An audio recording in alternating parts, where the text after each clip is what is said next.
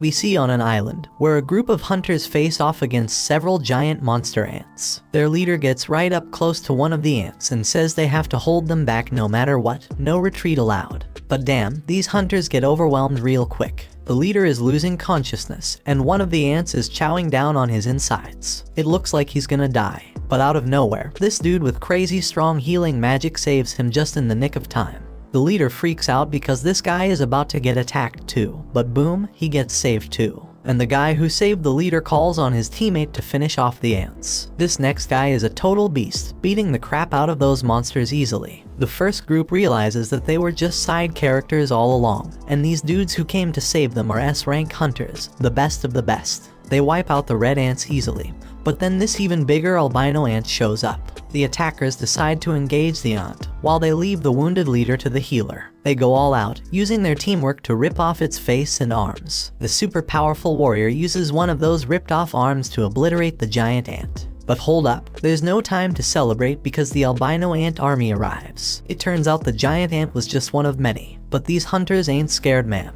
The mage guy powers up his lightning, and the brute dude goes into full-on Hulk mode, ripping his clothes apart with his massive muscles. You can see their crazy fight from the city, where this other guy named Choi is relieved they made it in time. Choi's got his hands full because the city's got a serious ant problem too. But he handles it like a boss and lights it up with some serious flames, leaving only the colorless ones. And he's got a team of exterminators to help him out. We then learn that over 10 years ago, portals that could connect to a different dimension suddenly appeared in the world. And guess what? All types of monsters come from the portal. Only folks with special powers, called hunters, can fight them off. The hunters are ranked based on their magical abilities, from S rank being the highest to E rank being the lowest. But here's the kicker, once their powers awaken, they can't get any stronger, no matter how hard they try. 3 years have gone by, and that construction site is now a dungeon raid spot. We see this dude grabbing some drink before he heads in, and one of his friends calls out to him. He's surprised to see him there since he heard that Park quit being a hunter. That was true, but then the economy smacked him in the face after his wife got pregnant a second time. So the dude needed to make a ton of cash real quick, and a dungeon raid seemed like the perfect way to do it. We see that our hero has arrived. His name is Jinwoo. He recently joined the group, but they've already nicknamed him the weakest hunter ever. He greets everyone as he walks in, so Park asks why everyone seems to know him, thinking maybe he's some super strong hunter, but it's the complete opposite.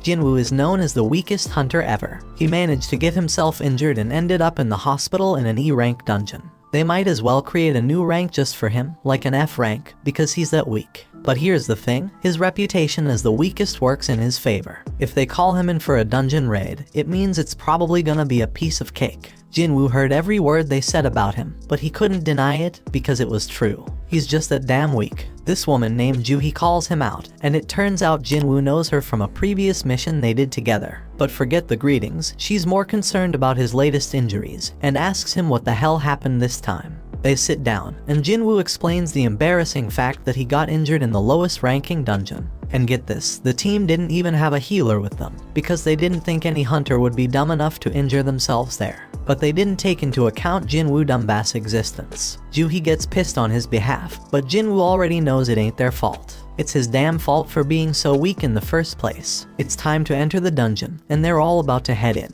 So this dude named Song Cheol suggests he be the party leader for this expedition. No one objects, so he leads the way, and before Jinwoo goes in, he gets a friendly reminder to stick close to the group, so he doesn't get hurt again. Jinwoo's only weapon is a crappy little knife with barely any magic power because that's all he can afford with his measly earnings. But he swears he'll give it his all anyway.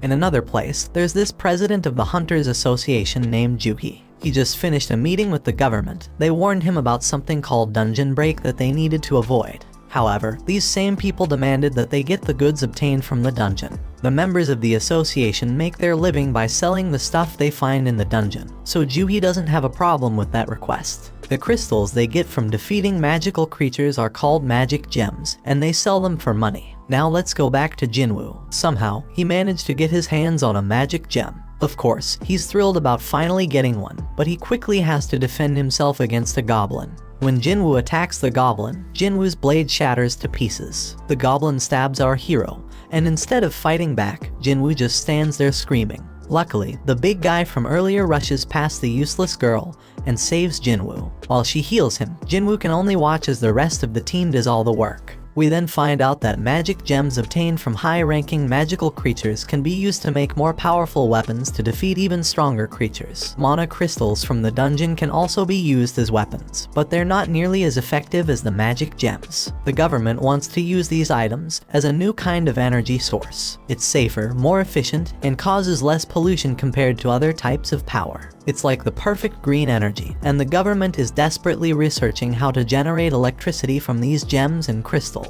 Since these items can only come from the dungeon, hunters become incredibly valuable. Meanwhile, back in the dungeon, the team celebrates their victory after defeating the dungeon boss. Jinwoo must be the weakest person ever because he took a beating and Jinwoo is still healing him. She wonders why he even became a hunter if he's always getting injured, and thinks he's gonna meet his end one day. Jinwoo apologizes, but his words don't mean much and she's just worried about him. Everyone gets their share of the spoils from the battle, but there weren't many mana crystals, so they won't make much money. Jinwoo starts to doubt himself and feels disappointed to have only gotten a measly E-rank gem. He starts questioning if it's even worth risking his life for. One guy on the team calls everyone's attention to a huge hole, and they all gather around to figure out what the heck it is. Looks like a cave, but they're in a dungeon, so it's more likely to be a double dungeon. It's rare, but they've heard of it before, and their suspicion is confirmed, because they've already taken down the dungeon boss, yet the place hasn't started closing like a regular dungeon would. It seems like there's more loot to be grabbed deeper inside. Now Song Cheol tries to be the voice of reason and suggests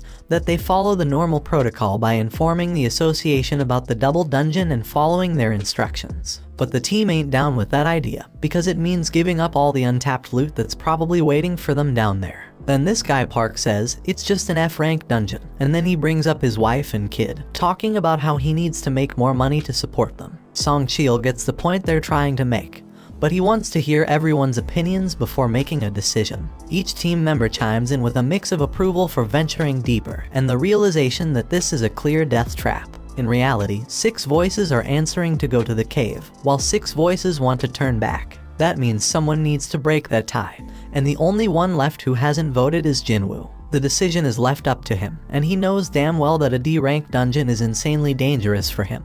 But with his father missing, he's the only one in his family who can earn any money. He's already burdened with a ton of financial responsibilities. His mom's in the hospital, and his sister needs to go to college, so he can't stay broke forever. So he decides to go into the dungeon.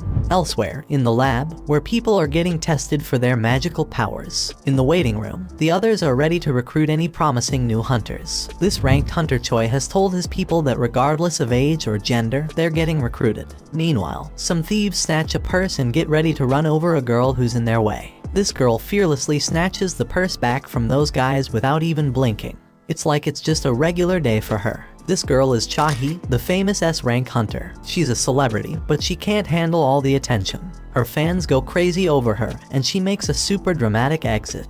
Back in the dungeon, the party has been walking for 40 minutes now, and they haven't found anything valuable yet. And the portal to a dungeon closes after an hour, so they only have another 20 minutes before they're out of time completely. Jinwoo says sorry to Joo-hee for making her come along because of his vote, but she's more pissed about how he doesn't worry more about his own life. If he had been stabbed just a bit higher, he'd be dead. And on top of that, she had a hard time healing his hands and feet. She keeps scolding him, and he realizes that it's only because of the B-rank healer that he can survive. Jinwoo feels sorry, so she suggests that buying her a meal would be a good apology. Our boy is taken aback by her forwardness, but before they can continue their discussion, the team discovers the boss's room. It's unusual to find such massive doors, so something feels off. Kim refuses to leave empty-handed and is determined to enter, with the others joining him. Meanwhile, in the city, a group of hunters are going through an orientation where they watch a video of Gunhee. He explains that the dungeon portal has been around for over 10 years, and there are still many mysteries within. Being a hunter is dangerous, even for the most experienced ones, so they must always be cautious during a raid mission. They can't afford to be arrogant, and the main key to survival is extreme caution. However, this group in the dungeon seems to have completely forgotten those words and is entering a mysterious, dangerous, and unexplored room. These guys act very naturally, as if they're on some amusement park ride, as they've never seen a dungeon like this before. The statues look ancient, and at least 100 years old. Jinwoo is fixated on the biggest one, and Joohee starts feeling uneasy due to the eerie silence. Everyone wonders where the boss is, and Song Chil stares at something that looks like a magic circle on the floor. His attention is drawn to a tablet with ancient writings, containing commandments about worshipping some god. But Song is more concerned about something else. Joohee is certain she saw the giant statue's eyes move as if it was looking right at them.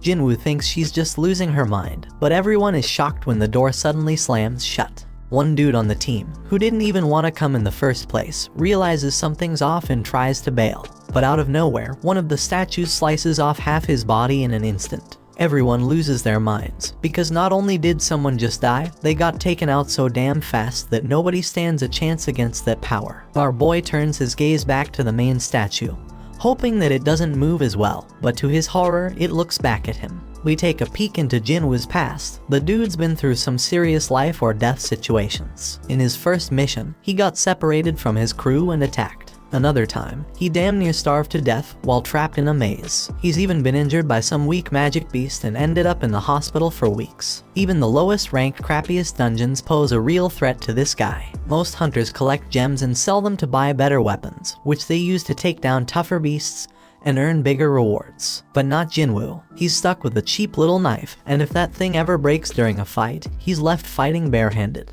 His clothes are all raggedy with holes in them. He constantly gets mocked by others. He is stuck in this dangerous job that barely pays the bills. His only way to survive is by finding clever tricks and studying every little detail around him. Fast forward to the present, Jinwoo senses the danger oozing out of the giant statue, but he can't warn the others in time. That giant shoots out a massive beam from its eyes, causing chaos and destruction. The team is freaked out, unable to wrap their heads around what's going on. Joohee's trembling in fear, and his buddy Jinwoo is wondering how the hell things ended up like this. They're trapped with no way out, and even if Jinwoo gets lucky this time, he knows deep down he's gonna end up dead sooner or later. But our boy wished to catch the One Piece episode before he died. Song Chil tells everyone to stay put because the statue will strike again if they move. Jinwoo is too terrified to move, and Song thanks Jinwoo for his earlier warning, when he shouts for everyone to get down because he saved them all. Song is a seriously tough dude, and Jinwoo is shocked to see that he's missing an arm.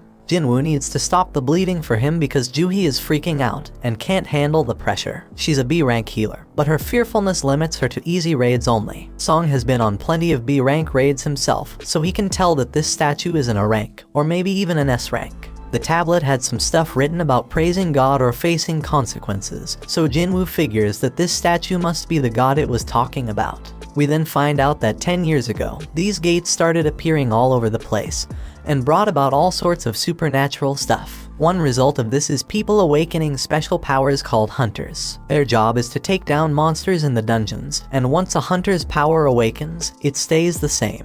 At school, Jinwoo's sister tells some girl about how her brother always ends up getting hurt. This girl can't believe that Jinwoo is a hunter and says she'd be a better hunter than him. Back in the dungeon, Song wants to come up with a plan to escape, but this one man gets impatient. He just signed up with some famous guild and doesn't want to die now. This guy is confident that his insane speed will get him out of there. He does have some crazy speed as he takes off running, but the statue disintegrates him, leaving only his fast feet behind. That makes it clear that this statue could wipe them all out in a heartbeat if it wanted to, and it could do it easily. So why doesn't it? Jinwoo realizes it must have something to do with the first command, which is to worship God. Jinwoo gets up, having come up with an idea, and gets a determined look on his face. Song is worried, but amazed to see that Jinwoo hasn't given up on surviving this mess, judging by the fire in his eyes. Jinwoo locks eyes with the statue and manages to prevent it from attacking at the very last moment. Our boy figures something out and tells everyone to bow down.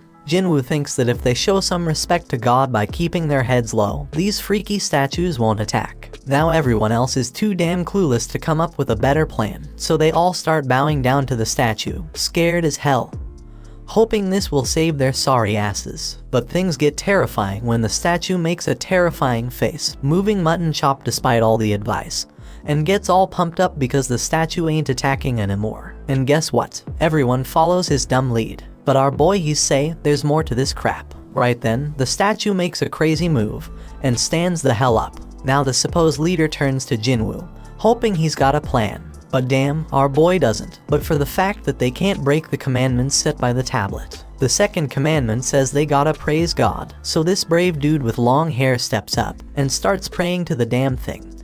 Everyone thinks it's working as the monster slows down, but Jinwoo knows better and reveals that the dude's words don't apply to this god. But boom, the statue stomps the poor guy, and everyone loses their minds. It's straight up chaos. Some random girl gets crushed, and everyone decides it's best to scatter. Park's thinking about his family, and how he can't leave them fatherless, but he makes the wrong move and gets sliced up by another statue. Meanwhile, Jinwoo's hauling ass with Juhi, racking his brain for a way to praise this messed up god. I mean, this monster's practically the devil, so how the hell do you come up with something to praise about it? But our hero knows he can't just ditch Juhi because everyone around them is dropping like flies. Jinwoo's freaking out, searching for any damn clue. He's checking out everything these statues are holding. Then he gets an idea and tells everyone to head to the statues that are holding instruments. So everyone follows his lead, and it becomes clear that these statues don't attack. Instead, they start playing their damn instruments. But when our boy gets to his statue, it's not playing any music, so he figures it doesn't work with two people.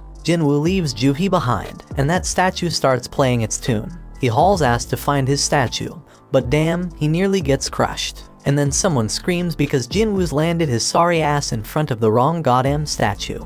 It slams its shield right on top of him, and Juhi goes nuts, screaming for Jinwoo. Our boy is still kicking, but he's in really bad shape, determined as hell not to give up. But damn, that giant's ready to finish him off for good. Jinwoo ain't ready to bite the dust, though even as that massive mofo stomps its foot down our boy. But guess what? Just in the nick of time, a statue starts singing, and we see Jinwoo made it to that statue just in the nick of time. He finally gets what it means to praise God, and the giant statue takes a chill pill and sits its ass down. Jinwoo tells Juhi he's fine, but she's shocked to see his foot ripped off. He tries to assure her he'll be alright, but she ain't having it. She's dead set on healing him, but her own body starts giving up on her. Everybody's in shock seeing how that goddamn raid went straight to hell. Some dude even tells Song that losing his arm was karma for leading them down this messed up path as their leader. Others think that's a bit too harsh, but Song takes full responsibility. But Jinwoo's way smarter than all these fools, because he knows there's no time for fighting because there's still one commandment left. Right then and there, the giant raises an altar smack in the middle of the room. Jinwoo knows them well from the legends, where they're used for offering treasure and sacrifices to the gods. The third commandment was all about proving your faith in God. Kim figures the sacrifice gotta be someone's life, and he couldn't think of a better candidate than their leader. They've all seen their teammates die, and Song's the one to blame. So Song steps up to that altar, but Jinwoo points out it ain't all his fault, since they all voted to come down there. Then fire pops up as Song approaches the altar, and he asks Jinwoo if there's something else he gotta do. Our boy, being the smartest and bravest of them all, asks the others to help him get to the altar so he can check it out. Jinwoo ain't thinking nothing bad's gonna happen to them, so they get him there, and what do they find? And they find that more flames appear. Song keeps pressing Jinwoo for answers, but he ain't come up with any yet. Song explains the gate's been open for a whole damn week, so the statues are about to start moving again before anyone comes to rescue them. Jinwoo remembers how it takes a full 7 days for a gate to open wide open, and that's called the dungeon break. When that happens, their beasts can cross over to our side. The main goal of these raids is to defeat the dungeon boss and shut the gate down before that time's up. So if they can't beat this boss right now, that damn giant's gonna come barging into our world, and that shit's straight up terrifying. Back in their world, Jinna goes to see Jinwoo's mom, and they start chatting. But damn, their mom is in really bad shape. In the dungeon, Jinwoo tells the scaredy cats of the group to come over to the altar. He predicts that they need a flame for each person. Once they do it, more flames pop up, and the damn door opens wide. They're all freaking out, thinking it might be a trap. And to their surprise, the other statues start moving towards them. Everyone is panicking, but Jinwoo keeps his cool and starts analyzing the situation. This freaking genius is something else. He tells everyone to keep their eyes on the statues because they won't move if we're watching them.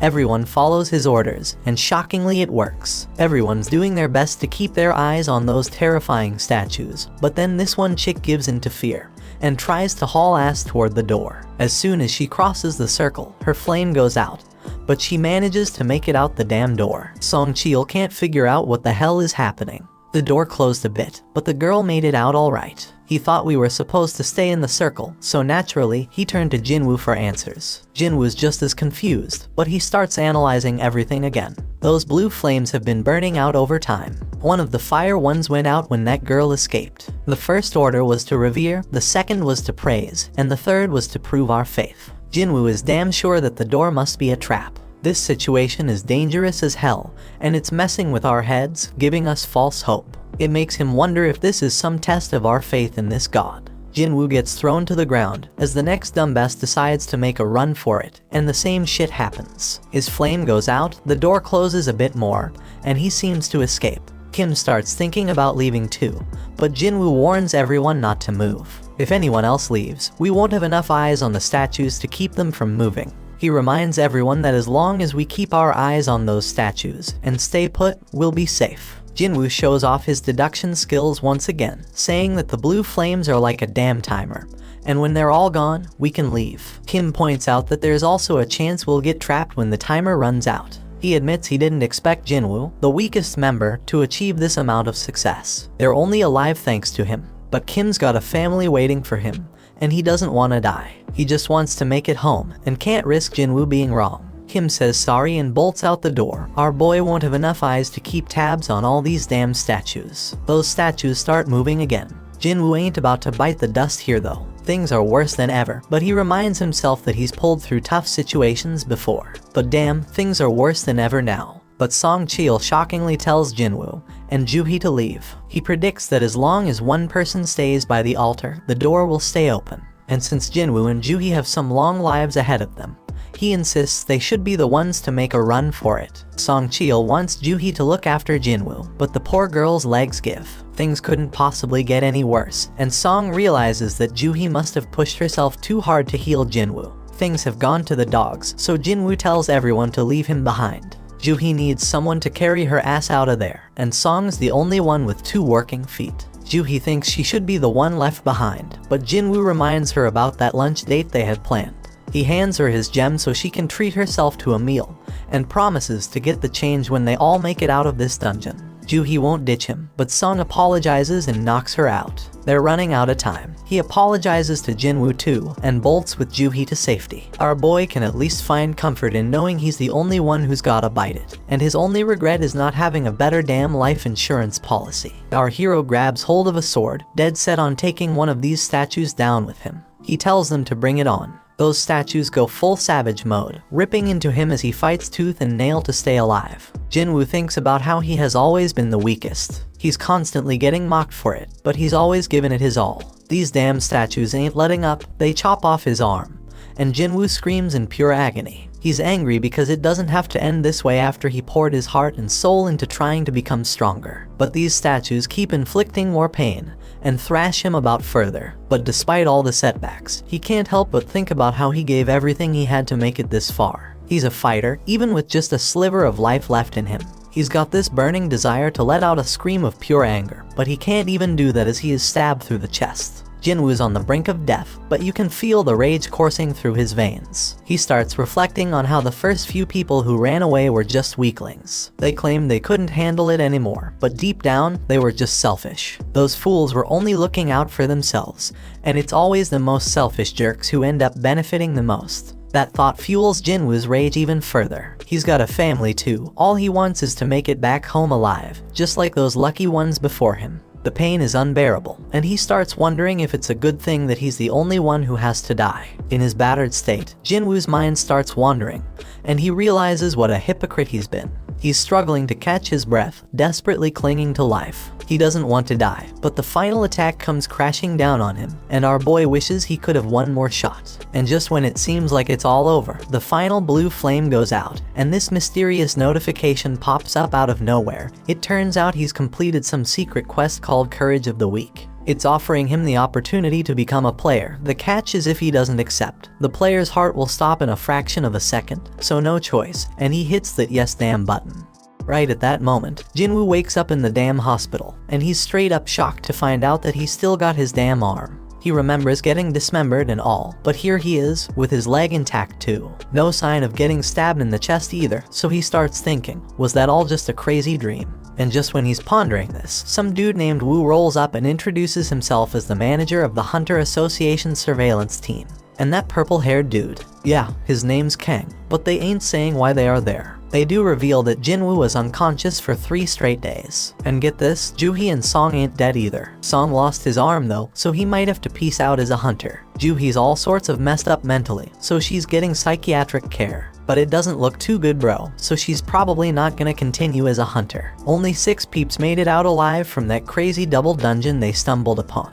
Being a hunter is always a risky business, but what went down that day was a real tragedy. And here's the real mind-boggler, when another guild showed up later after being alerted by the survivors, and they found just Jinwoo. No signs of the temple or their statues. The survivors all told the same wild-ass story, which is hella hard to believe. Everyone's stories match up perfectly, so nobody's suspecting them. It's a crazy situation. And now, Woo's got this theory. He looks at Jinwoo and asks if he has a second awakening. Woo explains that a hunter's power is determined when they awaken it, and it doesn't change after that. But on some crazy rare occasions, a hunter can go through a second awakening. This mind-blowing event can push them past their previous limits, even to the ORS rank. Jinwoo gets all pumped up, thinking about this, and Woo brings out this meter thing to test Jinwoo's power. Woo figures that if they really went up against an instant-level magic beast as the survivors said, a low-level hunter wouldn't stand a chance. And since there ain't a single monster trace left behind, the most likely explanation is Jinwoo's second awakening.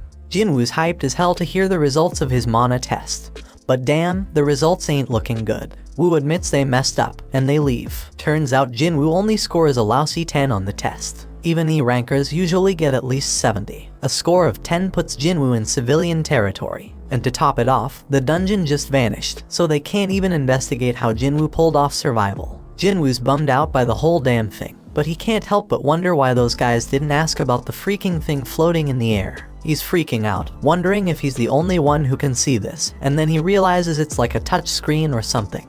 Jinwoo remembers getting a message about becoming a player, but his sister interrupts his thoughts. She's all worried about him, so he apologizes and asks if she can see the panel. She can't see it, so he asks if she knows how opening messages in games usually work. Jinna thinks he's gone nuts, but our boy reminds her she used to be a gamer. She gives him the obvious answer, saying he just needs to check his inbox. Right then, a notification pops up saying Jinwoo has a daily quest, which is all about strength training.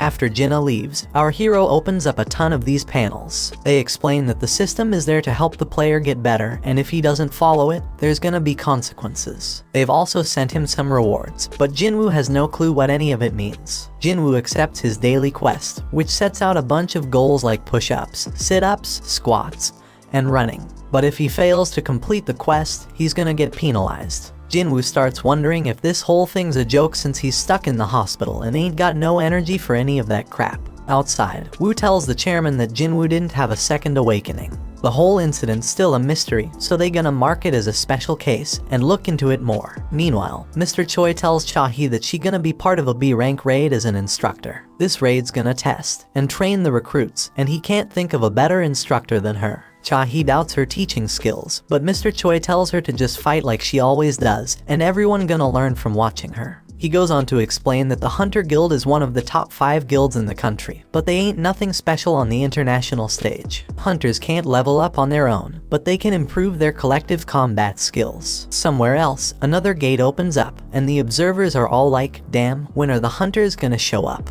At the freaking hospital, Jinwoo falls asleep as the clock reaches midnight. Then a damn notification pops up, saying he didn't finish his quest, and suddenly the ground starts shaking like crazy. Jinwoo is frigging terrified when he finds himself in the middle of a damn desert, and to make things worse, there's this giant creepy caterpillar monster right in front of him. But suddenly another notification pops up, saying he's got a penalty quest, and he's gotta survive for 4 freaking hours. Back at the hospital, the nurses are all like, where the hell is Jinwoo? Because he's nowhere to be found. Little do they know our hero is stuck in some other dimension, running for his damn life. The giant caterpillar thing is closing in on him, and he's like, oh shit, because there's more than one of them. And if that ain't bad enough, Jinwoo still has 2 hours to get his ass back to the hospital. The nurses keep searching for him, they are all worried. Meanwhile, poor Jinwoo is running his ass off, knowing he's running out of time. The caterpillars are getting closer and closer, but just as the clock hits the deadline, Jinwoo finds himself back at the hospital. The notification confirms that he completed the penalty quest, but Jinwoo is so drained that he ends up puking and passing out. He gets another reward, but he's out cold and has no idea. Later on, Jinwoo tells his sister that he's healing up nicely and might be able to go home soon. So he gets dressed in his fancy tracksuit and heads outside. Over in another place, Juhi gets a request to join a raid, because some D-rank gate has shown up. The other guilds are busy, and Juhi can't bring herself to agree to go. On the other hand, Juhi gets some good news that Jinwoo has woken up from his coma. Juhi is all nervous and shit as she goes to visit him, but the nurses are like, he's running again, just like every day since he woke up. Outside, Jinwoo is thinking about how it's been 4 days since he woke up, and he's learned a few things. First off, those pop-up windows he's been seeing are for real, not some crazy hallucinations. And when he completes his daily quest, he gets 3 types of rewards. One is full recovery, which he uses now to shake off all that exhaustion from running. Then there are ability points, which he can use to boost his skills. Currently, our boy can totally feel the difference. He's got some serious power now. So this dude Jinwoo, he's got mad skills with inventory screens. Jinwoo takes a moment to think about how dang strange his life has just become and points out how it's like a freaking video game. But while he was messing with his screens, everyone around was just gawking at him. Anyway, this dude completes his daily quest and gets a random loot box as a reward. And guess what? Today's loot is a mysterious key. Usually, he just gets useless junk like pens and bandages, so this key is a total surprise. Then he gets a notification saying the key is for teleporting to some instant dungeon, with a location and all. Now Jinwoo doesn't know what the heck an instance dungeon is, but based on everything that's been going down, he figures it's some kind of event to help him get stronger. In this world, these things called gates open up all the time, and they even get a news report to keep track of them. Jinwoo goes to see his mom and remembers when he found her passed out. Turns out she's got this messed up sleep disease called final rest, and it showed up when the gates appeared. Some people say it's because of the constant exposure to mana. Modern medicine can't do much except keep them on life support. Jinwoo busted his ass to make enough money to become a hunter so he could pay for his mom's treatment. He told Jinna that he'd soon be able to afford their mom's treatment, but she was scared shitless about how dangerous being a hunter is. Jinwoo tries to reassure her that things will be okay from now on and tells her to trust him. But damn, it's clear that he's useless in a fight, and he ain't getting nothing from the rewards because of it. But things are different now. Jinwoo's putting in work to train his body, pumping all his ability points into strength. He even shows off an apple that he's crushing to show his progress. This dude's dead set on getting stronger and ain't taking no shit. So he heads to the location from the key notification, fully prepared for whatever's coming. And if shit gets too real like it did in that raid, he'll just haul ass and run away. When Jinwoo pulls out his key, bam, a freaking keyhole appears out of nowhere. Jinwoo uses the key to unlock it, and boom, a mysterious gate shows up. So he walks through it, and guess what? A notification pops up saying he's in an instance dungeon. The exit's sealed off, but regular folks don't even notice it. Turns out this place is like a whole other dimension, and these instance dungeons ain't like your regular dungeons. He thinks it's kinda like a red gate, but he ain't got much info on those since he's never been in one. Jinwoo realizes he can't just run like he planned, and then another notification pops up. It says the only way out of this joint is by beating the boss or using a teleportation stone. Jinwoo's couldn't even take down an E-rank beast before, and now I gotta clear a whole instance dungeon all by myself. He wonders if he's really up for it, but he figures he ain't got no choice, so he starts making his way through. But damn, Jinwoo's confidence starts to fade real quickly. And it ain't without reason, because a bunch of goblins show up right in front of him. Jinwoo gets a flashback of when he got stabbed, and these goblins come at him. These little suckers are relentless, they're swinging and charging like crazy, but Jinwoo's doing a good job dodging and blocking them. But damn, he gets overwhelmed eventually. But you know what? Jinwoo gets pissed off and straight up stabs one of those goblins. He's feeling more confident after that, so he takes out the other two like it's nothing. Jinwoo can tell he's getting stronger, but out of nowhere, this beast shows up. It shatters his freaking dagger like it's made of glass. Jinwoo can sense this monster is way stronger than the goblins. As this creature stares him down, his legs freeze up. He's thinking, what the hell? Am I scared? Because he didn't think he was traumatized from the raid. But his legs keep trembling, and this monster starts its attack. Jinwoo barely dodges it, but it manages to scratch him. He ain't got no healer with him, so if he gets injured again, game over for him. This monster lets out a howl and charges straight at Jinwoo.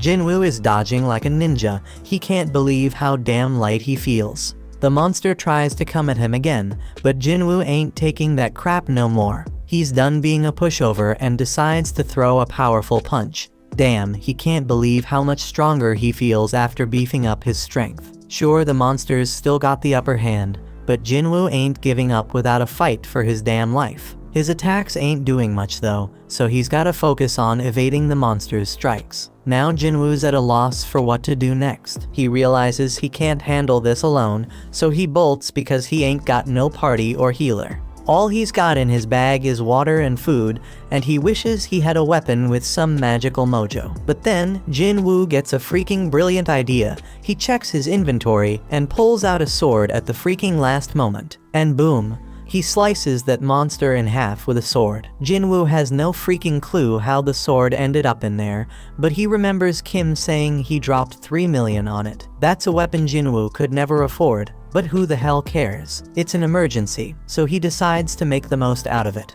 The pain from the fight is starting to fade, but then 2 more of these damn monsters show up. Jinwoo ain't scared anymore though, because he got his weapon. But damn, the sword gets stuck. He's panicking, desperately trying to yank it out while the monsters close in. Just in the nick of time, he manages to free it. Jinwoo kicks one of the wolves away, but damn, the other one's got some steel fangs.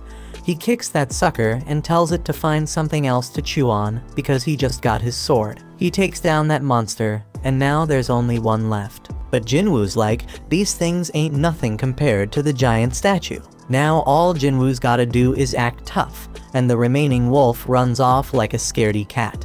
When he finally gets a break, Jinwoo realizes he's reached level 2, something that never happened with his daily quests. He figures it's because this was real combat, and he realizes all his stats go up by 1 when he levels up. So he gets 5 points from real combat, while daily quests only give him 3. Fighting is more efficient, no doubt about it. He ain't sure exactly how much 1 point makes a difference yet, but Jinwoo's certain that strength is the most important stat of them all. He's got it at 32 now, and he feels like he's walking on air. He thinks the higher his base abilities grow, the more points he'll gain. Our boy is more fired up than ever now that he's found a way to get stronger. So he goes to check the beast for essence stones, but damn, he gets items instead. Like in games, Jinwoo figures this dungeon, and the magic beasts inside are different from the ones in gates. And guess what? He's shocked to find out his system has a freaking shop, but his level is too low to buy anything. At least he can sell stuff though. The dude manages to get 20 gold from a tooth. Jinwoo ain't sure how much that's worth, but he remembers he's in an E-rank dungeon, so it probably ain't much. Now Jinwoo's thinking about what he's gotta do next. He can't bounce until he beats the boss, and he ain't got a clue where to find a teleportation stone. To make things worse, if he stays too long, he'll run out of food. He knows damn well he can't take down a boss right now, even if it's just E-rank, so he's wondering if he should level up first. Right then, Jinwoo's mind gets blown when a whole pack of wolves shows up. Jinwoo tells himself not to be scared because he already knows what dying feels like. This time, he charges straight at them wolves and starts slicing them up like a meat. Jinwoo promises he ain't going down easy, but he knows them wolves ain't gonna give up either. This dude's getting a little crazy because he wants the fight to last and be intense. He just wants to get stronger, so he's gonna follow all them ridiculous rules from the system. Jinwoo chops through all the monsters and notifications pop up everywhere like crazy. When he's done, he gets a final notification saying he's now the wolf assassin. Outside, some folks walk by a portal, and they wish the damn city would do something about it already. Inside the dungeon, Jinwoo's dead tired, and he realizes his sword's about to give out. Just then, he gets a notification explaining the perks of being a wolf assassin. Jinwoo gets a 40% boost to all his abilities when fighting animal-type monsters. And guess what? When he checks his inventory, he finds a whole bunch of fangs and a cloak. But here's the real kicker. He also finds a teleportation stone. Jinwoo thinks about using it to bail, but he hesitates because he might never get this easy of a chance to get stronger again. He's got no clue what's gonna happen to this dungeon when he leaves. It might just vanish into thin air. It could be like some limited time event in a game and vanishing without a trace. Faced with this tough decision, Jinwoo decides to keep moving forward. Meanwhile, Juhee gets a call from the Hunter Association saying there's been a dungeon break at a gate nearby. They're running low on healers, so they need her help. Juhee feels guilty because she turned them down before, but now she's like, damn, Jinwoo worked his ass off, I gotta step up. While Jinwoo's still fighting in the dungeon, he realizes the higher his level gets, the easier it is to kick monster ass. Plus, the text describing them starts changing colors. White means they're weak as hell, orange means they're on par with him, and red means they're seriously strong. Those wolves that were red before, now they're white. That means Jinwoo has seriously leveled up like he's become a beast. Jinwoo knows there's this one monster lurking downstairs that he can't mess with at his current level. His perception skills are on point now, and he can feel something straight up terrifying down there. This monster is so damn powerful, it's giving him mad goosebumps. Jinwoo's sword is almost done, and he ain't see any more room for leveling up in this area. But his whole goal is to get stronger, so Jinwoo decides to just go down the damn stairs. When he reaches the bottom, bam, something attacks him with lightning speed, and he barely has time to react. Jinwoo's sword snaps in half, and this massive serpent pops up in front of him. Damn, Jinwoo's mind is blown, because even with all his leveling up, this beast's name is still orange to him, which means it's insanely tough. It's crystal clear that this snake is the boss, and there's no way his sword can pierce its thick scales. He knows for sure that fighting without a weapon would be a death sentence, so when the snake strikes, Jinwoo goes all out with his sword. This colossal snake knows how to pack a punch, so Jinwoo needs to figure out a way to get around its defenses. But damn, this thing's armor is hella tough, so all Jinwoo can do is run for his life. The snake whips its tail like a straight-up badass, and Jinwoo knows he's screwed if he gets hit. He does his best to block it, but he takes some serious damage. This creature doesn't quit.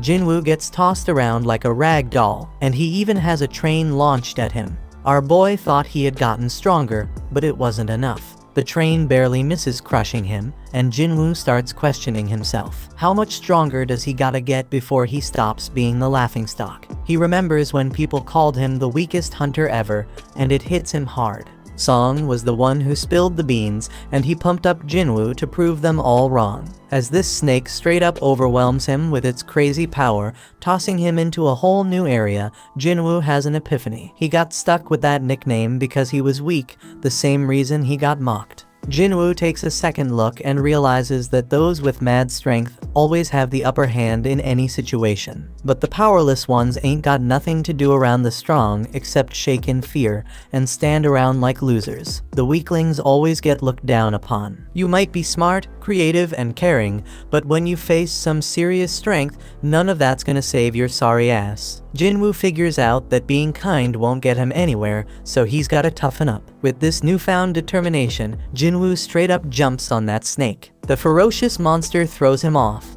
but Jinwoo swears to himself that he'll get stronger, and suddenly his body starts glowing. Jinwoo dodges the snake again like a boss and strikes it with his sword, but he's even more determined now. He compares what he's feeling right now to the terror he felt during that raid, and declares that this is gonna be way easier than that day. Jinwoo pulls off this sick move, using his sword to ride the snake again, but then he tosses it aside all shaky, and grabs that beast with his bare hands. Jinwoo admits that he's been laser focused on boosting his strength ever since he got that leveling system. So he decides to rely on that now and starts crushing the snake's tough scales. The snake's trying to shake him off, but it's too damn late because Jinwoo knows he can kill that sucker. Jinwoo straight up demands the snake to die, using his crazy physical strength to defeat it. Then boom, he gets a notification saying he leveled up multiple times, and our hero bursts out laughing. He's like, damn, I really got stronger. We see the aftermath of this epic battle. Another notification explains that he just kicked the Swamp King's ass. He gets this badass dagger made from the serpent's fangs that's twice as powerful as Kim's sword.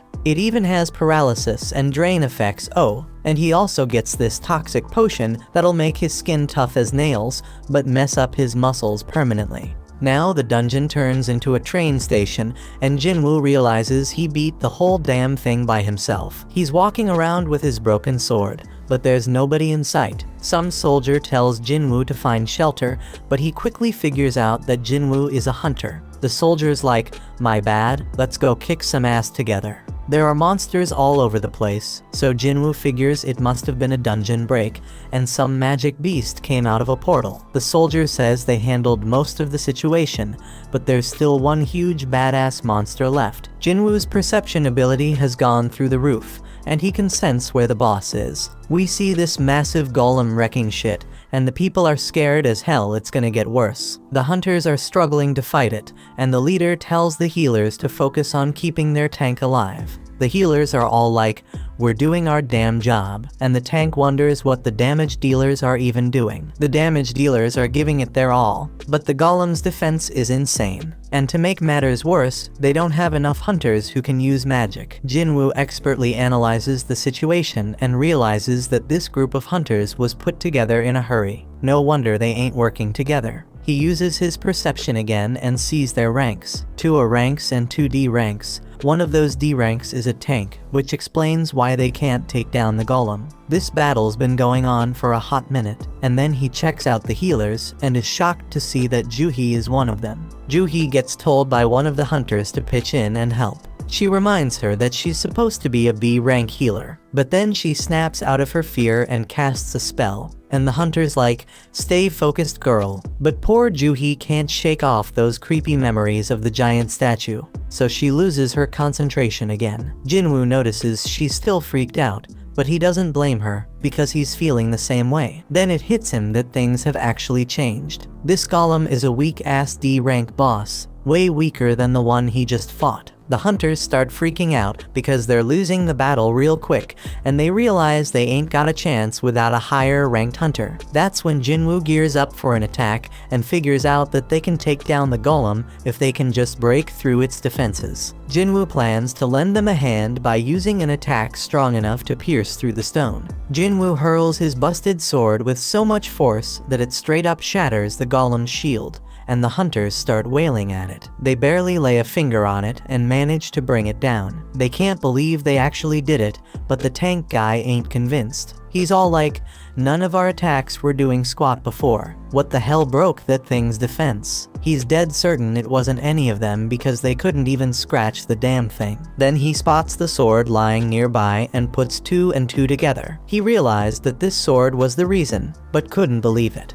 I mean, this was a boss-level golem that even 10 hunters couldn't touch, and now it's taken down by some old beat-up sword. He asks if anyone saw who threw the sword. The soldier explains that it was the fisherman they brought with him. But here's the kicker: the hunter's gone missing, and the tank stares in utter disbelief. This person had some next-level power, and he couldn't help but wonder how high-ranked this mysterious hunter was. Jinwoo dipped out of the area to keep his power on the down low, and he's like, "I didn't think one attack would do that much damage." Our hero might not even realize the extent of his power, because he figures the monster must have been seriously messed up before he struck. The battle's done, and Juhee's wondering if it was Jinwoo who came through in the clutch.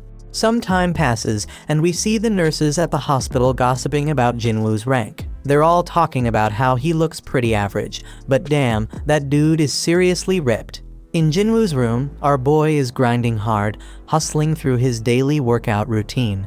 These thirsty nurses won't shut up about him. They can't even believe how fast he's transformed. One poor nurse straight up falls for Jinwoo when she catches him post-workout, and she can't stop staring at his ripped body. Today's the day Jinwoo bounces out of the hospital, so this desperate nurse asks for his digit. But Jinwoo ain't all there yet, still stuck on the fact that he thinks she just wants to send him test results after he's released. On the news, we catch up with Beak, that S-rank hunter who took down the giant ants. He's one of only 7 S-rank hunters in the country and gives us a glimpse into the life of a top hunter. He breaks it down, saying he's gotta train like a beast every day when he ain't raiding dungeons. Even the smallest mistake could lead to his buddies getting hurt, so he gotta stay sharp, no doubt. Gina notices that Jinwoo is now seriously ripped and has even grown taller.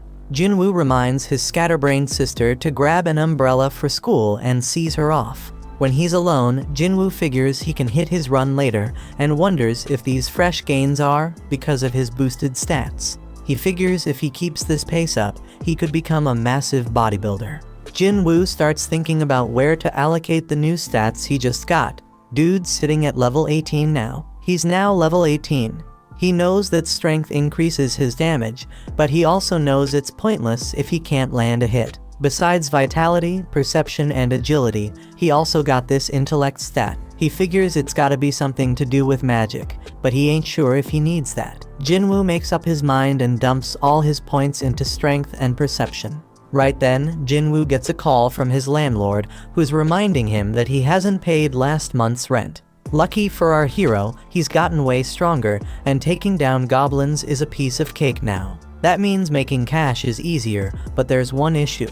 To rake in the big bucks, he gotta tackle higher level gates, but ain't nobody letting an E-rank hunter through those doors. Jinwoo thinks about getting his rank reevaluated, but that's a huge risk. Reawakenings are mad rare, and ain't nobody has ever seen a hunter level up and keep getting stronger as he can. Jinwoo decides to keep his powers under wraps for now until he can defend himself and figure out more about what he can do.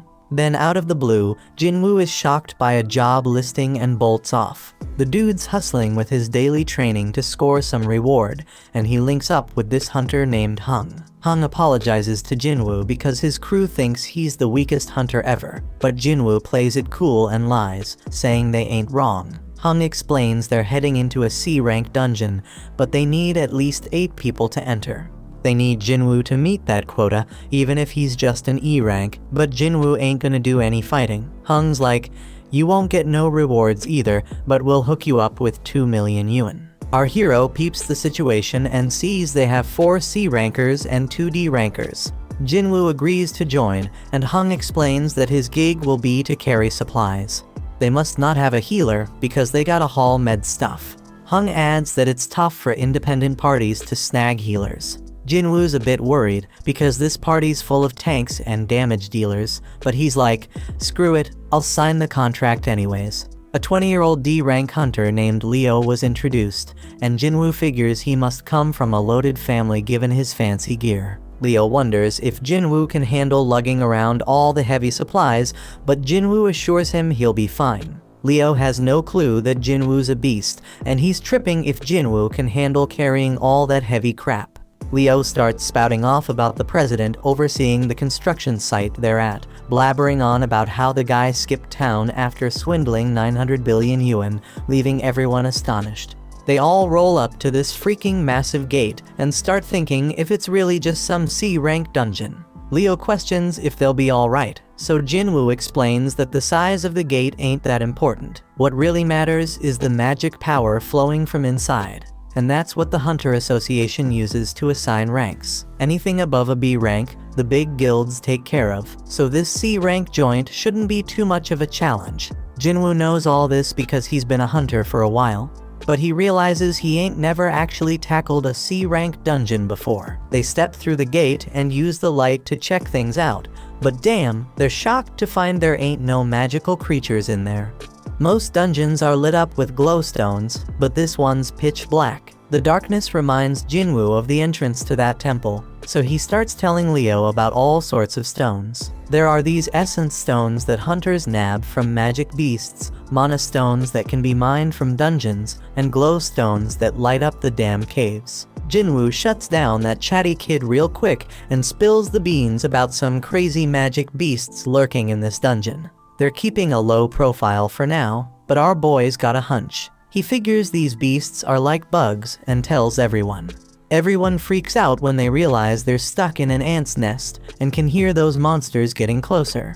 Jinwoo says the beasts are above them, so the crew starts going all out, attacking like mad. Hung steps up and uses his taunt skill to draw most of the aggro, and Jinwoo is amazed by their badass leader, who's a C rank. Leo wants to join the fight, but their mage holds him back, saying he's got a trick up his sleeve. After a suspenseful countdown, the mage unleashes a wicked blast. Jinwoo analyzes the situation again, and he can see these hunters have some solid teamwork going on. As for Leo, his gear compensates for his lack of skills. They're all holding their own, but Jinwoo's got this nagging feeling that something's off. He quietly destroys one of the ants, and the fight ends shortly after. Hung declares their victory, and everyone grabs their share of the loot, except Jinwoo. Hung gives props to Jinwoo for saving them a ton of trouble by spotting those ants. Jinwoo's like, no, just followed my instincts. But then Hung noticed that some of the ants were messed up, and it wasn't from swords or magic. He thinks maybe some other magic beast got to them, but that would mean there's something even stronger lurking around here. Several ants were torn to shreds, so Hung wondered what could be big enough to take them down. Leo spills the beans about how his pops hooked him up with a bunch of sick gear for his first raid, and Jinwoo's stoked to hear that. He ain't sure why yet, but he tells Leo they gotta be extra careful. Over in another spot, a dude working out gets startled by a loud noise of destruction. But don't trip, someone tells him to chill because it's just their guild master training, and turns out it's Beak. This dude is a beast, and the kid's jaw drops when he sees Beak smash through a massive stone with just one hit. Beak doesn't even flinch, and says it wasn't even a good warm-up. Back in the dungeon, Leo's still worried about Jinwoo carrying everything. But Jinwoo's like, no man, getting paid to not fight? That's a sweet deal. But deep down, our boy's thinking might be too good to be true. He does some more thinking and realizes this crew is battle-tested, but ain't got no healer. Plus, they needed more members to meet the party quota. The group gets worried because they've covered a ton of ground in the dungeon, but haven't come across a single healthy critter. The dungeon boss gotta be alive though, because the gate would have closed if it wasn't. They stumble upon a bunch of webs and figure out that the boss's lair must be through that tunnel. They go through the tunnel and damn, they find a crazy load of mana crystals. Now these crystals ain't as valuable as essence stones, but we're talking at least 1 billion worth of crystals. One of the hunters even says that Hung's brother would be hella jealous of this find, but they shut him down real quick. Hung's got some hidden motive, they think, because his brother can't always be right. Hung ain't about to play second fiddle to his bro, so he's gonna use this massive haul as his own personal strike team training ground. Now Leo is the legal whiz, so he takes a look at Jinwoo's contract and spots something fishy. He tells Hung that the contract only says Jinwoo ain't getting a cut of the battle drops, but mana crystals ain't battle drops. That means they gotta split their findings 8 ways instead of 7. Hung all smiles and agrees, but he reminds them that the dungeon boss is nearby. They gotta defeat that boss to close the gate, so they gotta haul those mana crystals out before they take on the spider boss. Lucky for them though, the spider's snoozing. But Hung flips out on one of the hunters because they forgot to bring the transport gear. Hung tells Leo and Jinwoo to chillax while they go fetch the gear, and he assures them that the spider won't wake up unless something pisses it off. Hung points out that they're both newbies to C-rank dungeons and tells them to just trust his decision. He's got some business to discuss with his team, so they're gonna take a break too. As they leave, Jinwoo starts analyzing the situation again. He finds it weird that they ain't got any experienced folks to call in and help them meet their quota. From a good distance, we peep at how wicked Hung is. He straight up orders one of his crew to seal off the boss's chamber.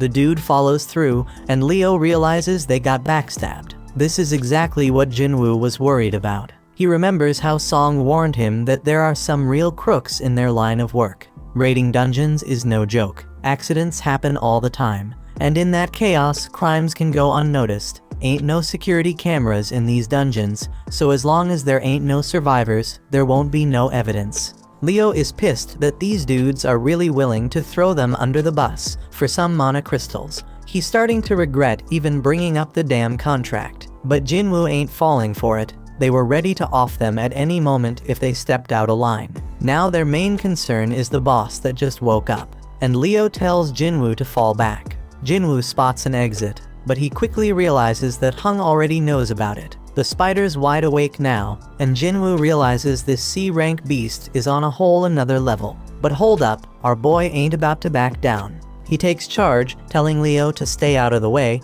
because he's gonna throw down with this thing. Jinwoo summons his weapon and declares he's gonna beat its ass.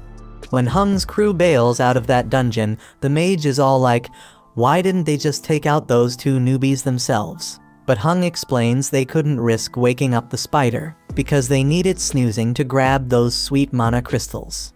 He ain't worried though, because some dude with 0 experience, and the weakest hunter ever ain't got no chance against that spider. The plan is to wait for the spider to chow down on them and pass out again. They can't go in guns blazing, because it would wake the spider up, but Hung knows about this little path above the cave. Worst case scenario, the spider doesn't pass out after munching on the newbies. If their crew can't nab them mana crystals, their group will at least swipe Leo's gear, which is worth a fortune.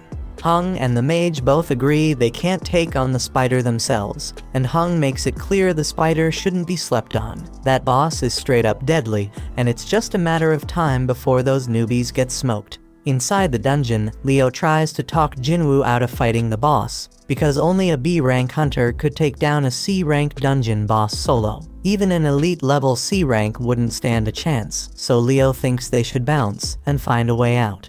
Jinwoo recognizes that Leo's right. Even though he's had a second awakening and leveled up, he still sees himself as weak. The Golem and Venom bosses were both D ranks, so this spider is on a whole another level.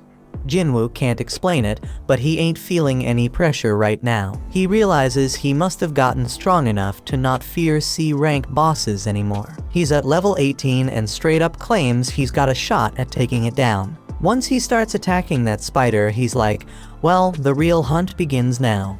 Over in another spot, this big shot named Gotu, the president of the Hunters Association, is exhausted from being stuck in a bunch of boring meetings. His driver offers to spar with him to cheer him up, and Gotu can't say no when a young buck looks up to him. Back in that dungeon, Jinwoo realizes the spider's skin is hella tough.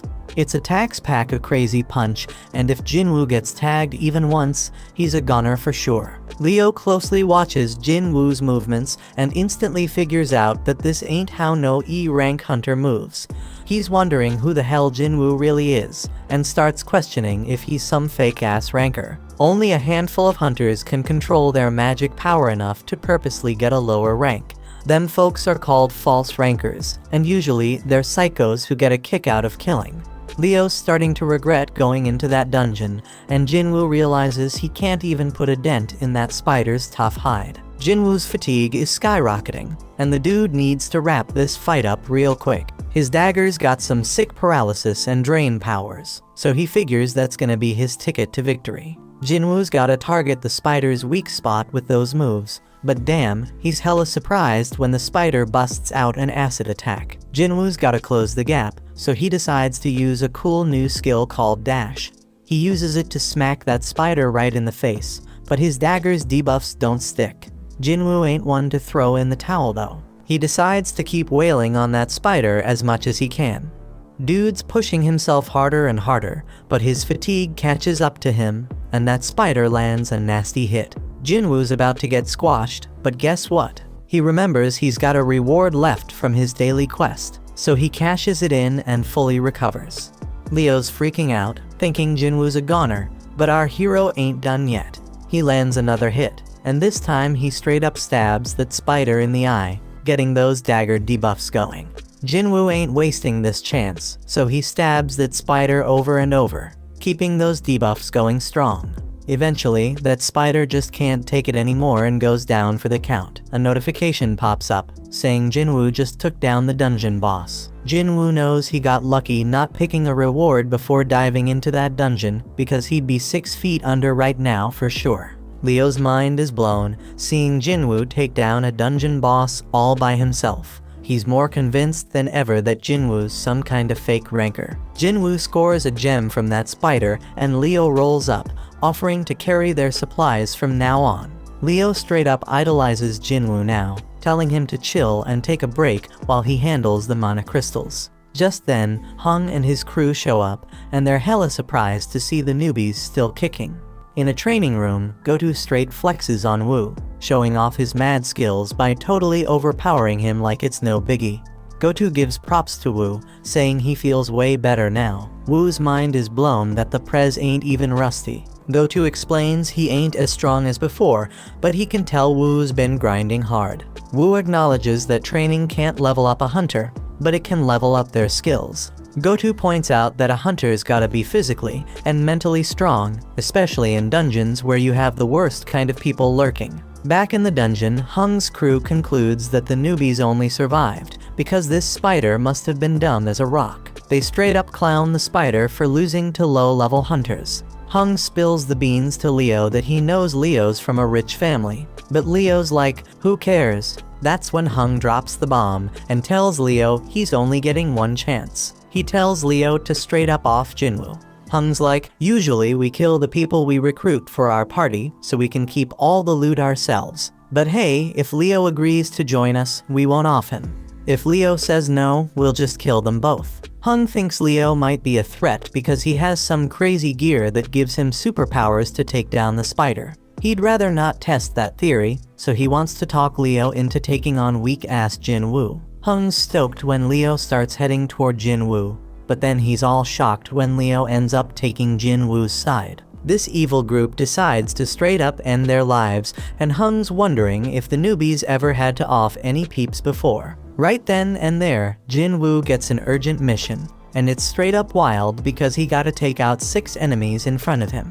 Now the gang decides to go after the weaker one, so the mage attacks Jinwoo. Leo's all worried about his new buddy, and freaked when he sees how messed up Jinwoo is. Meanwhile, one of the group members, Chahi, was told to brag about how amazing she was. They struggled with an rank beast, but she took it down in a flash. These girls feel lucky because they are in 2 of the sickest guilds around. After all, there are all sorts of messed up stories about the other squads, like those strike teams with crazy high death rates. Back in the dungeon, Hung's like, it's game over, Jinwoo's done for. Jinwoo starts beating himself up for forgetting, and reminds himself that this world is all about survival of the fittest. It's a world full of shady tricks and backstabbing. He's straight up fuming because he forgot this truth and realizes he got numb to it. Jinwoo's chilled out now, and he's thinking about how he straight up messed up because he was careless and too damn cocky. This level system is pushing him to kill, so he's wondering if it needs him alive for some reason. He figures this system ain't just being nice, it wants him alive. But that's not all, it also wants him to be strong. So Jinwoo's like, if this system wants to use me, then I may use it right back. He tells the crew that they remind him that the weak ones are the ones who bite the dust in the dungeon. They are stoked to hear the weakest hunter knows how it goes, but Jinwoo points out that they better be ready for when this rule doesn't work in their favor. One of them ain't cool with Jinwoo calling them prey, but Jinwoo wastes no time showing them what he means. Everybody's straight up shocked when this dude's head gets sliced off, and Jinwoo's like, that's one down, as the kill count pops up on the updates. Jinwoo just realized he straight up murked someone, but he knows damn well he would have been 6 feet under if he hadn't. Ain't no turning back now because only the strong survive. The crew snaps out of their shock, seeing an E rank take out one of their D ranks, and they come at Jinwoo with all they have. But it's all futile because Jinwoo starts shanking them one by one. His debuffs kick in, and he takes out 2 more suckers.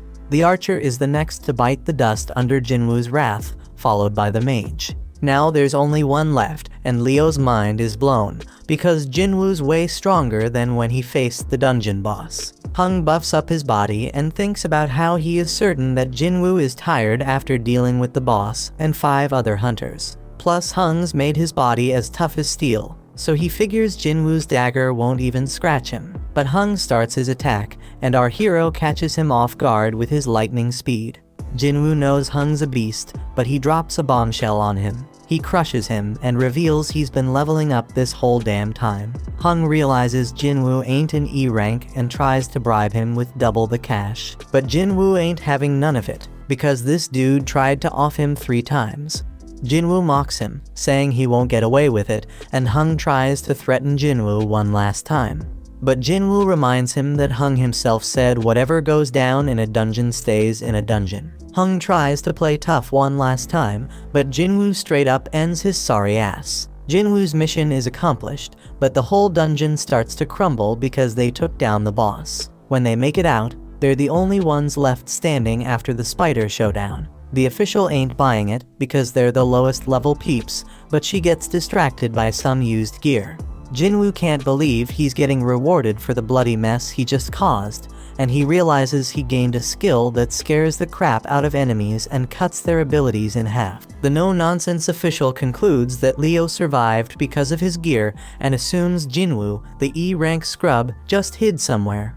Leo gives props to Jinwoo for a job well done, and then it starts raining. Leo wonders if something's up, but the chill Jinwoo explains he's just happy he gave his sister an umbrella. Somewhere else, Woo gets told about this crazy incident where 6 hunters got wiped out. and only 2 of them made it out alive. It's pretty normal for hunters to dip when they're outmatched in dungeons, but he's hella surprised when he hears that these survivors actually took down the dungeon boss before bouncing. Woo straight up interrupts the dude before he can spill more, but then he gets hit with a bombshell. One of the survivors is none other than Jinwoo.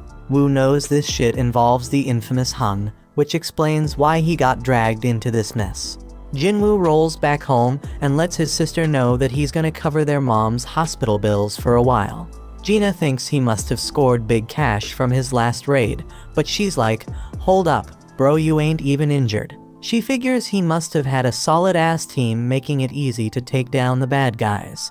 Jinwoo admits that it was a piece of cake, not just because he was way stronger than them, but also because he didn't hesitate to finish them off. In the past, he would have looked for an escape route, but the new Jinwoo was ticked off at them for even thinking they had a shot against him. He wonders if leveling up made him bold, but he reminds himself that they were humans, not dungeon monsters. Gina snaps him back to reality, and he remembers why he's getting stronger. It's so he can stay alive and hold it down for his family. So if he had to do what he did in that dungeon again, he would. Just then, some harmful substance gets detected in his body, and he realizes it's from what he's drinking. But Jinwoo keeps sipping, and he notices he ain't getting drunk at all. Then a notification pops up, revealing a reward he got from that double dungeon. It cancels out any toxic or messed up conditions and amps up his regenerative abilities. He was too busy to check his rewards that day, but now it all makes sense why he grew his damn arm back. Shit's getting real, my friends.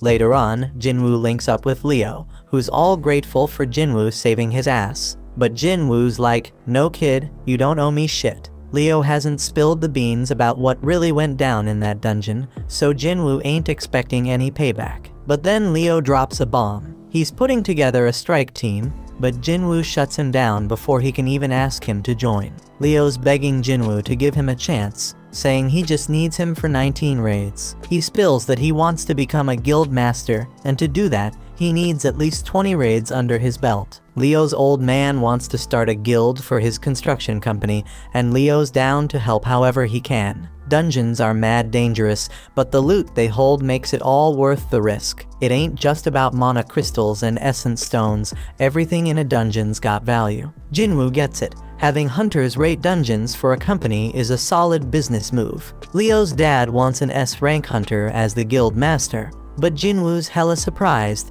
because there are only 7 rank hunters in the whole damn country. And to make it worse, the only S-rank who ain't already in a guild is Min, and that dude's retired. This means Leo's pops must be planning to snatch an S-rank from another guild. But Jinwoo warns him about that shit, because he's just gonna make enemies with the guild he takes them from. It's a risky game, my peeps. Leo switches up his game to convince Jinwoo and straight up tells him he gonna need some backup for their raids, especially if he wants to keep his power under wraps. And that's a genius move because it'll be way more convincing to his old man if he succeeds rolling with a low-rank hunter like Jinwoo who's playing pretend. Leo shows Jinwoo the building they're planning to use as the guild headquarters and says it's worth a crazy amount of money, like 30 billion yuan. That's some serious dough, man. Leo wants to give it all to Jinwoo in exchange for his help in completing 19 raids. Jinwoo would have been all over that offer in the past, but things have changed since he became the only dude who can level up. He's dead certain he can reach S rank, or maybe even higher the way things are going. But there's still too much unknown about his powers, and it would be too risky to team up with someone. So Jinwoo shuts it down and declines the offer. Leo ain't ready to give up just yet though. He promises to take Jinwoo's secret to the grave, but one look from Jinwoo sends chills down his spine, and he bounces. Meanwhile, Hung's younger brother Wang is super pissed about his brother's death and demands to know about the 2 survivors. His assistant Laura is straight up shocked when he asks what happens if he kills someone in another country, but she spills the beans anyway. If there's a treaty with that country, he gonna have a trial there, but if not, he getting sent back home to face the law. Wang wants to dip out there pronto, but Laura reminds him he has way too much going on, so he plans to deal with it later. He gives the survivors one more glare and just hopes they stick around long enough for him to take them out. The next day, Jinwoo hits the streets for a jog with his sister. Jinwoo asks her what she'd do if she had a crazy 30 billion yuan, but she can't even imagine what to do with that kind of cash because it's too damn unrealistic. When Jinwoo's flying solo, he notices his system counter keeps ticking even after he hits his goal. Gina catches up to him, but he already made up his mind to test how far that counter goes, so he takes off running again. He figures out it stops at double the goal, and after trying out all the tasks, the daily quest goes undercover. The reward for this gig comes with some straight up random loot boxes, but there's a catch: one's blessed and the other's cursed. Jinwoo ain't playing around, so he decides to roll with the blessed one for the day, and boom, he hits the jackpot. Homeboy scores another key, and it ain't just any key, it's the key to the Demon King's castle, and it is an S-level acquisition. But hold up, because that ain't even the craziest part. This key comes with a bonus ingredients for something called the Elixir of Life. And let me tell you, that's exactly what Jinwoo needed, because this elixir can cure any damn illness. Jinwoo pays a visit to his sick mother, and he knows he ain't got no other choice. He heads to the location, uses the key to open the gate, and he knows damn well this dungeon gonna be tough as nails, on the same level as Jeju Island. Jinwoo starts wondering if he has what it takes to handle this danger, but when a massive gate appears in front of him, he ain't backing down. Inside, flames are engulfing everything, and Jinwoo ain't gonna front, he's scared as hell. But hey, he got his teleportation stone as a backup plan in case things go south. Just then, a freaking giant monster pops up right in front of him. But Jinwoo already made up his mind he gotta get stronger, and he swears he ain't dying in this dungeon. This monster has a red name, meaning it's way stronger than him, but Jinwoo has the advantage of being a wolf assassin. Our boy uses dash to close the distance real quick and starts wailing at the beast. But man, he barely does any damage, even with the bonus effects. Jinwoo tries to activate his murderous intense skill, but the debuff gets cancelled out. Our boy tries to hit the monster with his other debuffs using his dagger, but they get cancelled out too. This monster is straight up brutal as it tears into Jinwoo, and he's screaming in pain. Damn, homeboy did lose his arm, and his health is dropping like crazy as the beast straight up crushes him. He already lost a third of his life, but it gets even worse, because this beast unleashes its 3-minute rage skill, boosting all its abilities by a freaking 100%. The monster's attacks are coming at Jinwoo too quick for him to dodge, so he ain't got no choice but to use his full recovery reward to grow his arm back. But just when he thinks he's making progress and hurting the beast, turns out he's dead wrong, and he just keeps taking a severe beatdown. Jinwoo's HP keeps dropping as he gets straight up stomped on, but he manages to buy himself a bit of time by kicking dirt at the beast. And damn, his system keeps warning him like crazy, making it crystal clear that it doesn't want him to kick the bucket. The more this keeps happening, the more Jinwoo realizes this ain't your average reawakening. Jinwoo knows he is way over his head now,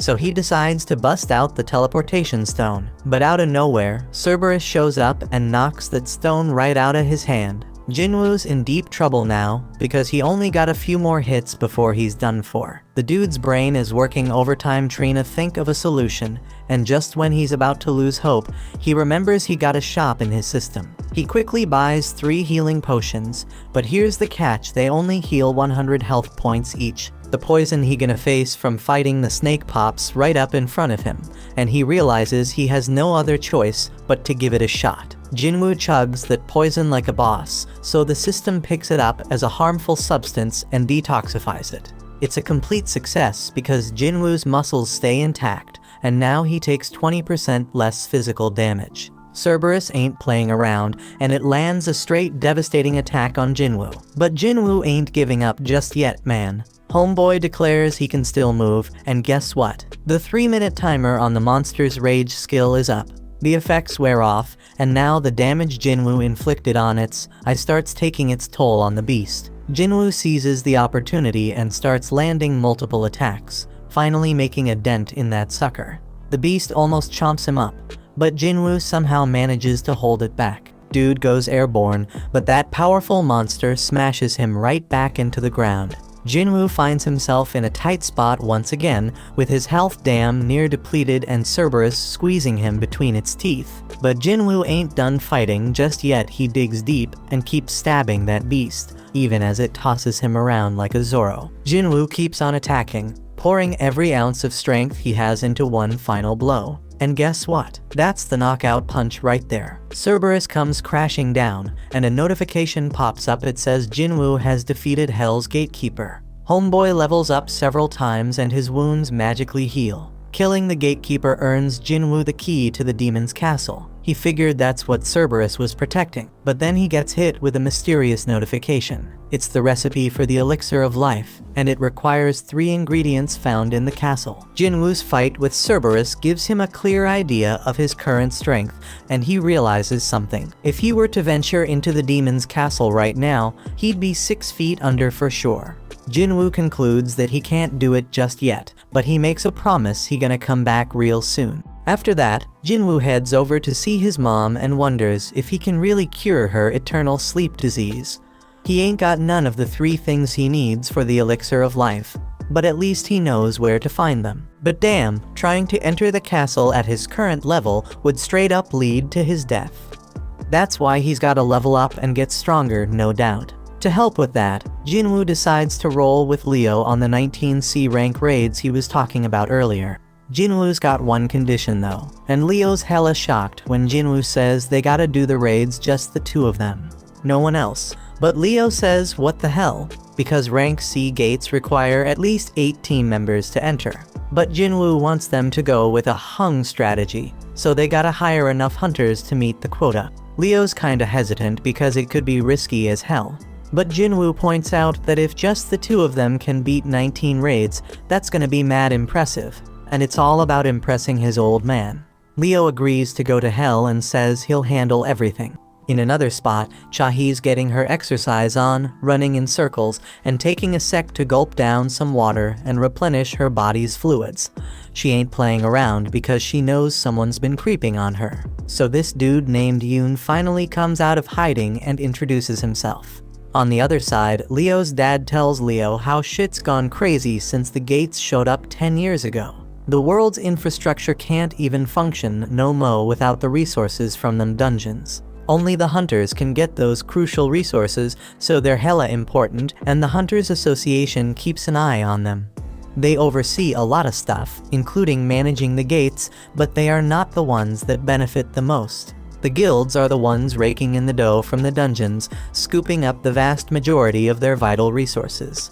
They are balling rich, man. We talking about the Hunter Guild, White Tiger Guild, Reaper Guild, Fame Guild, and Knights Guild, the top 5 guilds in the whole country. They got a monopoly on all the profits from their dungeons. But Leo's pops ain't having none of that. He ain't letting it go on like that. He knows they gotta establish their own guild to achieve his goal, straight up. Leo's thinking about how risky it would be to hire some unknown's rank to partner up with his bro. But if his pops picked him as the guild leader instead, that problem could be solved. Over at the park, Jinwoo's doing his own running. Homeboy notices that any extra exercise he does ain't getting counted anymore. That damn cursed loot box he was offered before ain't even an option now. So he pulls out a regular loot box, hoping to find something good, but all he gets is a bingo card. Not what he was hoping for, man. Time goes by and Jinwoo keeps training, but he realizes the 3 points he's getting ain't doing much anymore because he leveled up. Leo still gotta get his shit together before they can enter the C-rank dungeons, but Jinwoo has a realization. If he can get back into that penalty zone, he might be able to take on that centipede he faced before. But he knows the fight might be tougher than he thinks, and there ain't no guarantee he'll get any experience points from it. Just then, Jinwoo gets a notification to join a D-rank mission. But hold up, it's from the Hunters Association, so that means he won't be able to fight solo. Over at some dojo, Song finishes up schooling some kid, teaching him a lesson. The kid's like, "Damn, I wish I fought you when you were at your best." But Song's real with him, saying he can't change the fact that he only has one arm now. Then Song gets a notification to join a raid, and the kid's like, "Why you ain't retired yet?" Song has some messed up memories, and he's missing a major part of his body, so the kid apologizes for making him feel down. Song explains that his prime years are in the past, but he still wants to contribute to society in his remaining time. Over in another spot, we got this kid playing while her scaredy cat dad Kim watches. He gets the same notification and knows it's his next raid. His wife reminds him that he barely made it out alive from his last one, and she wants him to consider doing something else. But Kim tells her they need the money because their kid's starting school soon. He assures her that it's gonna be all good because the Hunters Association doesn't send low-ranked hunters on dangerous missions, except for that one time. So the whole fam starts professing their love for each other and shit.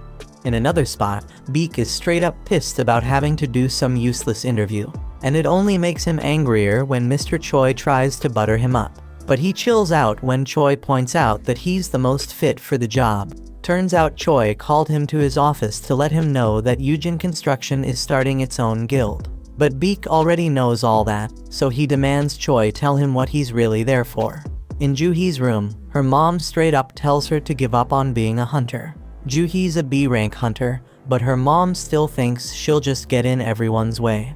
She wants Juhee to come home, but that just sets Juhee off. She declares that her mom needs to stop Trina control her life. Juhee says she can make her own decisions and proves it by hanging up on her. Juhee admits she might be in the way, but she still wants to try and get better, and right then, she also gets the notification about the D-rank raid.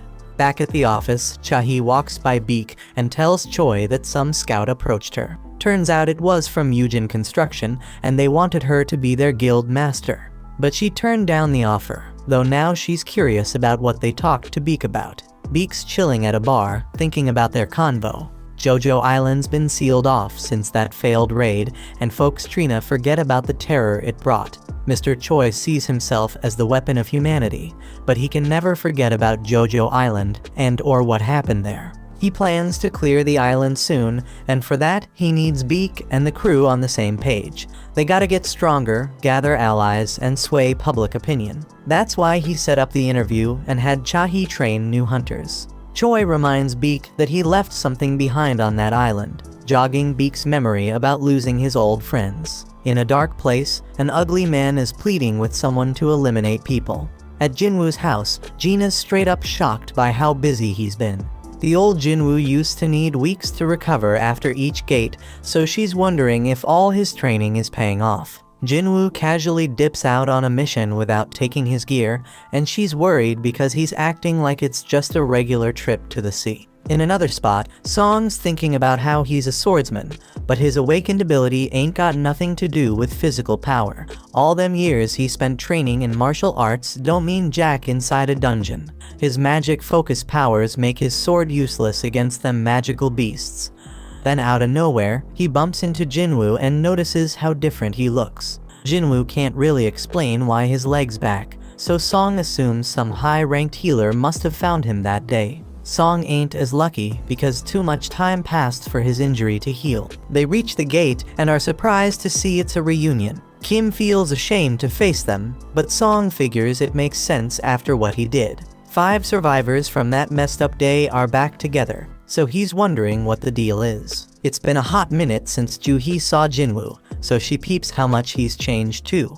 Right then, some sketchy dudes roll up and start checking out Juhee like they have a thing for her. But Kong's there too, and he shuts them down, telling them to chill. Turns out these peeps are prisoner substitute hunters. Straight up hunter convicts Trina reduced their sentences. Song can't believe they gotta fight alongside criminals, but the woman assures them they won't be a problem. They were understaffed and had no other choice. Just in case though, Kong's rolling with them.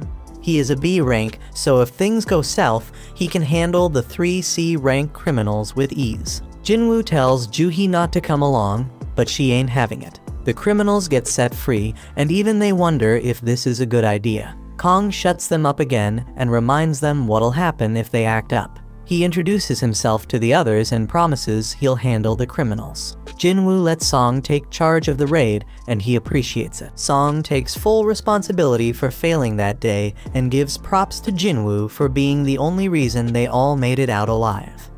He thanks Jinwoo on behalf of all the survivors, but Jinwoo doesn't need it. Kim ain't got no objections to Song leading them, and Kong's staring at Jinwoo for some reason.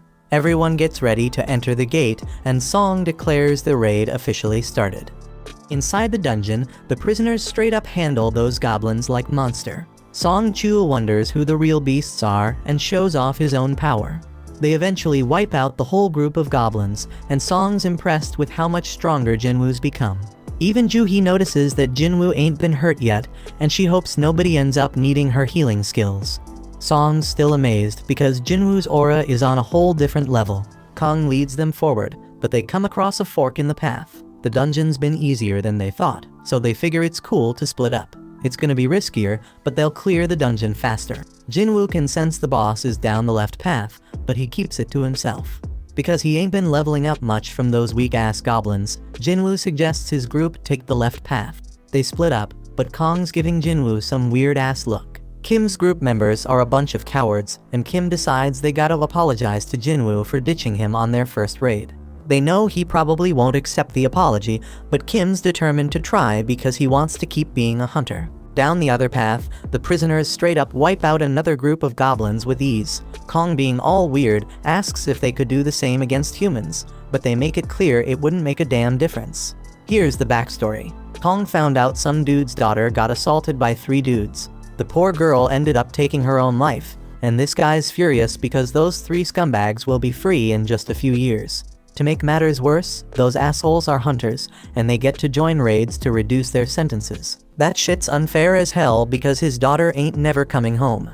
So the man brings 3 million yuan and offers it to Kong to take out those 3 prisoners. Kong's gone straight up bonkers now, and he spills the beans to the prisoners about what he's gonna tell the inspectors when he dips out of the dungeon. He's gonna say the prisoners got wiped out by a gang of 100 goblins. Kim keeps going down his path, but he's shocked when it connects to Kong's path, and he finds Kong massacring the prisoners. Kong starts telling the prisoners he's been told to make them suffer, but Kim interrupts his crazy ass. Cold-blooded Kong takes out the last prisoner and decides he's gotta change his plans as he starts making his way toward Kim. Jinwoo's thinking about how Kong saw him at the hospital, and he just hopes the dude doesn't remember him.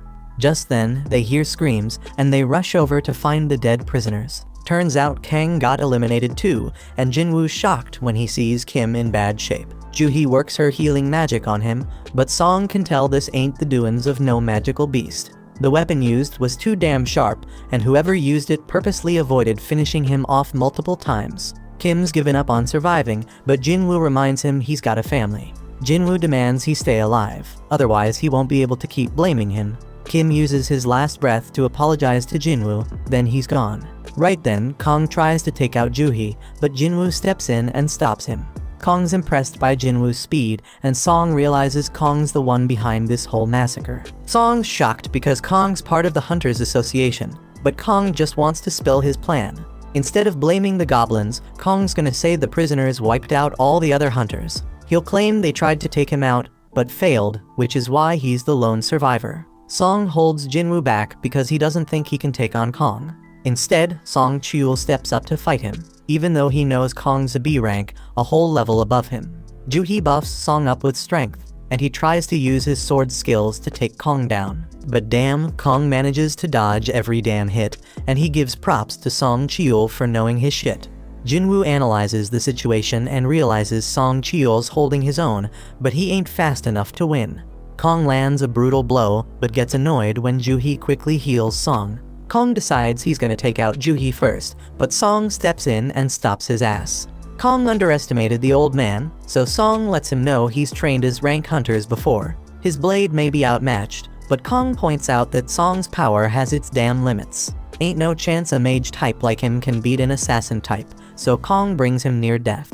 Juhee's too scared to heal him, and Kong gets ready to finish off Song for good. But Song Chul pulls out his fire ability. But damn, Kong's too damn quick. He realizes Song Cheol used his sword to make him drop his guard against magic. Song Cheol was waiting for Kong to try and end his life, then bam! He hits him with a surprise fire blast.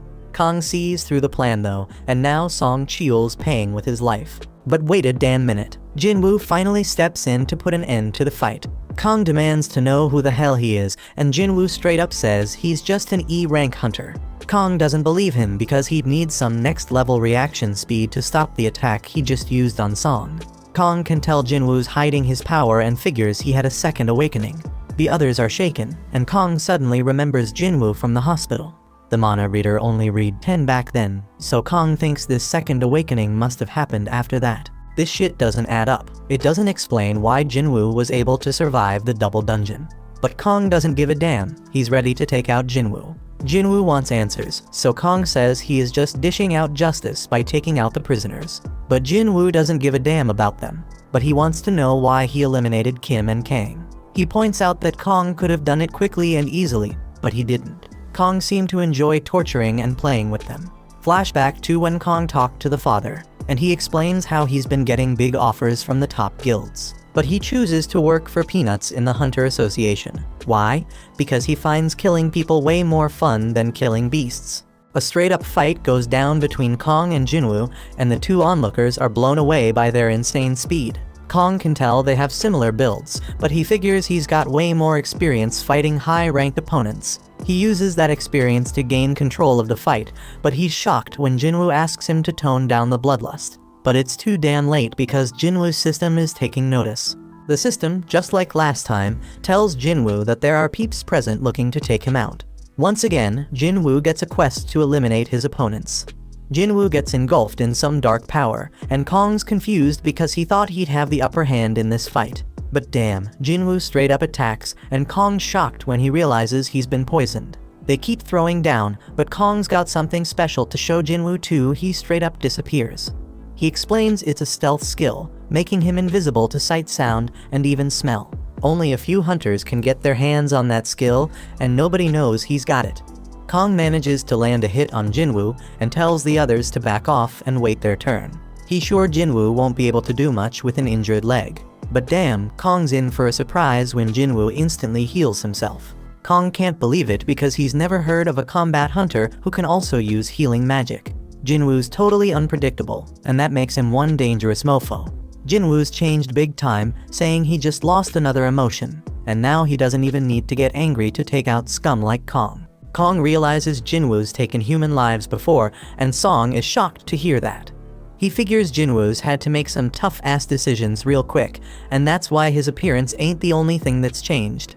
Kong tries to attack again, but he's in for a shock when Jinwoo tracks him by sensing his bloodlust.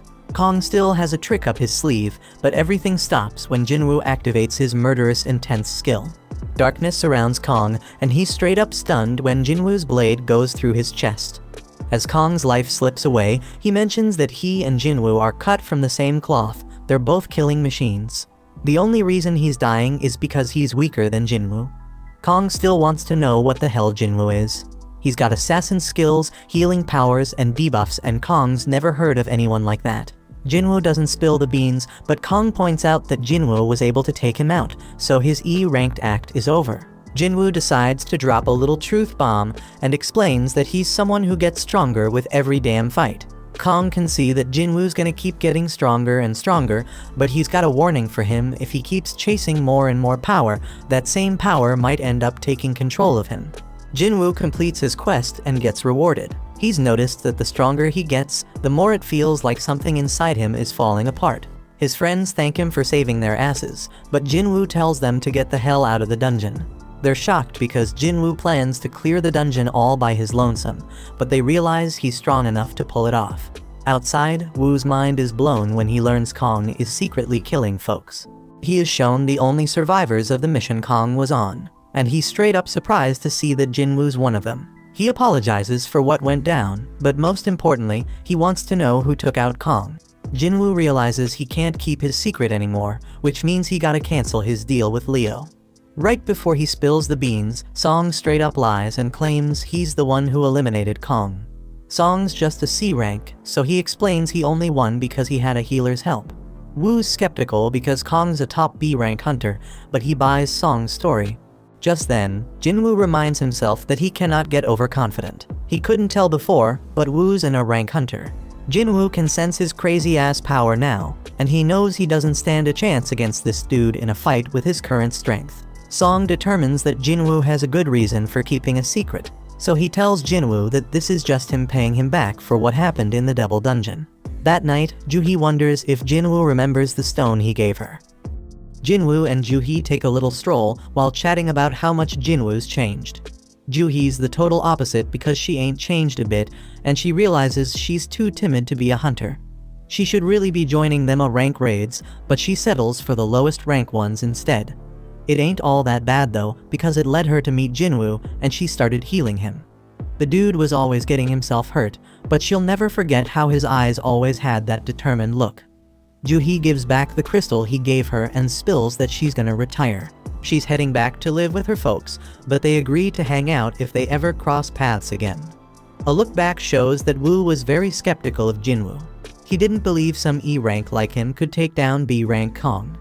Jinwoo was already found to not have had a reawakening, so we just let him be. But Woo did give him a warning though. Hun's brother Dongsu heard that Jinwoo and Leo were the only ones who survived after his brother got wiped out, so he might be coming after them. This shit's damn shocking because Dongsu's an S rank hunter. Dongsu probably doesn't give a damn about the facts, and is just pissed that Jinwoo made it while his brother didn't. Unfortunately for Jinwoo, the law can't do shit against S rank hunters, and they can bring either miracles or disasters. One of these monsters is after Jinwoo, so Woo suggests he gather his family and dip out of the country. But Jinwoo just sees this as another reason to get stronger, because if he doesn't, he ain't gonna survive. Jinwoo rolls up to meet Leo, but he's hella confused by what he sees. Leo explains that this is their strike team. He focused on finding people who have the skills to be hunters, but can't work for various reasons and are struggling to make ends meet. Jinwoo points out that he hired a high schooler, but she claps back saying she's a qualified hunter just like the rest. She does get a bit down when Jinwoo figures out she's an E rank with no raiding experience. But it doesn't really matter because Jinwoo lets them all know they'll be waiting outside while he and Leo handle everything. They're all getting paid 3 million yuan each, which is a sweet deal because they ain't gotta do shit. The only catch is they can't blab about it to anyone, or they gotta pay back 10 times what they got. Jinwoo got a stealth rune for taking down Kong, and he used it to learn stealth skills. Leo's all set to go, and Jinwoo's shocked to see he's rocking even more crazy expensive armor. Jinwoo straight up schools Leo on how dumb it is to rock that armor and demands he ditch it. But Jinwoo lets him keep the helmet at least, and they step into the portal. The other hunters think they're straight up insane for hitting up a C rank dungeon on their own, but they don't give a damn because the contract's already sealed. Jinwoo's sis wonders where her friend Songyi is, and turns out she's the high schooler on Jinwoo's strike team. The hunters chat about how a full strike team would take a solid 2 hours to finish this raid, so when they see Leo pop out of the portal, they assume they just bailed. But they're in for a shock because the damn gate closes right after they step out, meaning they cleared the dungeon. The hunters can't believe their eyes, but Jinwoo tells them to hustle because he's ready for another portal. Their goal is to hit up 3 raids in a single day, but the hunters are still dumbfounded they even finished one. In another raid, Jinwoo straight up wrecks a bunch of goblins, while Leo wraps up the mining. Jinwoo mops up the goblins and levels up. The next raid's a success too, and Jinwoo levels up even more. Days go by, and the two keep clearing dungeons on their own. They start facing tougher and tougher monsters, but Leo can see Jinwoo's getting hella stronger too. Jinwoo's stealth skill is hella handy, and his dash skill levels up. He gains a couple more skills and finds out they're straight up powerful when he uses them on a wolf. Jinwoo's got a bunch of new skills now, but his mana ain't enough to use them for long. He chugs a potion for that and decides he's gonna focus on boosting his intellectual abilities moving forward. He also decides against heading back to the Demon Castle right now, because he considers himself somewhere between a B rank and a rank hunter. Just then, the system reveals that he has reached the required level for a job change quest. Somewhere else, the boss of another guild named On gets word that there's a strike team splurging double the market rate to snag some C-rank gates. Their leader's this rich kid Leo, but their team seems like a random mix. On recognizes the name Jinwoo from the double dungeon incident, and he gets this feeling that something interesting is going down. Meanwhile, Jinwoo and Leo come out another portal victorious. Jinwoo wonders if Songyi has some eye problem, but she says it's nothing. Back with On, his assistant is straight up shocked when he hears On thinking that Jinwoo's had a reawakening. Jinwoo managed to survive 3 major disasters, and every time, there was a damn high body count, but he always made it out alive. Reawakening's the only explanation, so On heads out to scout this promising rookie. On rolls up at Jinwoo's portal, but he's hella shocked because it looks like they're having some sort of picnic. Songyi explains the area's off limits and makes it clear she's a hunter. She admits she's part of the strike team, and On's mind is blown when he realizes Jinwoo straight up left the whole crew behind to enter the dungeon solo. On thinks Jinwoo could be his biggest discovery yet, but he surprisingly just leaves. The dudes step out the gate, and Jinwoo spills to Leo that he's swamped tomorrow and can't make it for any raids, so they hold off on a few. Then we get a glimpse of this super weird scene, and Mr. Choi wakes up from that nightmare. He peeps at some paperwork and figures out it's almost time for the recon mission on Jojo Island. Jinwoo wraps up his day of raiding, and On introduces himself as the manager of the White Tigers Guild. The White Tigers Guild is one of the top guilds in the country, always hunting for new talent. On thankfully gets right to the point and offers to pay Jinwoo double what Eugen Construction is paying him if he joins his guild. On's hella confident Jinwoo's in E rank and can't turn down that offer. But he's in for a surprise when Jinwoo wants to know the worth of the White Tigers Guild headquarters. It's worth a cool 50 billion, so the dude's mind is blown when Jinwoo reveals that a construction company's hooking him up with a building worth 30 billion. Jinwoo backs up his claim with evidence, but On reveals that he isn't qualified to offer them their 50 billion building. Jinwoo loses interest and bounces, but he's curious how On got wind of him. Jinwoo puts fear in this dude, making sure he ain't snooping around, and then vanishes. On realizes that Jinwoo used stealth to cut him, and he's hella shocked when he considers Jinwoo's reawakening with that stealth ability. Jinwoo tells him not to turn around, so On explains he's just digging into who's buying up all the gates. Jinwoo demands to know who else knows about him, and On spills it's just him and one of his peeps. Jinwoo warns that if word starts spreading about him, they'll be the first suspects on his list. On agrees to keep everything on the down low, so Jinwoo reveals himself again. Jinwoo gotta keep snatching the gates for a while, but that's causing problems for the guild because they need to train new recruits. Jinwoo agrees to let them cop 3 gates from him, but On's straight up shocked when Jinwoo tells him they gotta cough up 300 million yuan for each. The dude begs Jinwoo to drop it to 200 million, and Jinwoo surprisingly agrees. They seal the deal for 3 gates, but their interaction ain't over because Jinwoo wants to hook On up with something. He tells On to close his eyes and open his mouth, and then Jinwoo hands him a healing potion for that cut on his face. Jinwoo reveals he trusts On, but he reminds him to keep his trap shut. On's assistant wonders how it went down, and On tells him he thinks Jinwoo might be an even bigger deal than he originally thought. The next day, Leo confirms they got the 600 million yuan. Leo points out they were gonna ditch the gates anyway, so he can't believe Jinwoo managed to score so much cash for them. Leo wants to know more, but Jinwoo says it's a trade secret. Back with the White Tiger Guild, On realizes Jinwoo played him, because now there's a bunch of C-rank gates that have appeared selling for less than 70 million yuan. Jinwoo sends him a message informing him that they are now on an equal footing after spying on him. On realizes Jinwoo ain't someone to mess with, but he's glad he got his contact info. Elsewhere, we see Jinwoo heading out on a road trip to find out what this job change quest is all about. Jinwoo arrives in some forest far away from civilization because he has no clue what to expect from the job change quest. He already tackled 2 dungeons with keys, but those were mandatory quests, like the penalty and emergency ones. But this job quest? It's optional, and they even gave him time to decide. Jinwoo figures it's a major event that's gonna level him up by getting skills perfect for his job, so he decides to accept, and the gate opens. Jinwoo just remembers he ain't done his daily quest yet, but he'll get to it later. He declares that the real game begins right now, and steps into the gate. Meanwhile, Leo's having a meal with his father, and his bro shows up too. Inside the dungeon, Jinwoo realizes he can't use potions or fully recover. He won't be able to leave until the quest is complete either, so he will have to be very careful. Suddenly, he hears something coming his way, and he gets ready for action. Turns out it's an armor-type beast, and Jinwoo wastes no time attacking it. But damn, his attack does nothing, and he was caught off guard by the monster's power. Jinwoo tries another hit, but it's still useless. He dodges a bunch of attacks and declares that he's faced stronger creatures with even tougher defenses. Jinwoo then uses his bare hands and tears the monster apart. Jinwoo ain't too thrilled because he basically wasted one use of his fatal strike skill. But he can't stay mad for long because he has some company. Meanwhile, Leo's dad wonders how Jisung's guild establishment efforts are going. He heard that all the S-rank hunters he reached out to turned him down. That's true, but Jisung explains he's talking to hunters from other countries. Leo realizes that this will be more competition for him, and he is shocked when Jisung reveals that he knows he has been working on something in secret.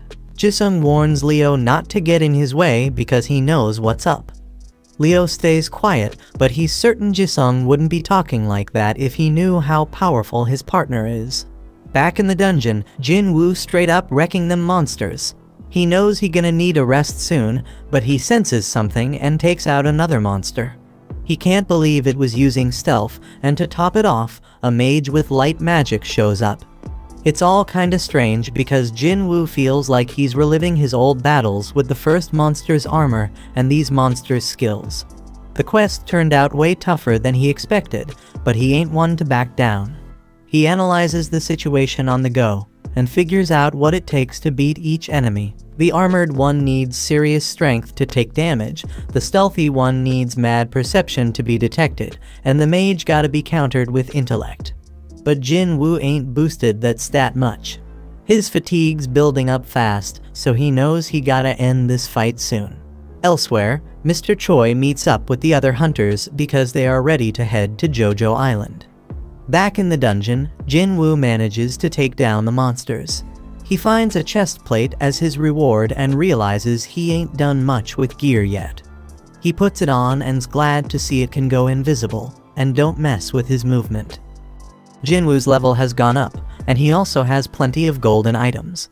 His fatigue has recovered as well, so he continues through the dungeon. Jinwoo opens the giant door, and the gust of wind that comes out of it gives him the chills.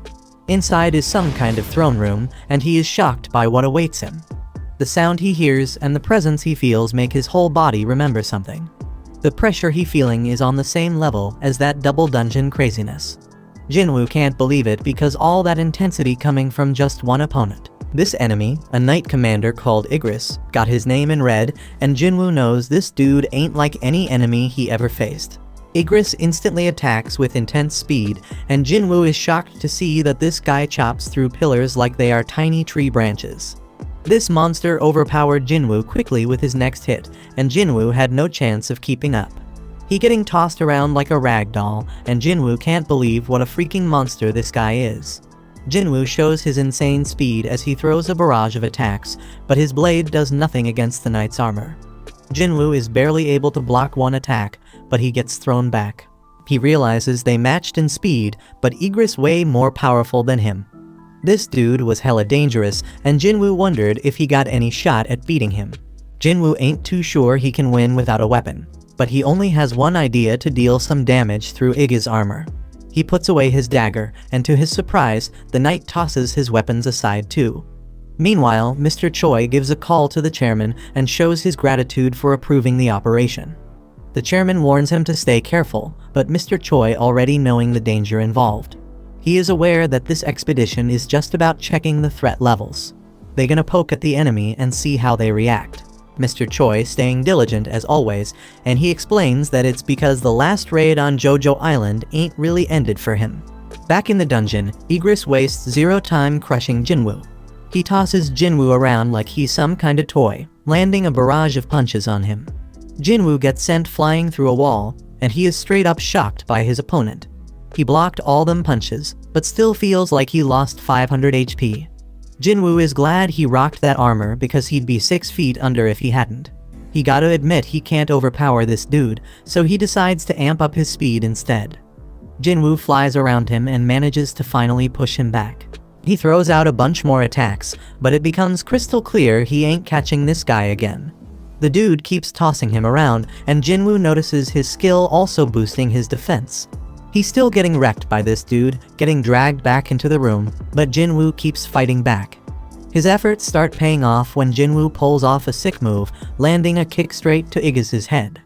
Jinwoo realizes this might actually backfire on him, and the knight comes at him even harder.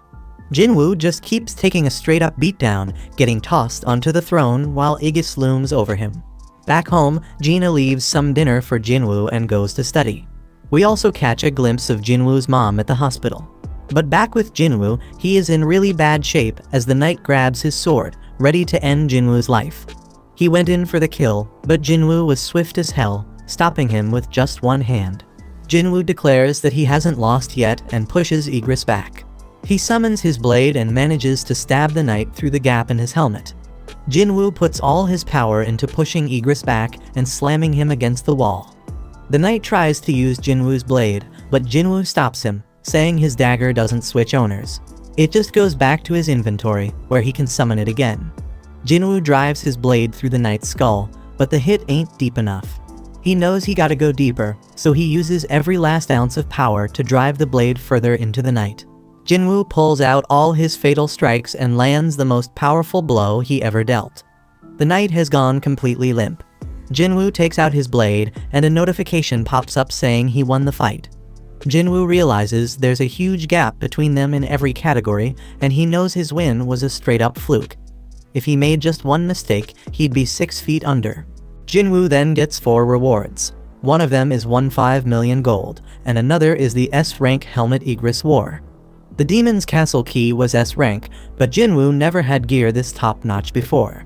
Amazingly, the helmet boosts his stats and reduces damage by 15%. Jinwoo also gets a rune stone for a skill called the Ruler's Hand. The final reward is an instant teleportation stone. Can't stash it in his inventory, so he's wondering why he getting it now. It doesn't make sense to get it after clearing the dungeon, so Jinwoo is wondering if the job change quest ain't actually over yet. Just then, Jinwoo was straight up shocked when a bunch of portals opened up. A notification pops up, revealing that the job change quest actually starting right now. Jinwoo was told to survive as long as possible to rack up advancement points. He gotta earn them points to move up in class, but Jinwoo ain't got a clue what that means. A timer pops up, and Jinwoo realizes he is about to face an endless wave of enemies. He is relieved to see these fools ain't as strong as Aegis, because he knows he'd be overwhelmed in seconds if they were. Jinwoo is confident he can handle them, but damn, there's a whole damn army of them. But Jinwoo ain't scared, he charges right at them. Meanwhile, we watch as the other hunters fly off to Jojo Island. After a while, we are back with Jinwoo, still in the thick of the fight because the gates keep spitting out more enemies. The real deal with this quest is to survive as long as possible, so Jinwoo starts using his stealth skills. He gotta manage his mana, so he can buy himself as much time as he can. Jinwoo's plan is completely ruined though, when a mage breaks his stealth. He right back to throwing fists, but now it's even worse because he can't use stealth or murderous intent no more. Jinwoo takes a sword straight to his back, and he is straight up shocked when he realizes it's only been 5 minutes. Shit getting way too dangerous, and Jinwoo knows he can't keep going. He hates to do it, but he decides to teleport out of the dungeon.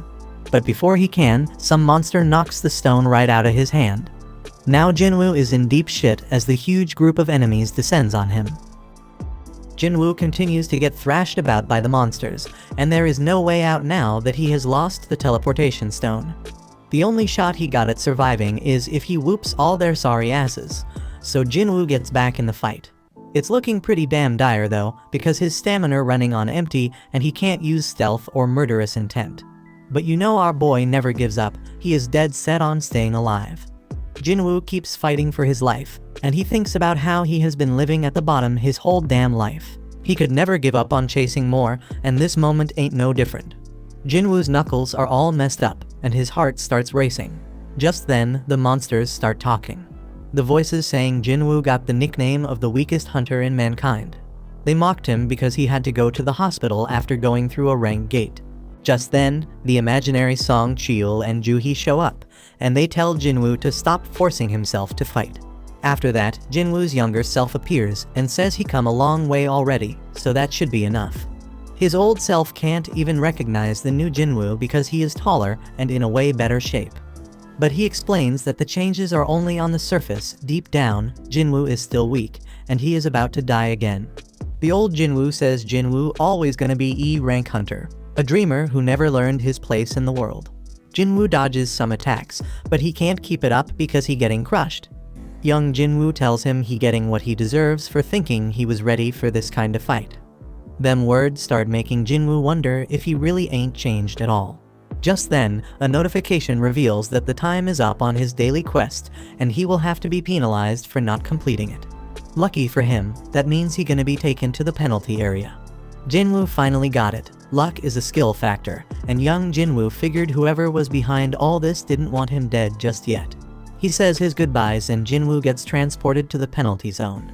When he gets there, he feels grateful because this penalty actually saved his life. Jinwoo wondered though if it was really just luck or if the system keeping him alive. He decides not to overthink it and pops some potions to recover his stamina. Damn unfortunate though, because a notification saying if he too messed up, potions won't heal his HP. He gotta either wait and heal naturally or level up to get restored. Just then, a whole bunch of the monsters from earlier show up, and Jinwoo saying as long as he doesn't die, any pain he feels just gonna make him stronger. Back at home, Gina notices Jinwoo ain't come back and wonders if he got himself a girl. She decided that ain't possible and just hoped he remembered to be there for her guardian teacher meeting. Back with Jinwoo, he has defeated the monsters he was once terrified of and has recovered his health from leveling up. He got 10 minutes left in the penalty zone, so he used that time to cop the Night Killer Dagger. This weapon is perfect because it does 25% more damage to armor-type beasts. Jinwoo uses the rune he got from fighting Igris, and it gives him the active skill called Ruler's Hand. Surprisingly, it doesn't use mana, and it lets him mess with objects without touching them directly. He remembers Igris using this on his sword, but Jinwoo tests it and finds that he can't move large objects yet. Time is almost up, so Jinwoo declares that he will have to rely on a little bit of luck to carry him to the end. Jinwoo gets teleported back to the dungeon and gets ready for another round of fighting. Back with the other hunters, they getting closer to Jojo Island. Choi is told that there are multiple sources of mana in the water, and Choi is straight up shocked by what he sees. In the dungeon, Jinwoo feels really good about how his Night Killer Dagger performing, but he can't shake this weird feeling he getting. He keeps killing their beasts, but it doesn't feel like he actually doing it. Jinwoo is more worried about the mages casting spells without actually attacking. Just then, Jinwoo realizes that they are responsible for opening the gates and summoning the knights. He decides to go after the mages and finds out that taking down one of them makes some of the knights fall apart. Knowing this, he goes after the rest of the mages and starts taking control of the fight. The mages try to hide behind the knights, but Jinwoo manages to take out another one, leaving 3 mages still standing. These sneaky last 3 combine their power and summon a golem, so Jinwoo makes his way to higher ground. He can disable it for a moment and think about how them dumb mages probably thought one strong monster was better than a bunch of small ones. Jinwoo points out that this is wrong though, since having fewer targets makes it easier to go after the mages. Jinwoo finally manages to wipe out all the mages, but the golem is still standing. Our hero Jinwoo got so damn strong that he straight up used brute force to destroy that golem. With that, all the monsters get defeated, and a notification pops up saying he finished the job change quest. Now he can switch to a more advanced class with the points he earned based on how he performed during the quest.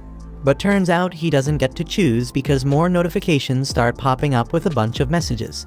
They talk about whatever path the player takes. It is full of dead bodies and the smell of blood. They say the player craves immense power and makes their own damn way without relying on others. The messages mention how a shadow army gonna follow the player's orders, and Jinwoo is straight up shocked when he sees his new job class gonna be a necromancer. This shit doesn't make any sense to him at all, because he ain't put anything into his intellect stat. Necromancers are usually magic-type classes summoning undead monsters as servants. Jinwoo though, he built like an assassin. His main thing is strength, and all his skills match that fighting style. If he ends up with a class like Necromancer, then all the work he put into his current build gonna be wasted. But just then, Jinwoo feels relieved when he sees he can reject it. He says no, but the system points out that Necromancer is a hidden class and asks him again if he really want to decline it. Jinwoo takes a second to think about it and wonders if it is a hidden class means it has some special power. Jinwoo wished he had an example to compare it to, and he realized it was pretty damn similar to the summoning magic the mages were using. Encountering them seems like too much of a coincidence, so Jinwoo wonders if this job change quest was pre-arranged by the system. The whole idea of summoning beasts like mages got him really interested. Them mages ain't all that strong on their own, but Jinwoo knows he is. Ain't no rule saying necromancers can't be frontline fighters, and that's exactly what he gonna do. Jinwoo figures if classes work like stats, then as he levels up, his necromancy skills gonna level up too. That means the shadow army the system talking about gonna get stronger too. Jinwoo getting hyped up thinking about not solo leveling anymore, so he decides to accept the necromancer class. Just then, some dark power burst up from under his feet, and the system started awarding him points based on his performance. Jinwoo did amazingly well during the quest, so his total advancement points exceeded the class threshold. The dark power erupts even more, and Jinwoo starts floating because the advancement is about to be complete. Jinwoo is then shocked when he sees that he already moved on from the Necromancer class, all the way to the Shadow Monarch class. He also got unique class skills and 10 ability points. Jinwoo wonders if the quest is finally over, but he begins to hear sounds that seem to be coming from people in pain. Now Jinwoo can see this dark shadow coming from the monsters, and he can use his skill called Shadow Extraction on them. First thing, he gotta pick a command word, so he goes with Arise. As soon as he says it, Jinwoo is straight up ecstatic when he sees the first members of his shadow army. Apart from Shadow Extraction, Jinwoo has another skill called Shadow Storage. Shadow Extraction lets him drain some of his mana to create shadow soldiers, and Shadow Storage lets him keep them soldiers and summon them whenever he wants. The only thing Jinwoo gotta be careful about is that the extraction can fail depending on the strength of the target and how long they have been dead. There is more to this ability, because Jinwoo sees he summoned both knights and mages, and they come in different ranks too. Jinwoo gets all excited thinking about whether he can even extract his rank shadows, and if they are as strong as they were in real life. Jinwoo rushes to Igris and finds out extraction is possible. There is a limit to how many extractions he can do and how many he can store, so Jinwoo lets out 11 soldiers. Jinwoo turns back to the Knight Commander, Igris the Blood Red, and says the word Arise. Igris' shadow starts coming out, but then this huge burst of power pushes Jinwoo back and the extraction fails. Jinwoo only had 2 more tries left, but his second attempt failed too. Back at the Hunters Association, Goto reminds Woo that hunters can never grow their power unless they undergo a reawakening. That's why they train their combat skills and gather allies. Back with Jinwoo, he talks to Igris and reminds him that he is a warrior. Slicing down enemies with his sword is his damn purpose in life, and Jinwoo damn sure doesn't want to just sit around and waste away.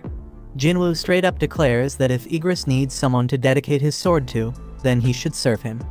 Jinwoo uses his last shot and once again tells Igris to arise. A whole lot of power burst out of Igris's dead body, but this time it was different. Igris' shadow came out, and Jinwoo got the chance to give his level knight a name. Jinwoo shows respect and gives him his old name Igris. At the same time, Go explains that reawakenings happen every damn day, and he hopes this gonna bring forth a hunter that breaks all expectations. Right at that moment, Igris and the rest of Jinwoo's shadow army kneel before him. Jinwoo is straight up amazed by the sight and declares that they all riding with him now.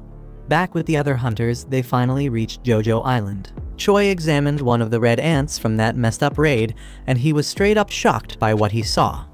He says the monsters are evolving, and we see that the ants have grown wings. The story then continues with Jinwoo sleeping in late only to be jolted awake by a call from Gina. Hearing his groggy voice, Gina immediately knows he's still in bed and asks if he even realizes what time it is. Glancing at the clock, Jinwoo notices it's already 2 in the afternoon, so Gina quickly reminds him that her parent-teacher meeting is today. Later, Jinwoo arrives at the meeting looking surprisingly well dressed. Gina is stunned by how dashing he appears, prompting Jinwoo to wonder if something's wrong, but Gina reassures him it's not that, it's just unexpected. He then explains that he just had to dress appropriately since showing up in sportswear wouldn't be suitable. Gina muses about how much people can change, and as they walk through the school halls, Jinwoo garners attention from the girls around, leaving them whispering in curiosity. Jana, noticing this, teases him about not having a girlfriend yet, offering to introduce him to someone, but he angrily dismisses the idea. Later, Jinwoo meets with Jana's teacher, who is full of praise for her. The teacher describes Jana as an exemplary student and role model, noting her strong performance in mock exams. Confident that Jana can get into medical college, she advises Jinwoo not to pressure her too much, and Jinwoo agrees. But before the meeting concludes, the teacher asks Jinwoo what he would do if Jina awakened and wanted to become a hunter. Jinwoo's response is immediate and firm that he wouldn't allow it. The teacher expected such an answer and mentions she has a favorite ask. The story then transitions to Jinwoo meeting Song-yi, who is surprised to see him. Jinwoo reveals he is Jina's brother, and Song-yi quickly pieces together that the teacher must have sent him to convince her to quit being a hunter. She defiantly refuses, saying she won't quit or return to school. Jinwoo points out that as an E-rank hunter, she won't have many opportunities to earn money. And while she may have made good money as part of his assault team, that was an exception. Song-yi frustratedly tells him to leave if all he plans to do is lecture her. And she even throws his rank back at him, reminding him he's also E-rank. Jinwoo then calmly states that he's not here to lecture or convince her to quit. Instead, he asks her to follow him. Elsewhere, Jinchul greets Dong-soo upon his arrival in Japan, surprising Dong-soo with a personal reception. Dong-soo sarcastically notes that the chief of the Hunter Association himself has come to welcome him. But Jinchul wastes no time and directly asks how long Dong-soo plans to stay. Dong-soo reassures him not to worry, as he won't be around for long. Jinchul, however, is skeptical, noting that Dong-soo has returned to the very country he betrayed, ostensibly just to meet two specific individuals. Dong-soo smirks, confident that Jinchul knows the truth. His visit isn't just to see them. And he eerily suggests the surveillance team should turn a blind eye to whatever happens to those two in a dungeon, revealing his intent to eliminate Jinwoo first and then Leo. And he confidently remarks that Jinchul's abilities won't be enough to stop him, and Jinchul simply responds that he is just doing his duty. Elsewhere, we see some monsters being unloaded from the chopper that Guildmaster Choi and the others took from near Jojo Island, and then Choi briefs the chairman of the Hunter Association on the situation. He explains that the monsters have been attempting to cross the sea to reach the mainland but couldn't sustain flight and fell into the water. Choi then warns that if left unchecked, these creatures might one day succeed in crossing over, but Gunny promises to do whatever it takes to prevent that from happening. The scene then cuts to Jinwoo, who meets up with Sang. Sang, surprised by the unexpected call, comments on how rare it is to hear from Jinwoo and notices Song-yi is with him.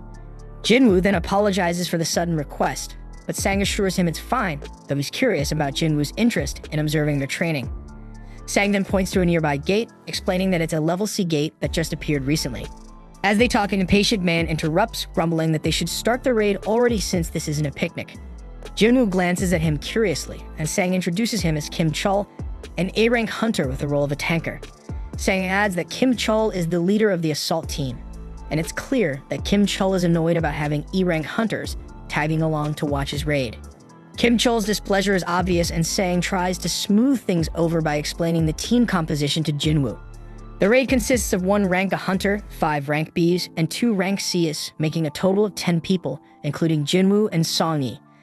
Jinwoo isn't thrilled about the large group since his main purpose was to show Song-yi the harsh realities of dungeon raids, but with so many participants it might dilute the experience. Sang's assistant then advises Jinwoo to stay on the sidelines and let the newcomers gain practical experience, and Jinwoo agrees. The team then enters the gate, but Jinwoo immediately senses something off, and he notices the gate behind him behaving strangely as it begins to glow red. He then realizes what's happening and tries to escape, managing to squeeze his head out to warn Sang to contact the assault team. But then the gate pulls him back inside again. Sang then quickly contacts Baek, informing him of the red gate, and Baek immediately sets out to assist. Inside, Jinwoo and the team find themselves in an endless snowfield, stunned to discover that the gate has completely vanished, so panic sets in as they wonder how they'll escape. Kim Chul then steps forward and explains that they're trapped inside a red gate. Song-yi confusedly asks what that means, so Jinwoo calmly explains that unlike normal gates, a red gate is a dungeon where all contact with the outside world is lost upon entry, and to escape they must either defeat the boss or wait for the dungeon to collapse, and adds that the outside world cannot interfere, and the dungeon will be crawling with dangerous magical beasts.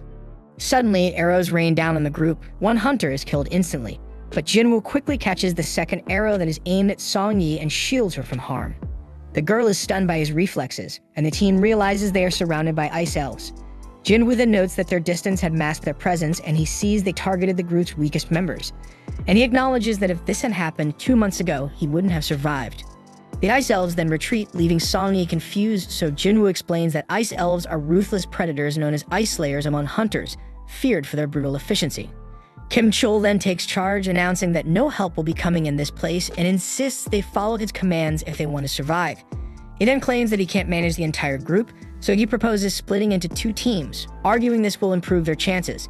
He warns that staying in one place risks freezing to death and insists he can protect those who go with him.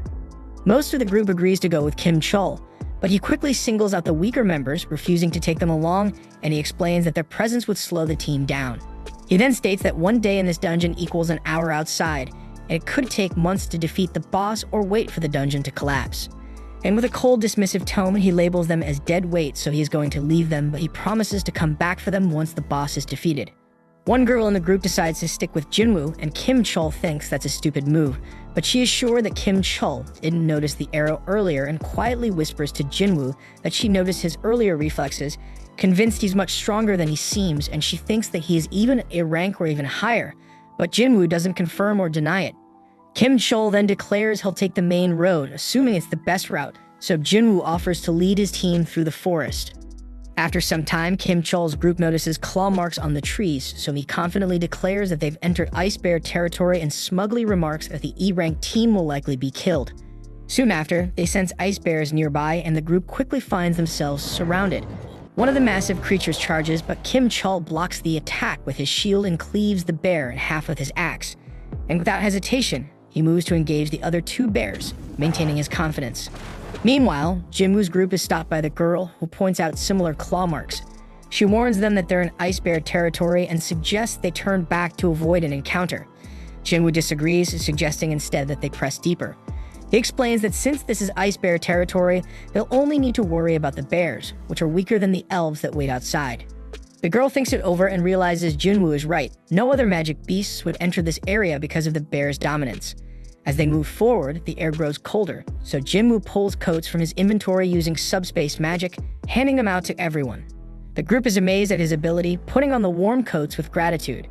But Song-yi is still puzzled, asks Jinwoo who he really is. Jinwoo avoids the question, reminding her that he brought her here so it's his responsibility to protect her, but he requests that she and the others not ask further questions.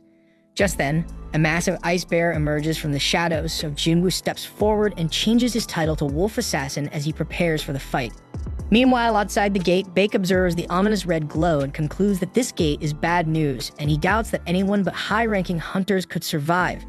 He then places his hopes on Kim Chol, believing his rank might give the assault team a chance. But Sag informs him that in addition to the official assault team, others entered the gate, including Jinwoo. Baek then curiously asks Jinwoo's rank, and Sang replies that Jinwoo is officially E rank, though he suspects he may have reawakened, though Jinwoo has never confirmed it. Baek isn't optimistic about Jinwoo's chances, but then Dongsu arrives with Jinchul. Baek is visibly displeased to see Dongsu, questioning why he's here when he's supposed to be in America. Dongsu ignores the question and instead challenges Baek, asking why an E-rank hunter was allowed into the gate when he isn't even part of their guild. Dongsu makes it clear he's referring to Jinwoo, leaving Baek wondering how Dongsu knows him. Dongsu scoffs at the red gate, lamenting that Jinwoo will likely die inside before he gets the chance to meet him. Jinchul, observing Dongsu's frustration, muses that Jinwoo is fortunate to be inside the gate, sparing him a confrontation with Dongsu. However, Jinchul doubts Jinwoo's chances of making it out alive. Inside the gate, Jinwoo finishes off the last of the ice bears, earning another level up. His team and the girl are left stunned and wondering who he is, but he remains tight-lipped. Later, the group gathers to eat roasted bear meat, and they are astonished that Jinwoo managed to take down so many bears alone. The girl warns that they can't afford to relax just yet, as the lair of the monsters must be nearby. Song-yi, on the other hand, is baffled by Jinwoo's behavior, questioning why Jinwoo has gone out for exercise after dinner, even though he just fought such an intense battle. So she remarks on how strange he is, and the others agree. Elsewhere, we see Jinwoo standing outside the lair of the ice bears, ready to test his shadow army. He summons them, watching as they charge forward. The shadows easily cut down the bears, but some of the creatures fight back fiercely, managing to rip apart parts of his army. However, the shadows regenerate quickly using Jinwoo's mana and return to the fight. Then we see that the mages in his army provide excellent support, and Jinwoo is impressed, thinking they perform better than expected, but he notes that maintaining them uses a lot of mana. Suddenly, the massive boss of the Ice Bears emerges, and with a single devastating attack, it wipes out Jinwoo's entire shadow army, draining a significant amount of his mana in the process. Left unable to regenerate his soldiers, Jinwoo summons Igris. The Shadow Knight steps forward confidently, so the bear charges at him, but Igris dodges with ease, delivering a precise slash, and in moments, the bear is brought to its knees. It attempts a final desperate attack, but Igris finishes it with a swift beheading. Jinwoo observes, impressed by Igris' power. Reflecting on their earlier duel, he admits that he would have lost if Igris had used his sword. Even now at his current level, Jinwoo believes Igris might still be stronger, and then he praises Igris for handling the fight so well. Meanwhile, Kim Chol's party faces the elves, and we see that all of his teammates have been killed, leaving him alone struggling to process what the hell just happened. He bitterly reflects on how close he was to becoming an elite member of the White Tiger Guild, only to end up in this dire situation. The sight of the elves and the remaining survivors terrifies him, and he realizes he has no chance of winning, so he runs as fast as he can to escape. Then we see Jinwoo stands victorious over the Death Bears, showcasing his immense power as a necromancer. With a simple command to rise, Shadow Bears emerge from the corpses, seamlessly joining Jinwoo's ever-growing Shadow Army. Outside the portal, Sang explains that the strike force has been trapped inside for 3 hours, which translates to about 3 days in the portal's distorted time. Red gates are notoriously dangerous, so Dongsu concludes that Jinwoo must already be dead and begins preparing to leave. However, Dongsu halts his departure, demanding to know why Jinwoo was associating with the White Tiger Guild in the first place. Sang casually explains that Jinwoo is merely an acquaintance who wanted to observe a C-rank mission. Then while Sang feels relieved that this answer should suffice, Dongsu shocks everyone by suddenly choking Sang. Dongsu isn't fooled, he knows Sang has a talent for identifying promising new hunters. At that moment, Baek steps forward, transforming as he tells Dongsu to stop. This only enrages Dongsu further, who dismisses Bak as nothing more than a big fish in a small pond. The two S-rank hunters then release some of their power, sending waves of terror through those nearby. Sang grows increasingly alarmed, fearing that an S-rank battle could devastate the entire area.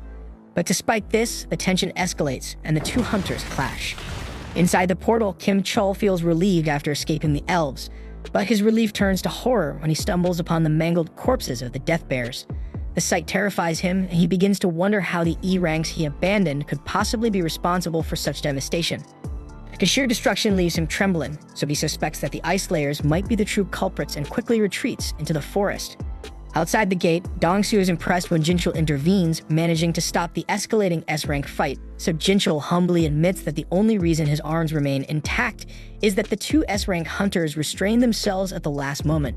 Jinchul then reassures Dongsu that Jinwoo is just an E-rank hunter, emphasizing that he reevaluated Jinwoo 2 months ago and found no reason to believe otherwise. Additionally, Jinchul explains that the surveillance team's investigation into your brother's death revealed it was caused by a magic beast. Dongsu dismisses this as a convenient public cover-up, convinced that if Jinwoo isn't the culprit, then the killer must be the wealthy Leo. Jinchul then questions why Dongsu is targeting Jinwoo if he believes he isn't the killer, but Dongsu's reply is cold and blunt. It's an excuse to kill. But before the conversation can continue, Dongsu is called away, muttering that Jinwoo is lucky. Sang watches him leave and reflects on how no one truly grasps the depth of Jinwoo's power the way he does. Confident in Jinwoo's strength, Sang believes he will survive the Red Gate. Inside the gate, Jinwoo's group sits around a fire, trying to stay warm. But their moment of peace is shattered when Kim Chol storms in, furious to see these weaklings alive and thriving. Dressed in weather gear and surrounded by blankets and food, they're clearly in much better shape than his own group. So Kim Chol gets enraged and accuses them of hoarding supplies, claiming his team died because they lacked proper equipment. Blinded by anger, he demands to know who was hiding all the gear and blames Park, suspecting she joined the weaker group because she knew the truth. Kim Chol then issues an ultimatum, counting down from 3 and threatening to eliminate them all if the culprit doesn't confess.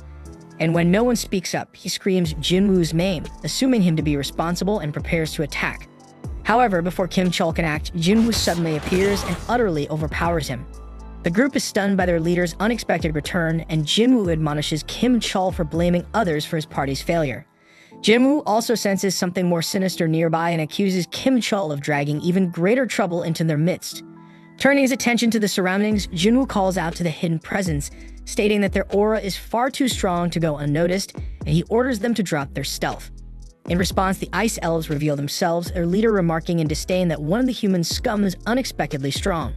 Jinwoo retorts sharply, shocking everyone as he speaks fluently in the language of the magic beasts. Even Jinwoo is surprised by this ability, quickly deducing that his cheat system must be responsible. The elven leader then begins to explain their presence, revealing that one of his men sensed Jinwoo's immense power when he stopped the arrow, so the elf wanted to challenge Jinwoo to a fight. However, before the leader can finish speaking, Jinwoo swiftly chops off the challenger's head. The leader is amused by this display of brutality, but Jinwoo is uninterested in entertaining him and immediately launches an attack. The leader defends himself skillfully, and Jinwoo quickly realizes that this opponent won't go down easily. The leader, still amused, remarks that Jinwoo isn't human, questions why he's pretending to be. Jinwoo is confused by the comment, but the leader's laugh makes it clear that he knows something Jinwoo doesn't. He explains that elves are driven by a voice in their minds commanding them to kill humans, but strangely, they don't hear it when it comes to Jinwoo. This revelation makes Jinwoo suspicious, wondering if the elves' silence toward him is connected to his system directives.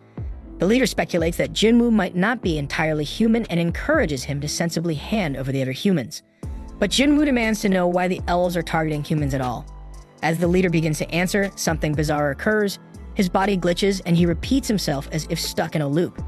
However, Jinwoo refuses to comply, and the leader warns that defiance would make Jinwoo their enemy and reminds him that they vastly outnumber him. But Jinwoo is undeterred and questions why the leader is so confident. And with that, Jinwoo summons his shadow army, leaving the others to look on in disbelief, wondering how such a thing is even possible. The elven leader then dismisses Jinwoo's forces as a waste of time, but Jinwoo ignores his words and presses for a fight. The leader obliges, and the two sides engage in a brutal battle. The humans with Jinwoo attempt to flee, but elven archers target them. Jinwoo demonstrates his incredible skill, eliminating the archers with ease. But despite his prowess, Jinwoo begins to understand the leader's confidence. The elves are stronger than he anticipated and are dealing significant damage. While Jinwoo's shadow army is technically immortal, regenerating his troops costs magic power. Though Jinwoo possesses a considerable reserve, it isn't infinite, and he realizes it could eventually run out, and even worse, he concludes that the elven leader is undeniably stronger than him. The leader engages Jinwoo directly, and Jinwoo quickly evaluates the situation, realizing that even with Igris fighting beside him, Barca remains an overwhelming opponent. The odds are against him, and his regular soldiers won't suffice, so Jinwoo concludes he needs a stronger force to match the leader's power. The leader then formally introduces himself as Barca, and Jinwoo returns the gesture. The two warriors charge at each other with ferocity, and Barca immediately displays his dominance. However, he's momentarily stunned when Jinwoo teleports his blade to his opposite hand mid-attack. Their exchange continues with narrow misses on both sides, but Jinwoo eventually gets pushed back. Barca expresses delight at the challenge, stating he hasn't enjoyed a fight like this in years. Jinwoo, smiling back, unleashes a massive meteor that crashes down onto Barca, catching him off guard. Meanwhile, Kim Chol regains consciousness, seething with anger. Seething with hatred, he curses Jinwoo again and grips his sword tightly, determined to take him down. Then, as Barca battles Jinwoo's magic soldiers, Kim Chol uses the chaos to make his move. However, Jinwoo, having anticipated this, orders Igris to create a dense smokescreen. Using the cover, Igris swiftly ends Kim Chol's life. Realizing too late that Jinwoo had planned this all along, Kim Chol succumbs to his last thoughts filled with regret. With Kim Chol's defeat, Jinwoo commands him to rise, and a radiant light erupts from his body as he is reborn as a shadow soldier. Barca, still charging at Jinwoo, mocks the notion that hiding will save him. But his confidence is shaken when a towering new shadow soldier emerges to confront him, forcing Barca to retreat momentarily. Jinwoo then names his newest member Iron, and the resurrected Kim Chol lets out a deafening scream. Barca assesses Iron, quickly noting after a few seconds of battle that the soldier lacks agility, but possesses immense durability. Nearby, Songyi watches in disbelief, wondering if all hunter battles are this intense. Her companions assure her that this battle is far beyond anything they've seen before. Then, while Iron holds his ground, Barca declares the fight lacks challenge and demands that Jinwoo and Igris join the fray. Jinwoo accepts Barca's challenge with a smirk, and the intense 3-on-1 battle begins. Barca's overwhelming strength is on full display as he fends off Jinwoo, Igris, and Iron simultaneously. However, his frustration grows as Iron's persistent screams echo throughout the fight. So Barca decides Iron must be dealt with first, but Iron proves to be a formidable tank, enduring every blow. Barca's confidence grows as he dodges Igris' strikes, but he's caught off guard when Jinwoo lands a stab. Jinwoo is so impressed because Barca avoids a fatal wound even amidst the chaos. Barca then bristles at being underestimated, but Jinwoo commends him for surviving this long. Then as the fight rages on, Jinwoo takes a moment to turn his attention to the rest of his clan. Barca, suddenly remembering his army, turns to see a horrifying sight. Jinwoo's shadow army has wiped out his entire clan. But despite the grim sight, Barca remains confident, certain that taking out Jinwoo will be enough to turn the tide. As Jinwoo throws his dagger, Barca mocks him, calling him a fool for discarding his weapon. However, he underestimates Jinwoo, who recalls the dagger with pinpoint accuracy. Barca barely blocks it, but his weapon is destroyed in the process. Jinwoo then seizes the moment, ordering Iron to restrain Barca. Immobilized, Barca becomes the target of an immense fire attack unleashed by Jinwoo's magic soldiers.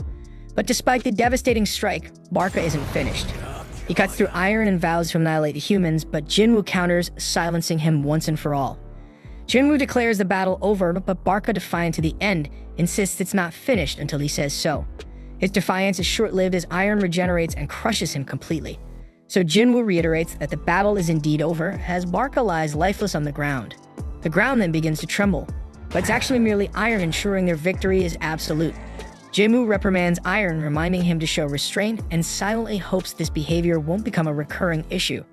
The group then breathes a collective sigh of relief, astonished as Jinwoo calmly tells them it's time to leave. They all feel relieved to leave, but before that, Jinwoo takes one final look at Barca's lifeless body.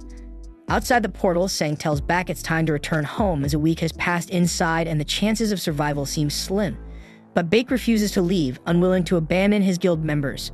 Then both men are stunned when the portal begins to open and Baek confidently assumes it's Kim Chul emerging, certain his guild member managed to succeed. However, both are shocked when the figure stepping out isn't Kim Chul but Jinwoo, alive and unscathed. Sang's confidence proves correct and Jinwoo stands as the undeniable victor. The gate then closes and Baek is left wondering about Kim Chul's fate, and when he learns that only the low-ranked hunter survived, he is horrified and deeply curious about what transpired inside. Baek then approaches Jinwoo for answers, but Jinwoo, visibly exhausted, tells him to direct his questions to someone in his guild. Baek is taken aback, interpreting this as defiance, and he is stunned by the audacity. As Jinwoo wasn't asking, he was ordering, and worse, it could even be taken as a threat. Tensions rise as Baek grows more serious, emphasizing that 6 of his guild members are missing, making it his duty to find out what happened. Jinwoo, unfazed by the intimidation, calmly points out that he was the one who saved the 2 surviving members, which means Baek should be showing him gratitude instead. Baek takes a moment to cool down, realizing Jinwoo is right and apologizes for his earlier demeanor. Then with the situation diffused, Jinwoo takes Song-yi home. After Jinwoo departs, Baek turns to Park, asking about Jinwoo and why he seems so angry. Park explains that Jinwoo's mood only changed after defeating the boss. Sang suggests that it must be due to exhaustion, noting that Jinwoo is usually a kind person. Then of course Baek gets intrigued and instructs Sang to do whatever it takes to recruit Jinwoo into their guild. Later, Jinwoo drops off Song-yi at her home. She thanks him for everything and says she looks forward to seeing him again. Then as he leaves, Jinwoo reflects on the ordeal. Surprisingly, less than a day has passed since they were trapped in the gate. So he feels disappointed, having only earned a single dagger for all his trouble. And he concludes that Barca must have been far too high-level to yield better rewards. Looking back, Jinwoo remembers trying to raise Barca as an immortal soldier. Despite being given 3 attempts, he failed to extract him. Jinwoo takes solace in gaining Iron from the situation, but can't ignore the fact that it marks the 3rd time he has had to take human lives. The next day, Jinwoo meets Leo, but he's shocked by Leo's flashy and over-the-top attire. As they prepare for their mission, Jinwoo tells Leo that they need to pick someone up first. That someone turns out to be Song-yi, much to Leo's surprise. Seeing how informal Jinwoo and Song-yi are with each other, Leo grows suspicious. Then when Jinwoo casually asks Song-yi if she managed to get any sleep, Leo misinterprets the interaction. Worried about Jinwoo's intentions, Leo reminds him that Song-yi is underage.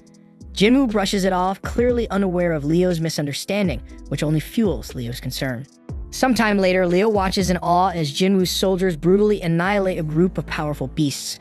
Leo can't figure out where on earth they came from, and Jinwoo recalls that Leo hasn't seen them yet. So Jinwoo reveals that they're a part of one of his baddest skills, but Leo has zero clue that this level of monstrous power is even possible. With the battle over, Jinwoo orders his army to begin mining the area for crystals. Leo, feeling dejected by his inability to match their efficiency, pleads with Jinwoo to at least let him collect the magic gems. Jinwoo isn't self-loving though, and one of his soldiers offers to share the work. Elsewhere, we see a man standing amidst the wreckage of a destroyed ship, and a frightened soldier begs for his life, but the man calmly tells him to relax. But the problem is they don't speak the same language, so after switching to broken English, the man explains that he's human and that all he wants is to go home. Back with Jinwoo, he celebrates with Leo after completing the 19 raids that were part of their agreement. And with the raids done, Leo's next step is to pass the written exam at the association to earn his guild master's license. And once he has the license, he'll finally be able to negotiate with his father. But as for Jinwoo, he announces that he plans to travel for a while, so Leo thinks that Jinwoo must be trying to get away from him, but Jinwoo denies it, saying he's just drunk.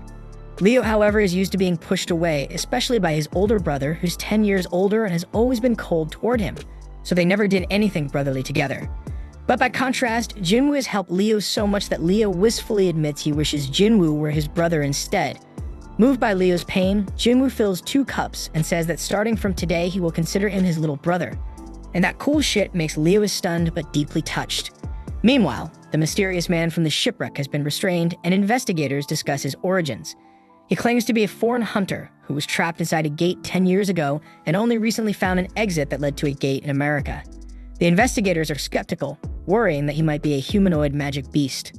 To verify his identity, they called in an S-rank hunter for questioning, and the damn hunter is Dongsu, and they're waiting on him to do the questioning because the only information they know is that the man's name is Jinwoo Sung.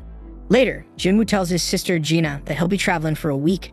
She knows how busy he's been lately and teasingly asks who he'll be going with. Irritated by the question, Jinwoo curtly replies that he'll be going with a friend and leaves it at that.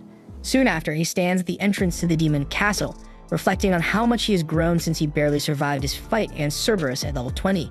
But now with his level 3 times higher, Jinwoo is confident this challenge will go differently. Jinwoo then uses the key from his system to unlock the gate and enters the castle. Reviewing the quest objectives, he sees that his mission involves collecting demon souls. However, Jinwoo is shocked to learn that the system requires him to collect 10,000 souls, an amount he can hardly believe exists in the dungeon. But despite the overwhelming task, Jinwoo stays focused on his real objective, obtaining the ingredients for the elixir of life to save his mother. So no matter how many demons stand in his way, Jinwoo resolves to complete this damn quest. Elsewhere, Leo speaks with his father Han about taking over the guild. Leo is well aware that his older brother is also vying for control, but disagrees with his brother's approach. He argues that bringing in an outsider to run the guild is too risky for the company's future. Han, however, shifts the focus to Jinwoo, criticizing Leo for associating with him. Han recounts how Jinwoo was present at 3 highly controversial incidents: the double dungeon, the raid where Hum's team was wiped out, and the surveillance team Hunter incident involving murdered convicts. But despite the danger, Jinwoo miraculously survived all 3.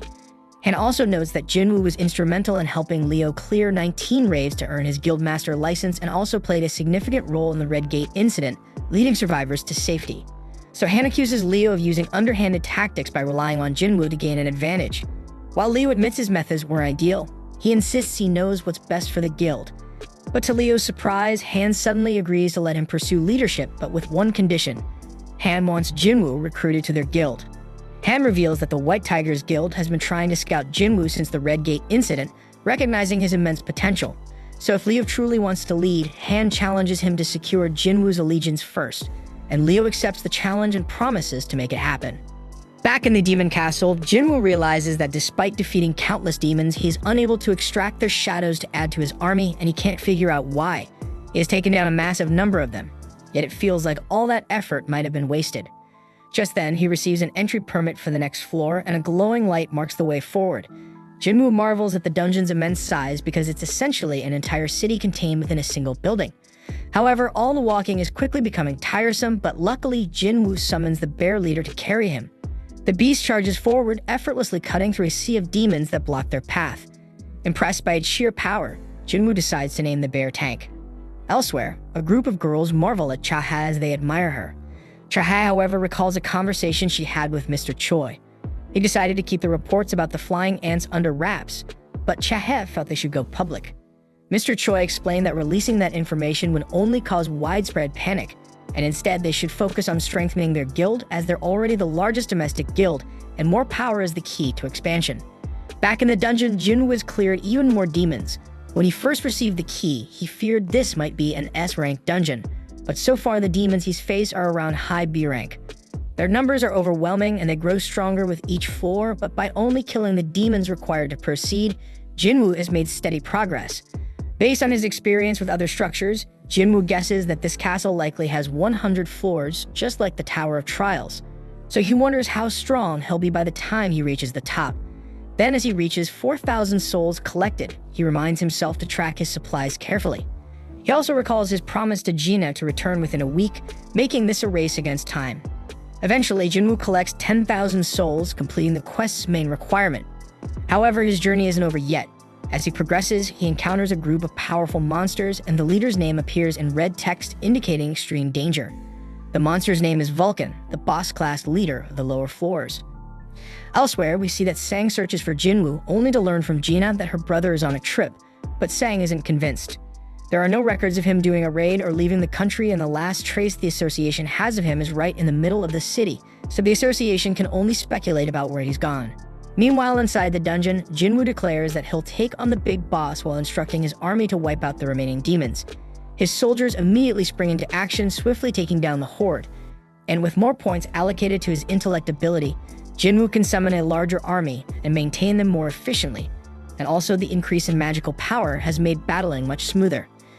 Jinwoo then turns his attention to the boss-class demon and wonders if the giant beast is ever going to get up. Assuming it's just going to sit there, he's caught off guard when it suddenly moves with blinding speed to attack him.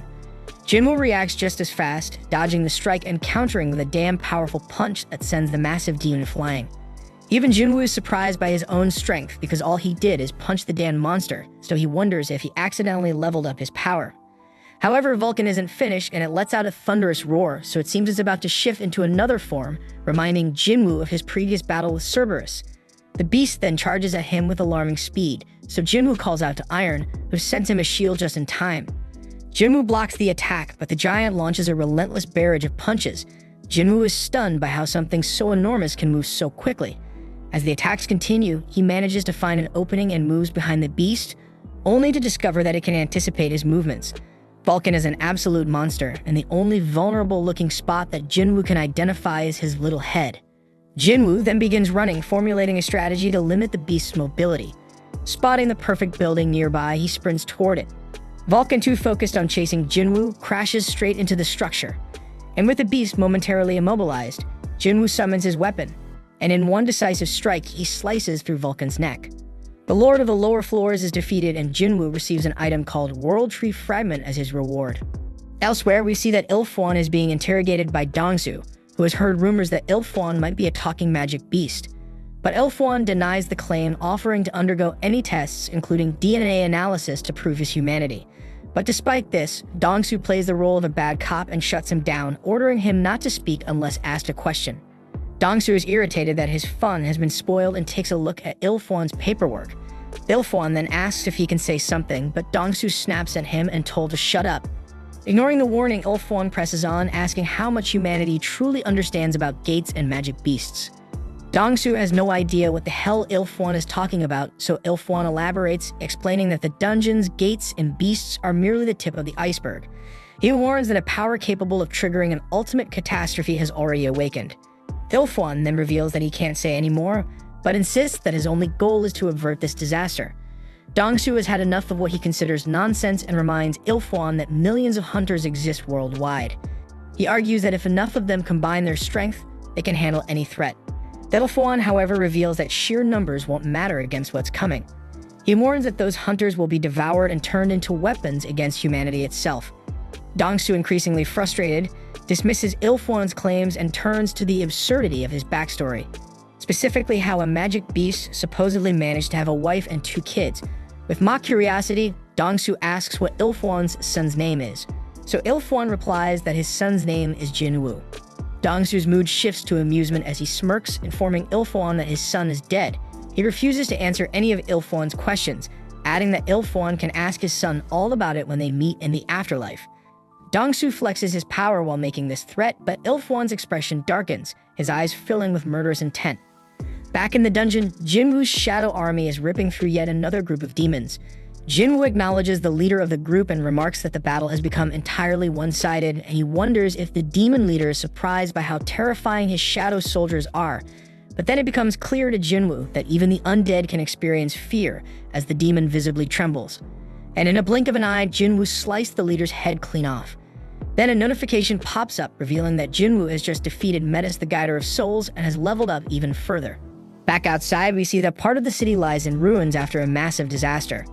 An investigator remarks on how battles between S-rank hunters can reshape entire landscapes, obliterating everything in their path. He notes, however, that they're lucky this fight was contained to just this area because it could have been far worse. The destruction was so sudden and overwhelming that it seemed to happen in an instant.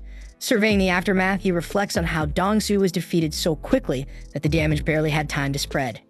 Back in the dungeon, Jinwoo has run out of food, signaling that this is as far as he can go for now. He's reached floor 75, and while there are likely only 25 floors left, it's still quite a journey. The gains, however, have been worth it. From the skeleton he defeated, Jinwoo received a necklace, and from the beast on level 50, he obtained an earring. Both items are powerful on their own, but together they offer a set bonus, adding 5 points to all stats. Noticing one empty slot in the set, Jinwoo deduces that there's one more boss-level beast to defeat. He also earns an item called the Sphere of Avaricious, and while it doesn't benefit Jinwoo directly, it doubles the firepower of his magic soldiers when they wield it, making it a valuable asset. Finally, Jinwoo's latest reward is the chance to open the cursed random loot box. He feared he might never get another opportunity, so he's relieved to find his second key inside. But unfortunately, the key comes with no instructions, leaving him clueless about when or where to use it. For now, these rewards take a backseat to Jinwoo's main objective, gathering the ingredients for the Elixir of Life. He already has the World Tree Fragment from Vulcan and the Spring Water from Echo Forest after defeating Metis, but that's 2 out of the 3 ingredients needed to save his dying mother. So Jinwoo vows that the next time he returns to this dungeon, he will finish what he started and complete his mission. Afterward, Jinwoo exits the instance dungeon and reflects on his progress, and he realizes that he now only needs the purified Demon King's blood. Knowing how crucial it is, he concludes that he must be fully prepared before attempting to obtain it. Checking his stats, Jinwoo notices a significant increase in his level after his recent trip. However, he's still classified as an E-rank hunter, so while he can continue leveling up, his E-rank status prevents him from participating in high-level raid missions. So Jinwoo decides it's time to drop the facade and reveal his true strength by having his rank reassessed. The next day, Jinwoo heads to the assessment center for his rank reevaluation. Coincidentally, Kitchell, Sang's ever-loyal sidekick, is also at the center, scouting for potential recruits. Kitchell casually observes the hunters, guessing their ranks when he spots Jinwoo among them. Recognizing him instantly, Kitchell quickly calls Bak, informing him that Jinwoo has come to get reassessed. Upon hearing this, Bak drops everything and rushes to the assessment center. Meanwhile, Jinwoo waits for his turn. He overhears a nearby conversation between 2 hunters. One of them reassures the other, who is visibly nervous, telling him that the test is simple. The anxious man explains his predicament, revealing that he needs to earn money as a hunter to support his wife and daughter, who have threatened to leave him. The other guy tries to comfort him, saying that as long as his rank is better than E, he'll be fine. He even points out recruiters who are ready to make offers to anyone ranked above E. Hearing this, Jinwoo reflects on how this has always been the harsh reality for E-rank hunters. Moments later, he is summoned for his test. Inside, the examiner notes that Jinwoo is here for a reassessment and assumes he's familiar with the process, so she instructs him to place his hand on the black crystal and wait. Jinwoo complies, but the examiner immediately notices an issue. An error message appears on the machine. She asks him to try again, but the same error pops up. The examiner repeatedly resets the machine, yet the result remains unchanged. Her superior arrives, noticing her distress, and asks if something is wrong. She explains the situation, believing the machine must be malfunctioning. So the superior decides to conduct the test himself, but when the same error occurs, he realizes it's not a mechanical failure. The superior explains to the examiner that this error isn't due to the machine, but rather its inability to measure Jinwoo's magical power. His energy has surpassed the device's limit, rendering it incapable of providing an evaluation. Stunned, the examiner quickly pieces it together.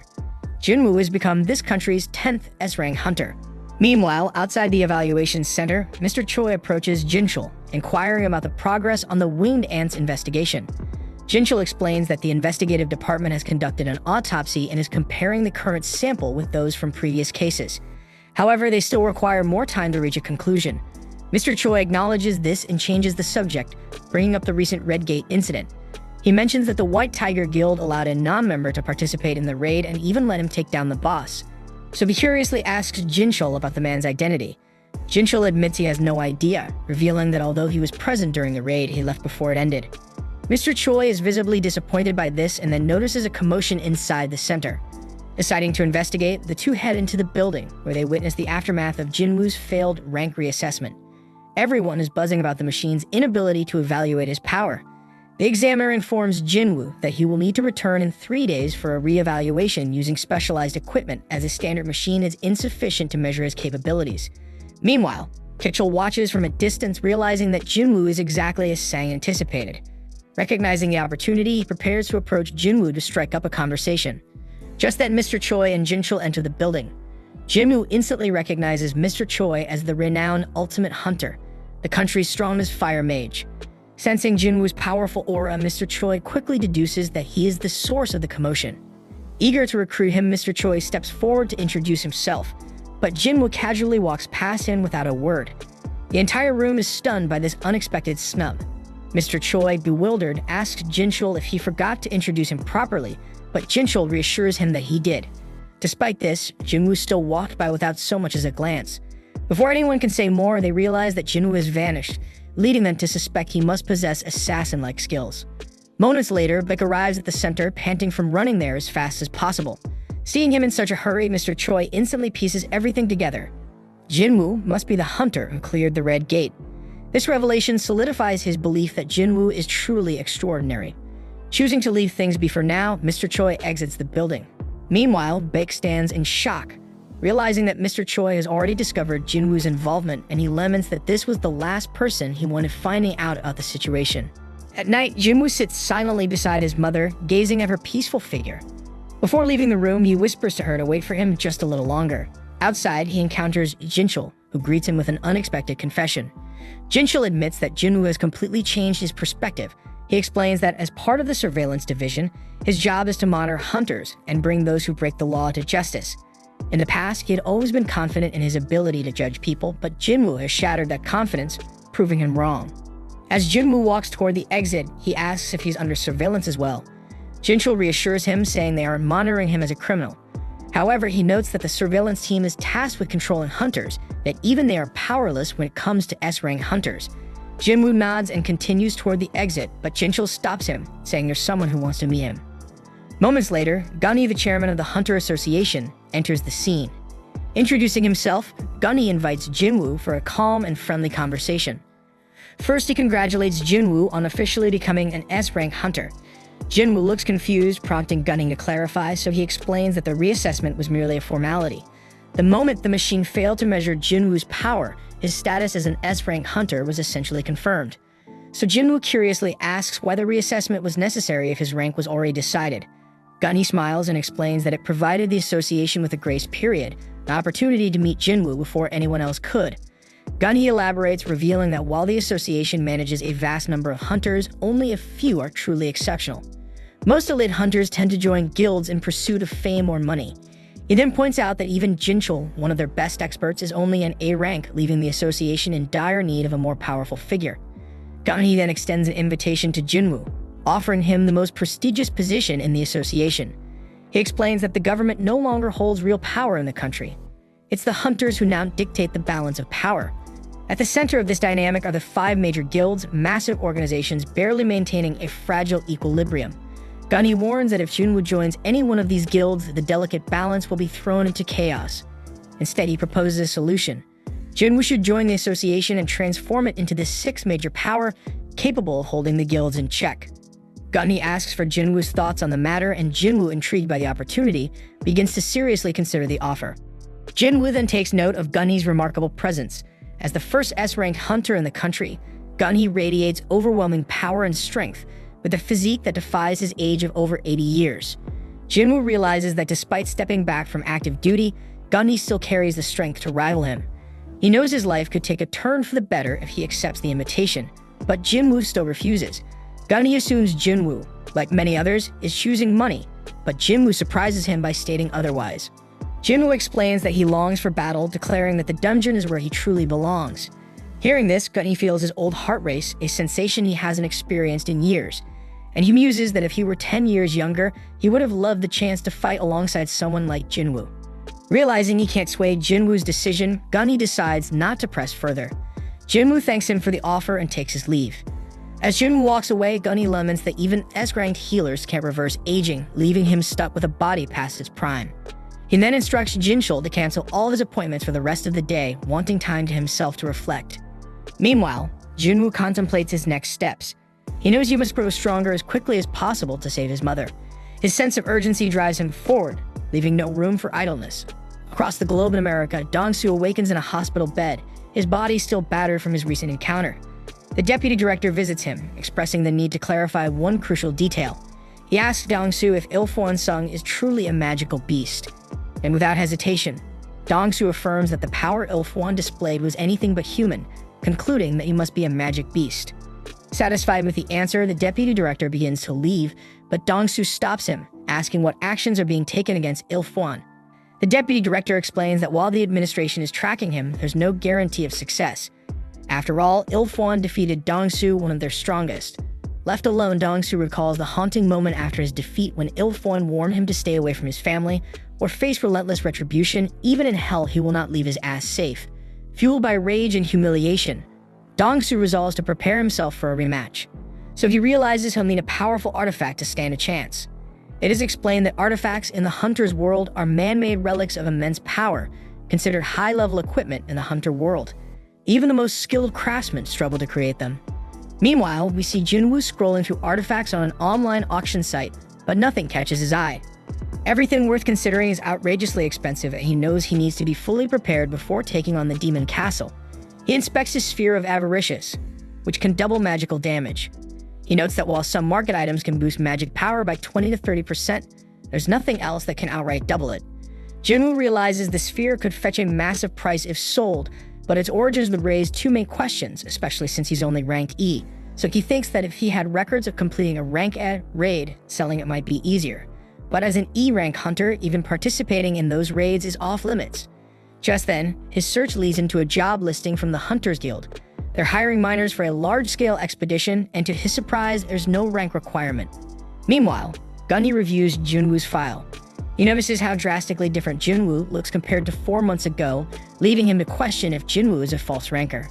However, Jinchul assures him otherwise, revealing that Jinwoo sustained several injuries while clearing low-ranked dungeons. He then explains that Jinwoo became a hunter to fund his sick mother's care and pay his sister's tuition. Gunny, impressed by his devotion to his family, learns that Jinwoo recently joined the Hunters Guild raid mission. Gunny assumes Jinwoo couldn't resist the sign-up bonus, but Jinchul corrects him, explaining that Jinwoo joined as a miner, not part of the assault team. Gunny is puzzled, unable to figure out Jinwoo's motives. Meanwhile, we see Jinwoo arrive at the gate site. He's accepted as a miner due to his strength, which stands out even among combat-type hunters. Jinwoo then explains that large-scale gates, such as rank A, require various teams: the assault team for fighting monsters, a mining team for extracting mana stones, and the recovery team for collecting monster corpses. So with so many people involved, the rewards are substantial. Meanwhile, inside the dungeon, we see the guildmaster Mr. Choi battling the monsters solo. He incinerates them with his powerful fire magic, while the tanks shield the team from his flames. The monsters are left charred, and Mr. Choi presses forward, hunting down the rest with ease. A short while later, the assault team exits the dungeon and Jinwoo observes them, assuming they've cleared every monster except for the boss to keep the gate open. So he realizes how strong Mr. Choi must be to lead the team through a rank-A gate without issues. The miners then gossip about the Hunters Guild's second-in-command as she emerges from the gate, revealing herself to be Cha-ha. Jinwoo then senses her powerful aura, and for a brief moment, she picks up on his. Though the sensation quickly fades, she wonders if it was her imagination. Jinwoo, impressed by her perception, decides to focus on his work. The miners then enter the gate and begin extracting mana stones. And while the others are focused on mining, Jinwoo's interest lies in the rank-A boss. He wishes he could see it at least once. Overhearing miners whispering about his E rank, he shrugs off their comments, thinking that this kind of talk is universal. As he gets to work, his impressive strength draws attention, leaving the others questioning if he's truly E rank. After some time, the leader calls for a lunch break, so everyone else exits the dungeon, but Jinwoo stays behind, determined to finish his work before resting. The leader invites him to join them, but he declines, focused on clearing his mining area. As the others leave, Jinwoo's expression sharpens with determination because he sees this as his chance to sneak a look at the boss. Sprinting toward the boss room, he wonders if it's stronger than anything he's ever faced. Though he knows fighting it would be a massive loss for the Hunters Guild, he can't suppress his excitement. Summoning his dagger, he moves closer, ready to enter. But just before stepping in, he's stopped by Chaha. Her piercing voice cuts through the silence as she asks, "What the hell are you doing here?" Jinwoo thinks that this was a damn careless move on his part, and with a resigned sigh, he tells Chaha that he simply got lost and ended up here. She asks him if he is from the mining team and bluntly informs him that this is the boss room, ordering him to step back. Jinwoo silently admits that Chae truly lives up to her reputation, as he hadn't even heard her coming until she spoke up. Chaha then notices that the dagger she had seen earlier in Jinwoo's hand has vanished, wondering if her eyes were just playing tricks on her. Jinwoo apologizes for wandering off, a trace of regret coloring his tone, and she snaps at him to get out immediately, lest he aggravate the boss. Jinwoo attempts to leave, but as he passes by Chaha, she spots something off and commands him to stop. When he halts, she takes a whiff of him, surprised that he isn't reeking. She asks him if he's really a hunter, and upon confirming he is, and that he's ranked E, she wonders if something's wrong. Yet she brushes it off, cautioning him to be careful on his way out. As he turns to leave, she ponders whether his lack of stench is due to his low rank, and in a quiet moment of introspection, she admits that he actually smells pretty damn nice. Afterwards, we see Jinwoo heading into the dungeon after his break, while his mining buddies are quietly envious that he got to meet Chaha when he got lost. They mention that they can only admire her from a distance and explain that she tirelessly patrols the area to shield them from the boss, even sacrificing her own rest time. Jinwoo realizes with a flicker of admiration mixed with wistfulness that this is why she was around the boss room, and the mining boss tells him that she's a bit uneasy around the scent of other hunters. The miners add that it's due to her unique constitution, which is why she always covers her nose with a handkerchief. Jinwoo then reflects on how her reaction to him was notably different, and he wonders if that means he doesn't carry the typical hunter scent. He recalls that the boss of the Red Gate said something similar, and he figures it must be because he's just a player. With a subtle mix of curiosity and uncertainty, he wonders what being a player actually means, though he has no damn clue. Later, we see him receiving his pay after the mining wraps up, and the miner boss expresses his gratitude as they finished ahead of schedule thanks to him. The miners then remark that he possesses a natural knack for this, and the boss even confesses that in all of his time he's never encountered anyone quite like him. He inquires if Jinwoo would consider working for him on a long-term basis, promising fair compensation, but Jinwoo replies that this is merely a one-off deal for him. The boss frowns at this, yet he still requests Jinwoo's assistance for one more day, explaining that tomorrow they have consecutive A and C rank missions. Jinwoo reflects that his reevaluation test is scheduled for the day after tomorrow, and he feels a surge of confidence having finally grasped the raid process today. Still, he's startled to learn that the Hunter Guild has lined up raid missions one after the other, planning to tackle 2 missions tomorrow. The boss informs him that the second assault team will be assigned to these missions, leaving Jinwoo thoroughly amazed. The boss boasts that the true strength of the Hunters Guild lies in having 2 assault teams capable of raiding rank 8 gates, something no other guild in the nation can manage. Energized by this revelation, Jinwoo agrees to return tomorrow as well, and the boss, clearly delighted, promises to speak to his superior about doubling his salary. Jinwoo modestly tells him not to worry, but the boss remains insistent. That night, we see Chae with a trace of concern instructing someone to look into Jinwoo within the mining team, and she discovers that the person already knows him. He explains that Mr. Choi had tasked him with the same job the other day. However, he is unable to share any details as every piece of information on Jinwoo has been sealed by the blasted Hunter Association. He finds it utterly odd because he's never witnessed the association lock away data on someone who isn't a top-tier hunter, and before he can say more, Chahat abruptly ends the call. Lying in her bed afterward, she contemplates what all this might signify, thinking that although she's met many hunters so far, this is the first time she's encountered one who actually smells pleasant. The next day, we observe Jinwoo arriving at the gate site, and everyone greets him with open arms, a welcome stirring memories of his early hunting days and drawing a gentle smile to his face. They then decide to begin with the C-rank gate for the day, and we see Jinwoo working the mana stones like a damn human excavator. After wrapping up the work, he joins the others for a meal, and the boss keeps praise on him, claiming they managed to finish early and enjoy this lunch break solely because of his effort. The boss even wonders if Jinwoo truly doesn't want to stick with them, offering to pay him 5 times the usual rate, but Jinwoo flatly refuses the deal. Shortly after, Sun Ki-hoon, the captain of the second assault team, shows up, asking if someone from the mining crew can lend a hand since their porter couldn't make it today. The boss suggests that the recovery team would be better at hauling things, but Ki-hoon fires back that they already mentioned being short-staffed. Clearly annoyed, the boss isn't thrilled with the suggestion, and Ki-hoon ups the ante by offering a risk allowance if they accompany his team into the dungeon. Yet the boss shoots him down. insisting that low-rank hunters like them aren't fit to serve as porters in Ranka dungeons. Certainly no amount of cash would change that. Still, Kumu makes one final pitch to see if anyone's interested, and Jinwoo boldly raises his hand. The boss tries to talk him out of it, but Jinwoo retorts not to worry, confident in his own guts. But despite their protests, warning Ki-hoon that Jinwoo is new and clueless about what he's getting into, Ki-hoon simply asks for his rank. When he learns that Jinwoo is only rank E, he figures there's no harm in taking him along. They then head toward the gate, and Jinwoo can't help but notice that this gate is larger than the one from yesterday. Kuvun comments that while it might be bigger, its magical energy isn't as potent as the previous gates, reassuring him that it's not dangerous. After all, the second team wouldn't be there otherwise. Jinwoo soon spots that the team comprises 6 rank A hunters and 3 rank B hunters, a lineup that still qualifies as an assault team even without an S rank member. As they step into the gate, Jinwoo muses that the magic here is likely weaker than before, yet he can't shake an ominous vibe reminiscent of the Red Gate. The team's healer tells him not to get worked up, assuring him that all the hunters here are incredibly capable and nothing will go wrong as long as he sticks with them. Meanwhile, Kuhn is convinced that once this raid mission is over, he'll be officially promoted to captain of the team. He believes he can handle it, even if he's not as formidable as their current captain or vice captain. Just then, they sense the presence of monsters ahead and immediately spring into action without waiting for further orders. They are then attacked by some dungeon jackals, but these critters are too weak and the team wipes them out in a matter of seconds. They're all surprised to see dungeon jackals here, and Jinwoo wonders if they're a rare sight. So the healer explains that they are merely C-rank monsters, and it's strange to encounter them in a rank A dungeon, since weak monsters like these are usually devoured by stronger ones. Jinwoo then notices collars around their necks, revealing that these jackals were being raised as hunting dogs by someone. Just then, more monsters approach, and they realize it's an army of high orcs. One of them attacks by throwing a spear, and Kuhn barely manages to block the strike.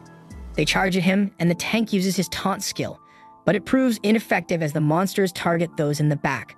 Although one of the hunters manages to repel them, the orcs take no damage due to their high magic resistance. The party's mage then binds one of the monsters that she can't hold it back because it's too strong, so the fire mage summons 2 fire soldiers to assist her. While the fire soldiers engage the orcs, the rest of the team fights fiercely.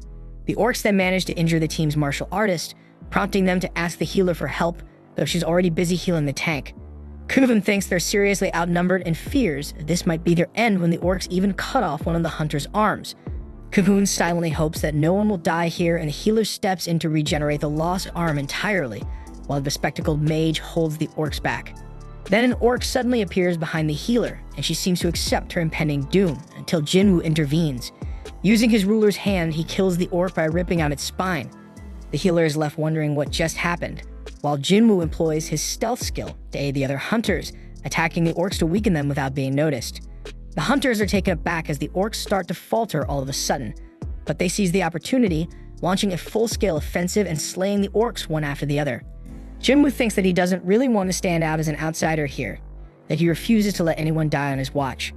Quietly, he continues to weaken the monsters from the shadows, and the other hunters manage to take care of the rest, eventually wiping out all damn the orcs. Kibum then checks in with everyone, relieved to hear that they're all okay. The healer mentions that something odd occurred during the fight, and Kihum adds that he, too, felt the monsters weaken dramatically all of a sudden. He questions the mages if they were behind it, but they reply that they weren't, and that such a feat shouldn't be possible without an assassin-type hunter. They decide not to dwell on it, reasoning that luck was on their side since they won in the end.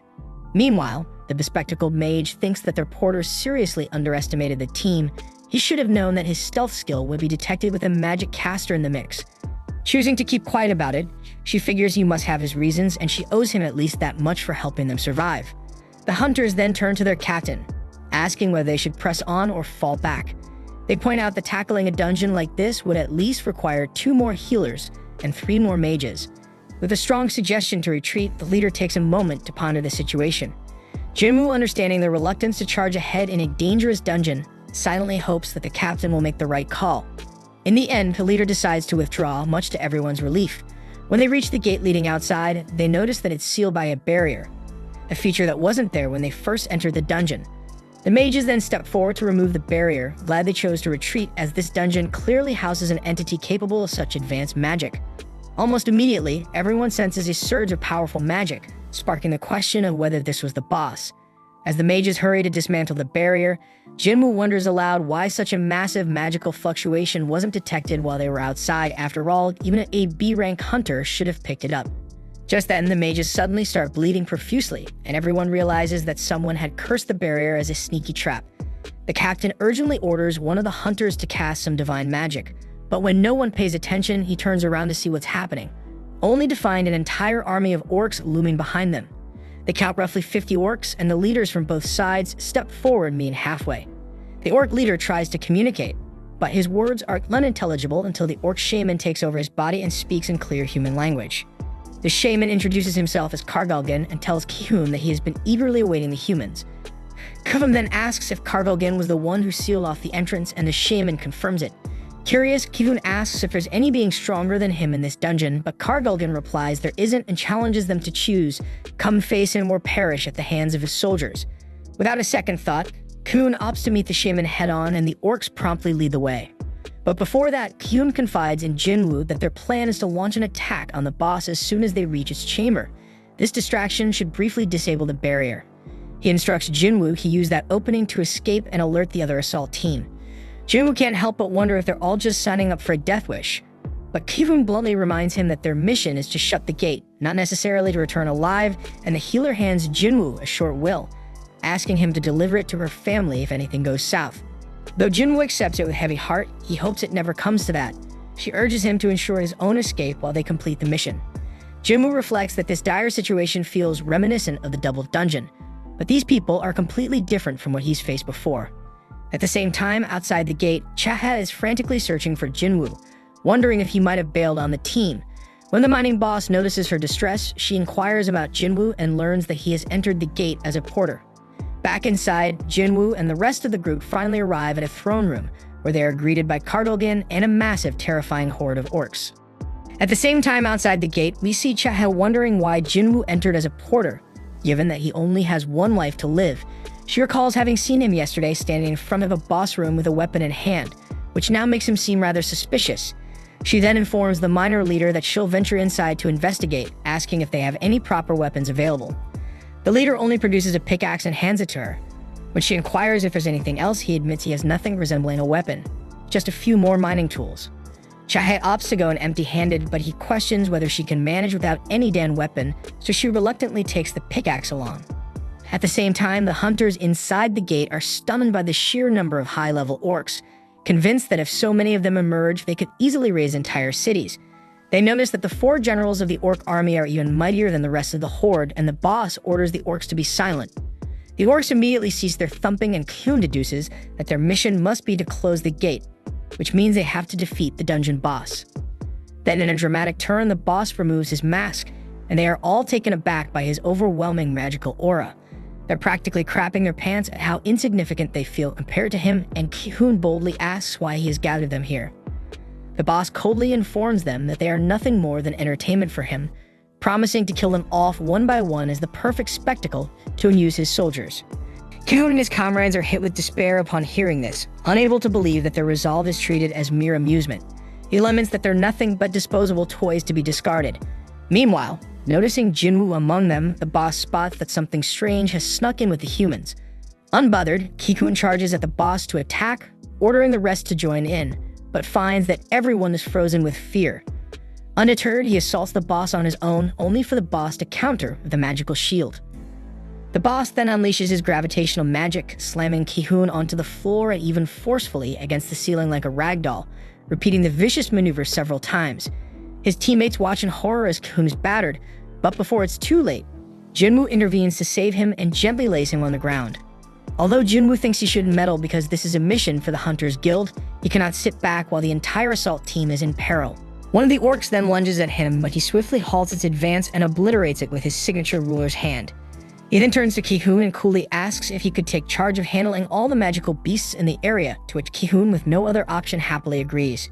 The boss, watching all this shit, deeming his enemies display nothing more than arrogant outbursts of raw magic, while Jinwoo admits that it was the first time he had encountered such overwhelming power, even if their roles naturally pit them against one another. And with grim determination, he summoned his shadow army, vowing to end the boss's reign once and for all.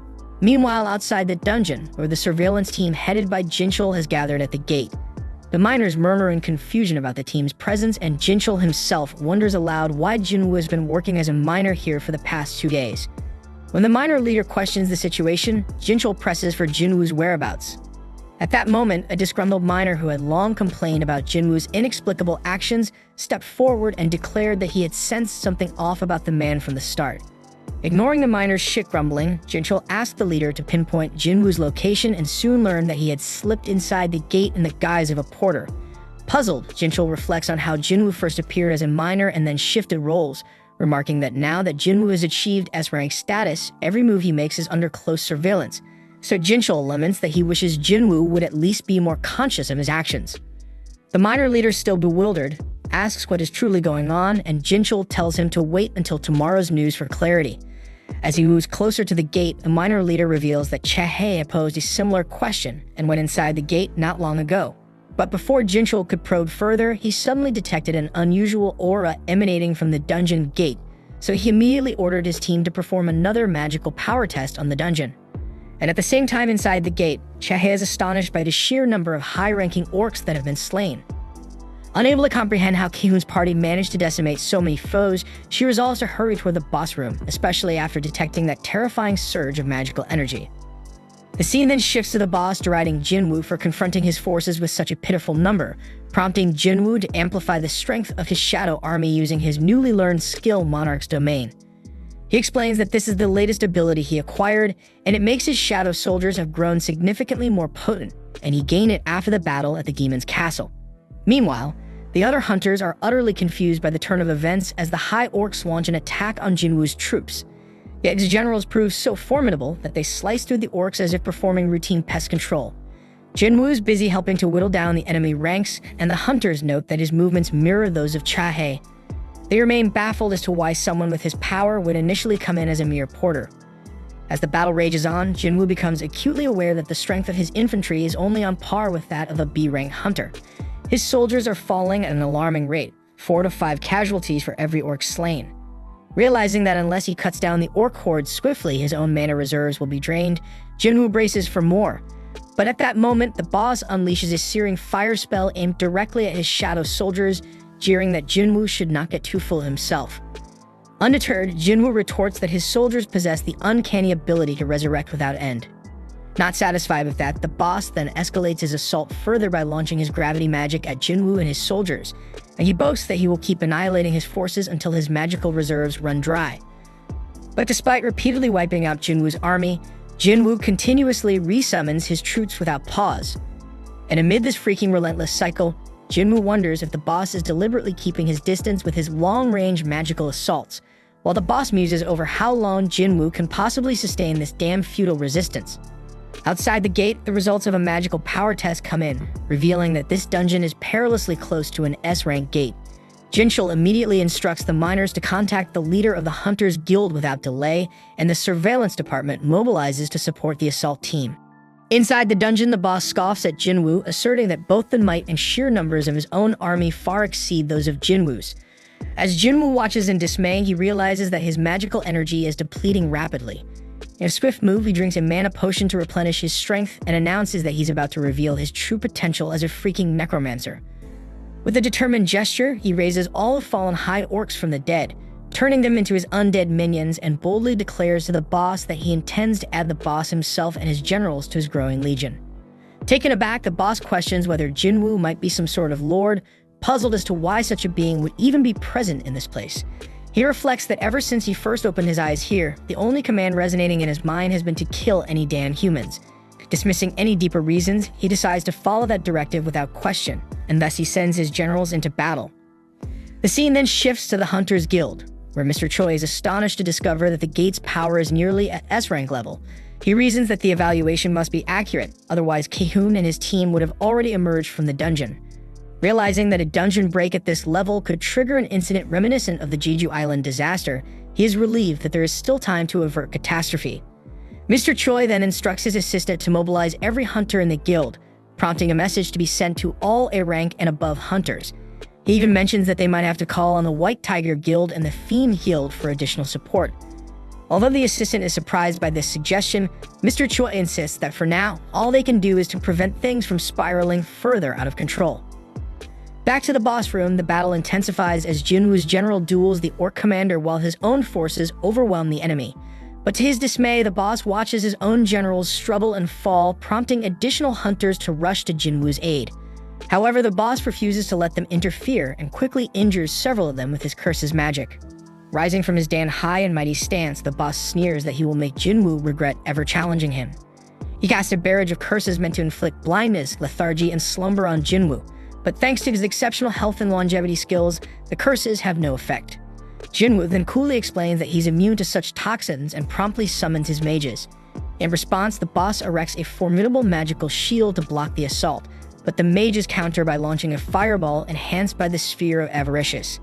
The blazing orb tears through the boss's barrier, striking in hard and fueling his anger. Just then, Cheike bursts onto the scene, her eyes wide with shock as she surveys the chaotic melee. She notes that several hunters are down and Kyun, for instance, is injured, but being hastily healed by the medic. When she asks what hell is going on, the fighters can only offer confused glances.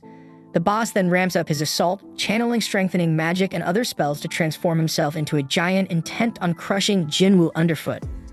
Jinwoo, however, nimbly dodges the massive blows, remarking disdainfully that he's never cared for giants, likely due to a previous debacle in the double dungeon. In retaliation, the boss unleashes a torrent of fire spells around him, indiscriminately wiping out friend and foe alike.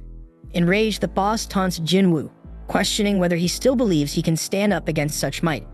In a bold move, Jinwoo lunges forward and stabs the boss in the eye, declaring that by turning into a giant, the boss has only made himself a bigger, more vulnerable target.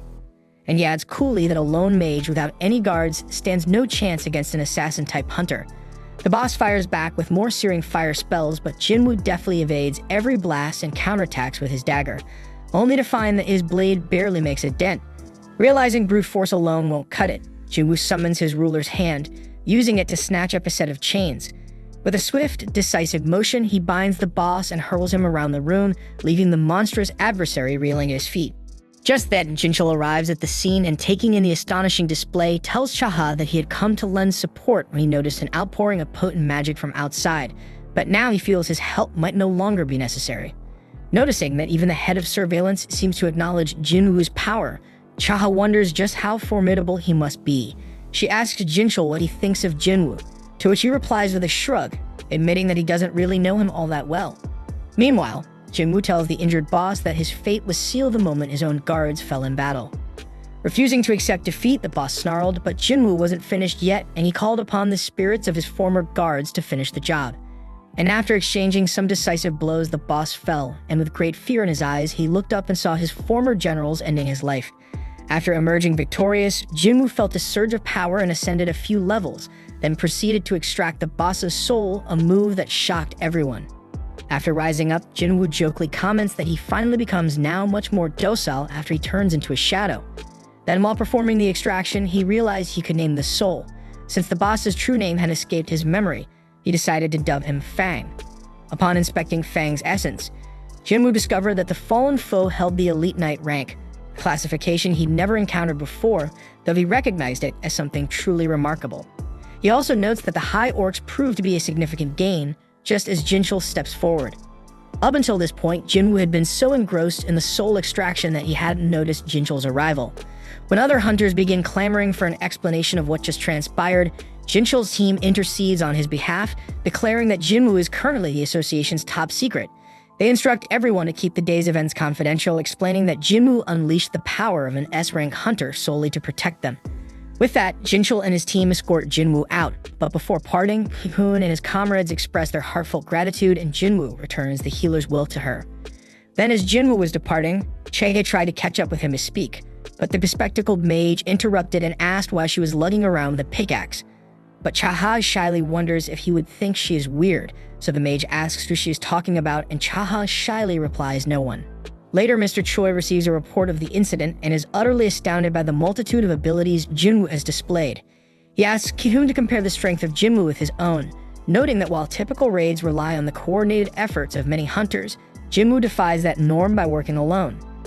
Kuvun then challenges Mr. Choi, asking whether he truly believes that he can conquer the most difficult dungeon on his own. Mr. Choi, with a wry smile, remarks that he doubts it, and then says that his title of Ultimate Hunter might now be little more than a joke. And as Mr. Choi leaves, Kuvun tells him that he must recruit Jinwoo at all costs, and Mr. Choi announces that he will do his best.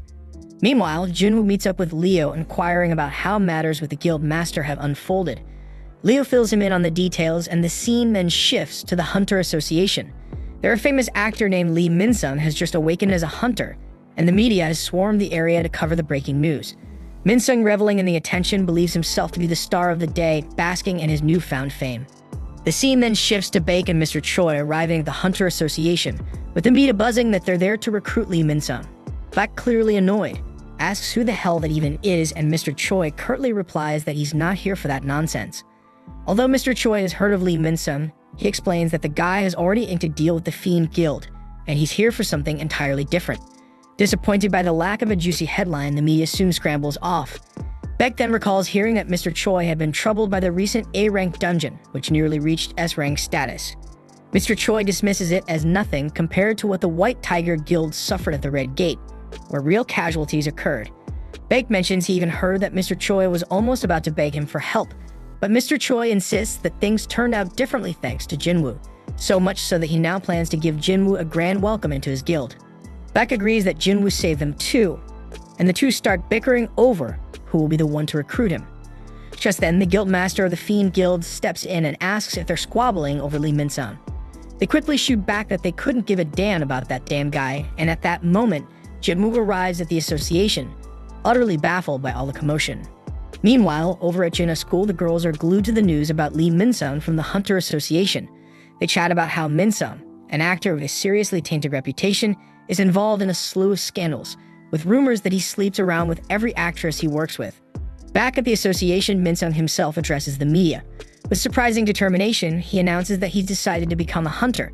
He declares that he'll be joining the Fiend Guild under the leadership of its master, Loon Ta-ju, prompting the media to ask if that means he's retiring from show business. Everyone is shocked that he made such a drastic decision without even knowing his official assessment results. But with a confident smirk, Min-sung asserts that he already knows he's a rank hunter and that his contract with the Fiend Guild will last for 2 years, after which he'll return to the industry, and by then his scandals will be nothing more than distant memories. He pretends that he's ready to risk his life fighting magic beasts, no matter what his rank might be. Just then, as Jinwoo tries to sneak into the association, Min-sung's guards block him, telling him he can't enter until the conference is over. Just then, Gunny bursts in and announces that Jinwoo is already his guest, recalling that he had specifically requested they not hold a press conference at this hour. Min-sung bristles at this intrusion, but Gunny doesn't give a damn and promptly takes Jinwoo inside. The media, now even more curious, starts wondering who this mysterious Jinwoo is. Meanwhile, Min-sung tries to force his way into the association for an appraisal, but Jinchul intercepts him, warning that he can't get in right now because others are being reassessed. Min-sung seethingly asks Jinchul if he even knows who he is, threatening that a single word from him could cost him his job, yet Jinchul, clearly clueless about his shit identity, orders him to stay outside or else. We then see Gunny escorting Jinwoo to the reassessment venue, where Jinwoo notices that Mr. Choi and Baek are present to review his results. Entering the assessment room before they begin re-evaluating his power, the assessors ask him what abilities he uses. Jinwoo casually demonstrates by summoning one soldier, though Gunny knows full well that's just the tip of the iceberg, as Jinchul has filled him in on his true capabilities. Deciding it's time to show his real strength, Jinwoo summons his entire army, declaring that he can bring forth about 100 more soldiers on command. Gunny is visibly stunned by this display, and both Mr. Choi and Baek can practically feel the sheer intensity of his magic. So powerful that it makes them wonder if his abilities even surpass their own. Before long, the appraisal process concludes and Jinwoo is issued an S-rank hunter license. He thinks to himself that with this new status, no one will ever suspect him if he sells the Sphere of Avaricious, using the money to get properly equipped. With renewed determination, he decides that his next target will be the Demon Castle, and Gunny eagerly looks forward to seeing what he can accomplish. We then see Jinwoo leaving the association with Mr. Choi and Baek waiting eagerly to talk to him about recruiting him, but he simply walks right past them, insisting he has other pressing matters to attend to. Just as he opens the door to the association, he's ambushed by flashing cameras, the media snapping pictures of him. Songy, astonished to see his face on the news, shows the photos to Jinna, who is equally shocked to discover that her brother has become an S-rank hunter.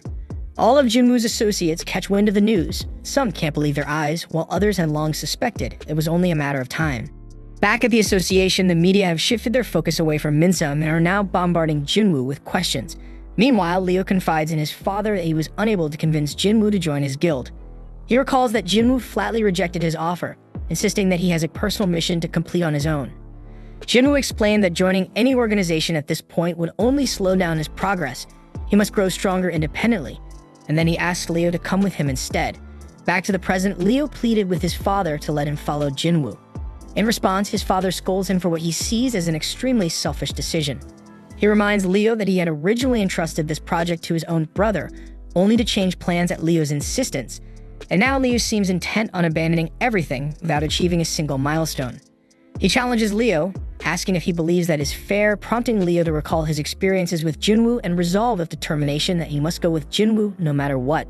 At the same time, staff at the association are busy keeping the press at bay, preventing them from crowding around Jinwoo. Baek offers to escort Jinwoo home, arguing that dealing with the media would be too draining, but Jinwoo insists there's no need. With remarkable speed, he slips past the reporters while covering his face. Mr. Choi is stunned by how physically strong Jinwoo has become despite his magical background, and Bak can hardly follow his movements with his own eyes.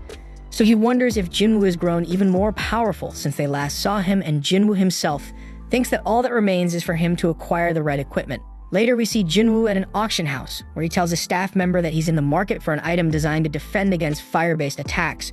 When the attendant inquires about its intended use, Jinwoo explains that he needs something to withstand the intense heat inside a dungeon.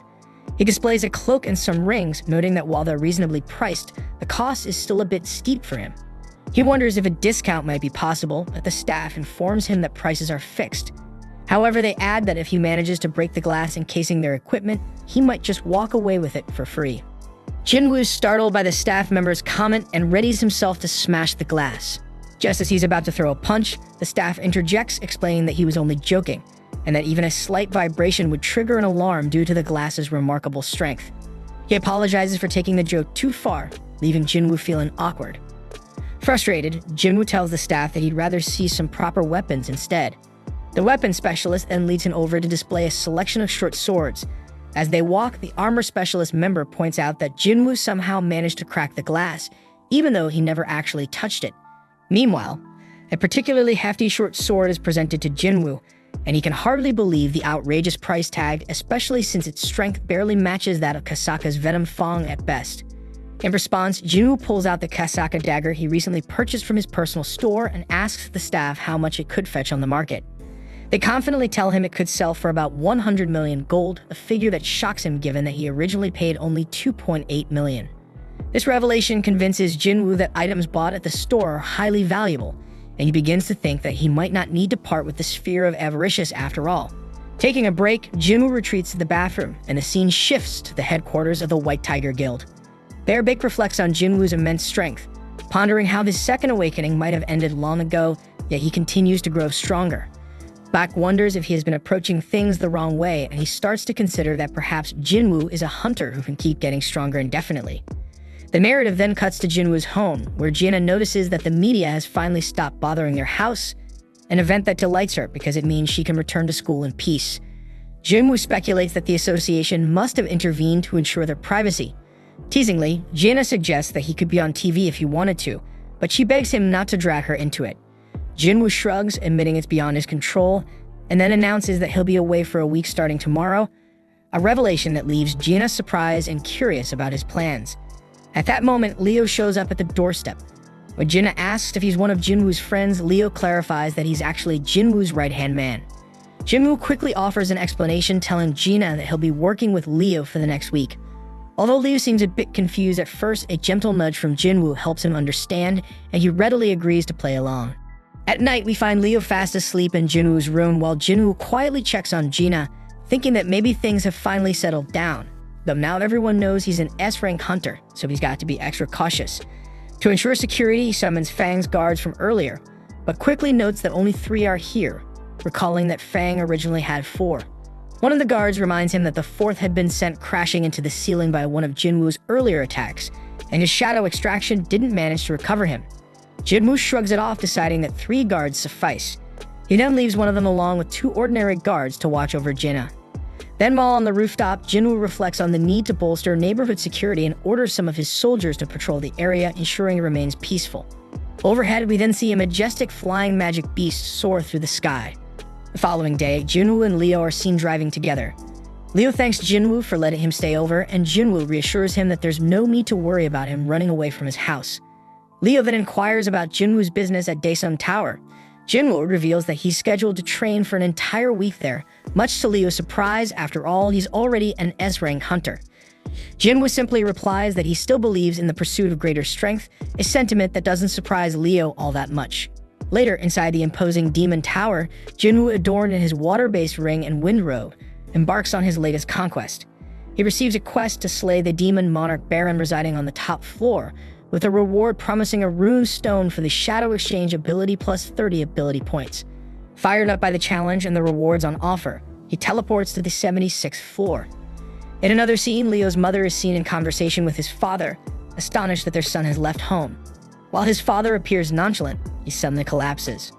Back at the Demon Castle, Jinwoo is locked in combat with a formidable boss-level monster. In the heat of battle, he summons Fong and hands it the Sphere of Avaricious. Fong retaliates by unleashing a powerful fire spell that reduces the monster to ashes. Impressed by the display, Jinwoo resolves to carefully consider when best to deploy Fong's abilities in the future. Later, we see Leo's father awake in the hospital, learning that Leo has come to visit him. His wife confesses that she lied about his collapse being due to overwork to Leo, and they recall the doctor's grim explanation. He has contracted the so-called eternal slumber disease, a condition where one is overwhelmed by sleepiness until they eventually falls into an unending slumber. Leo's father kept wondering why he had contracted this awful disease, and the doctor explained that people with low resistance to magic are especially prone to it if they're exposed for too long. The doctor even asked if any of his friends or relatives were hunters, which made both him and his wife think about their own son Leo, but the doctor admitted that the exact cause was still unconfirmed. Frustrated, Leo's father then began to wonder if perhaps he had been completely eliminated by this harsh world. Meanwhile, at the country's border, a squad of hunters was patrolling the area when they encountered that flying magic beast we saw earlier. They stopped in their tracks, all scratching their heads and wondering what the hell is that. Back in the Demon Castle, Jinwoo is leveled up after his recent battles. He explains that he's reorganized his soldiers into 6 separate teams, each operating on its own with 2 simple orders. First, to eliminate every visible enemy, and second, to alert him as soon as they find the permit. He admits that this strategy means he won't be able to grab any loot aside from the permit, but it's a more efficient plan overall. However, his progress has slowed considerably since he hit the 80th floor. As he ponders what might be causing the delay, he suddenly notices a drastic drop in his MP. It turns out that someone has been continuously wiping out his soldiers, specifically targeting his Team A. Jinwoo is shocked that an enemy here could defeat a team of his high-level orcs, so he calls his team back and heads out personally to investigate. Arriving on the scene, he finds that Team B has also taken a hit, and he figures that the enemy must be seriously formidable. But something doesn't add up. He points out that Fang's team was much closer to Team A, yet the enemy chose to target the more distant Team B. It dawns on him that this adversary must have known that Fang was too powerful to tackle, and so deliberately chose weaker opponents instead. Jinwoo then deduces that the next target will likely be the Ice Bear squad, and sure enough, he soon spots some demon knights swarming the Ice Bears. The demon knights tear through the bears as if they were nothing more than playthings, and Jinwoo watches in stealth mode. Satisfied with their performance, he deactivates his stealth. One of the knights lunges at him, but he swiftly dispatches the attacker. Then, as 2 more assailants join the fray, he tears them apart with ease, leaving only their leader standing. He charges toward her, but she seems afraid and retreats. At that moment, Jinwoo reflects on his long-held curiosity about whether magic beasts feel fear, and he finally confirms with a malicious smile that they can do. Then the battle escalates as he clashes with the leader, nearly ending her life, until unexpectedly she surrenders before he can deliver the finishing blow. As her voice echoes through the fray, he realizes that she is a woman. Removing her helmet, he takes in her features. She pleads for mercy, and Jinwoo is taken aback that the very person who initiated the conflict now begs to be spared. He retorts that he has already dispatched all of her companions, yet she insists that it is the solemn duty of the knights to protect their lord at all costs. She is convinced that as long as she remains safe, her people will thrive, a sentiment Jinwoo dismisses as selfish. Unmoved by her pleas, he turns to leave, but as he glances back, she lunges at him again. But before her attack can land, Fang intervenes to shield him. Confused, he demands to know what she intends to do, and she once more begs for her life, promising to do anything he requests. He orders her to fetch the entry permit, and she reveals that it is currently held by her family. If he spares her, she will retrieve it for him. Moreover, she boasts that she even knows the locations of every permit on the upper floors, and if he guarantees her family's safety, she will guide him to them. Jinwoo realizes that he failed to locate the permits because her family deliberately hid them, and he glares at her with murderous intent, questioning whether he can truly trust her. Sensing his fury, she pleads earnestly that he can, and he reluctantly agrees on the condition that he obtains the permit. She gratefully thanks him, and he then demands to know exactly who they really are. The scene abruptly shifts to a desolate island, where a sinister flying ant has infiltrated the area, leaving devastation in its wake as it slaughters everyone it encounters. Back at the demon castle, the girl introduces herself as Easel, the eldest daughter of the Radiru family. Jinwoo, however, remarks that this is not the answer he was seeking. He had hoped to learn more about the system from her. Much like he did with Baruka, the leader of the Ice Elves, and he presses her by asking if she is tormented by voices commanding her to kill humans. Easel denies this, admitting instead that she hears a different directive, one to protect the space. Intrigued, Jinwoo asks when that command first began. She confesses that it all began the moment she arrived here, and when Jinwoo presses her about where she was before, she replies that she was in the demon realm, and that everyone only ended up here once they regained their senses. Intrigued, he wonders aloud what they were doing in the demon realm. Suddenly, something odd happens. She starts acting robotic, her voice flat as she explains that they were preparing for war. When he asks who they were gearing up to fight, she reveals that it was against a formidable enemy, so powerful that the demons had to band together to stand a chance. And they were on the verge of fighting that formidable enemy. But just as she begins to elaborate further, an error message suddenly issues from her mouth, announcing that the details are classified and that the conversation is now blocked. Before he can press for more, she faints and Jinwoo quickly catches her, realizing that he can no longer ask for any additional information. The scene then shifts to a meeting at the Hunter Association. Officials review photos from the recent flying ant attack on the Japanese outlying islands, and Jinchul reports that the assault caused a total of 294 casualties, with 108 hunters engaged in battle. Among the fallen were 4 E-rank hunters, 1 C-rank, and 1 B-rank hunter. Gunny is astounded that a single monster could inflict so much damage, and Jinchul adds that the creature was eventually put down by an A-rank hunter who arrived on the scene. Gunny deduces that the winged ants must possess A-rank strength, a fact confirmed by Jinchul, who cites findings from the investigation department after dissecting the monster. Gunny then points out that the island attack lies just 120 kilometers from Jeju Island, warning that if those ants develop even stronger flight capabilities, they could easily reach the southern tip of their nation. He immediately calls for assistance from Japan and urges that neighboring countries be alerted. He laments that the inevitable threat is upon them now. He wanted to strike first to prevent casualties, but it appears he was too late. Determined, he declares that the 4th raid mission of Jeju Island is now underway. Back in the demon castle, Easel apologizes to Jinwoo for suddenly fainting. He gently asks if she's alright, and she assures him that she's fine, even wondering if he had been worried. He admits that he was indeed concerned and inquires if her home's nearby. Easel gestures toward a house straight ahead, and they proceed inside. Once there, her father is taken aback by the unexpected visitor and wonders if she hadn't noticed the countless troops silently looming in his shadow. Jinwoo notes with appreciation that her father is quite perceptive, but soon enough Easel's father's forces close in around him, declaring that they won't let him leave alive.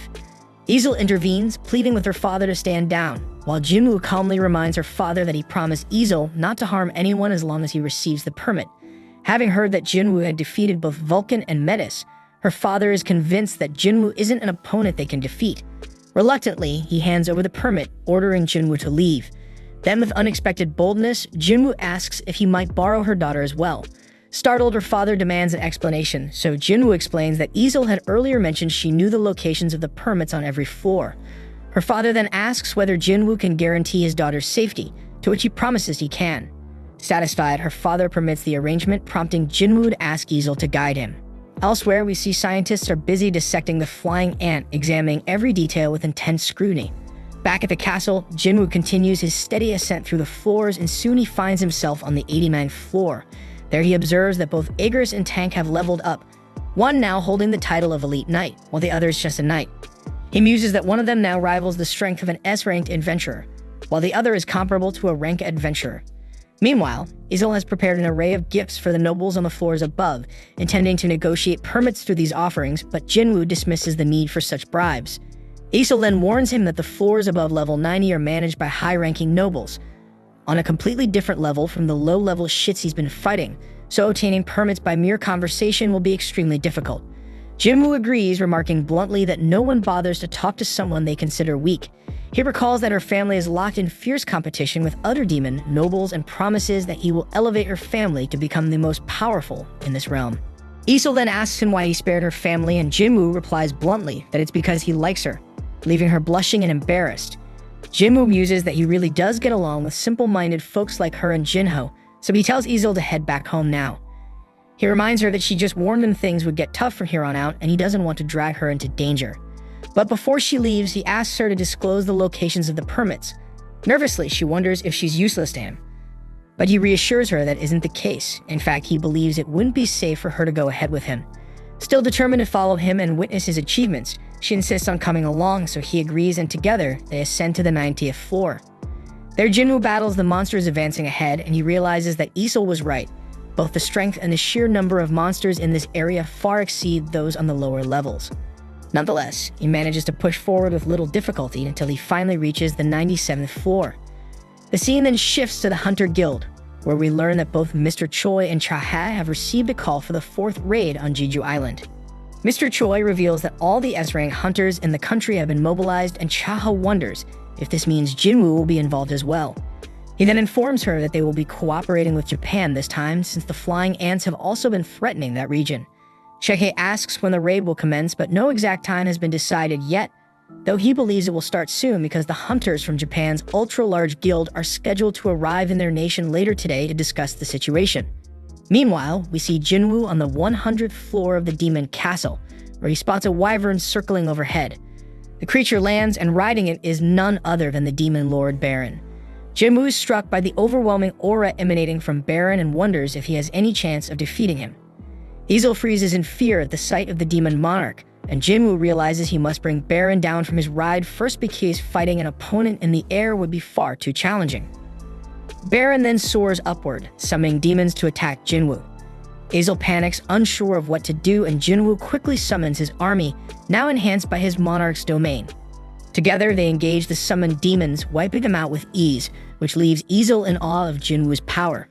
Still, she remains uncertain whether he can ultimately prevail against Baron, as he is merely an invader, and she wonders whose side she should ultimately choose.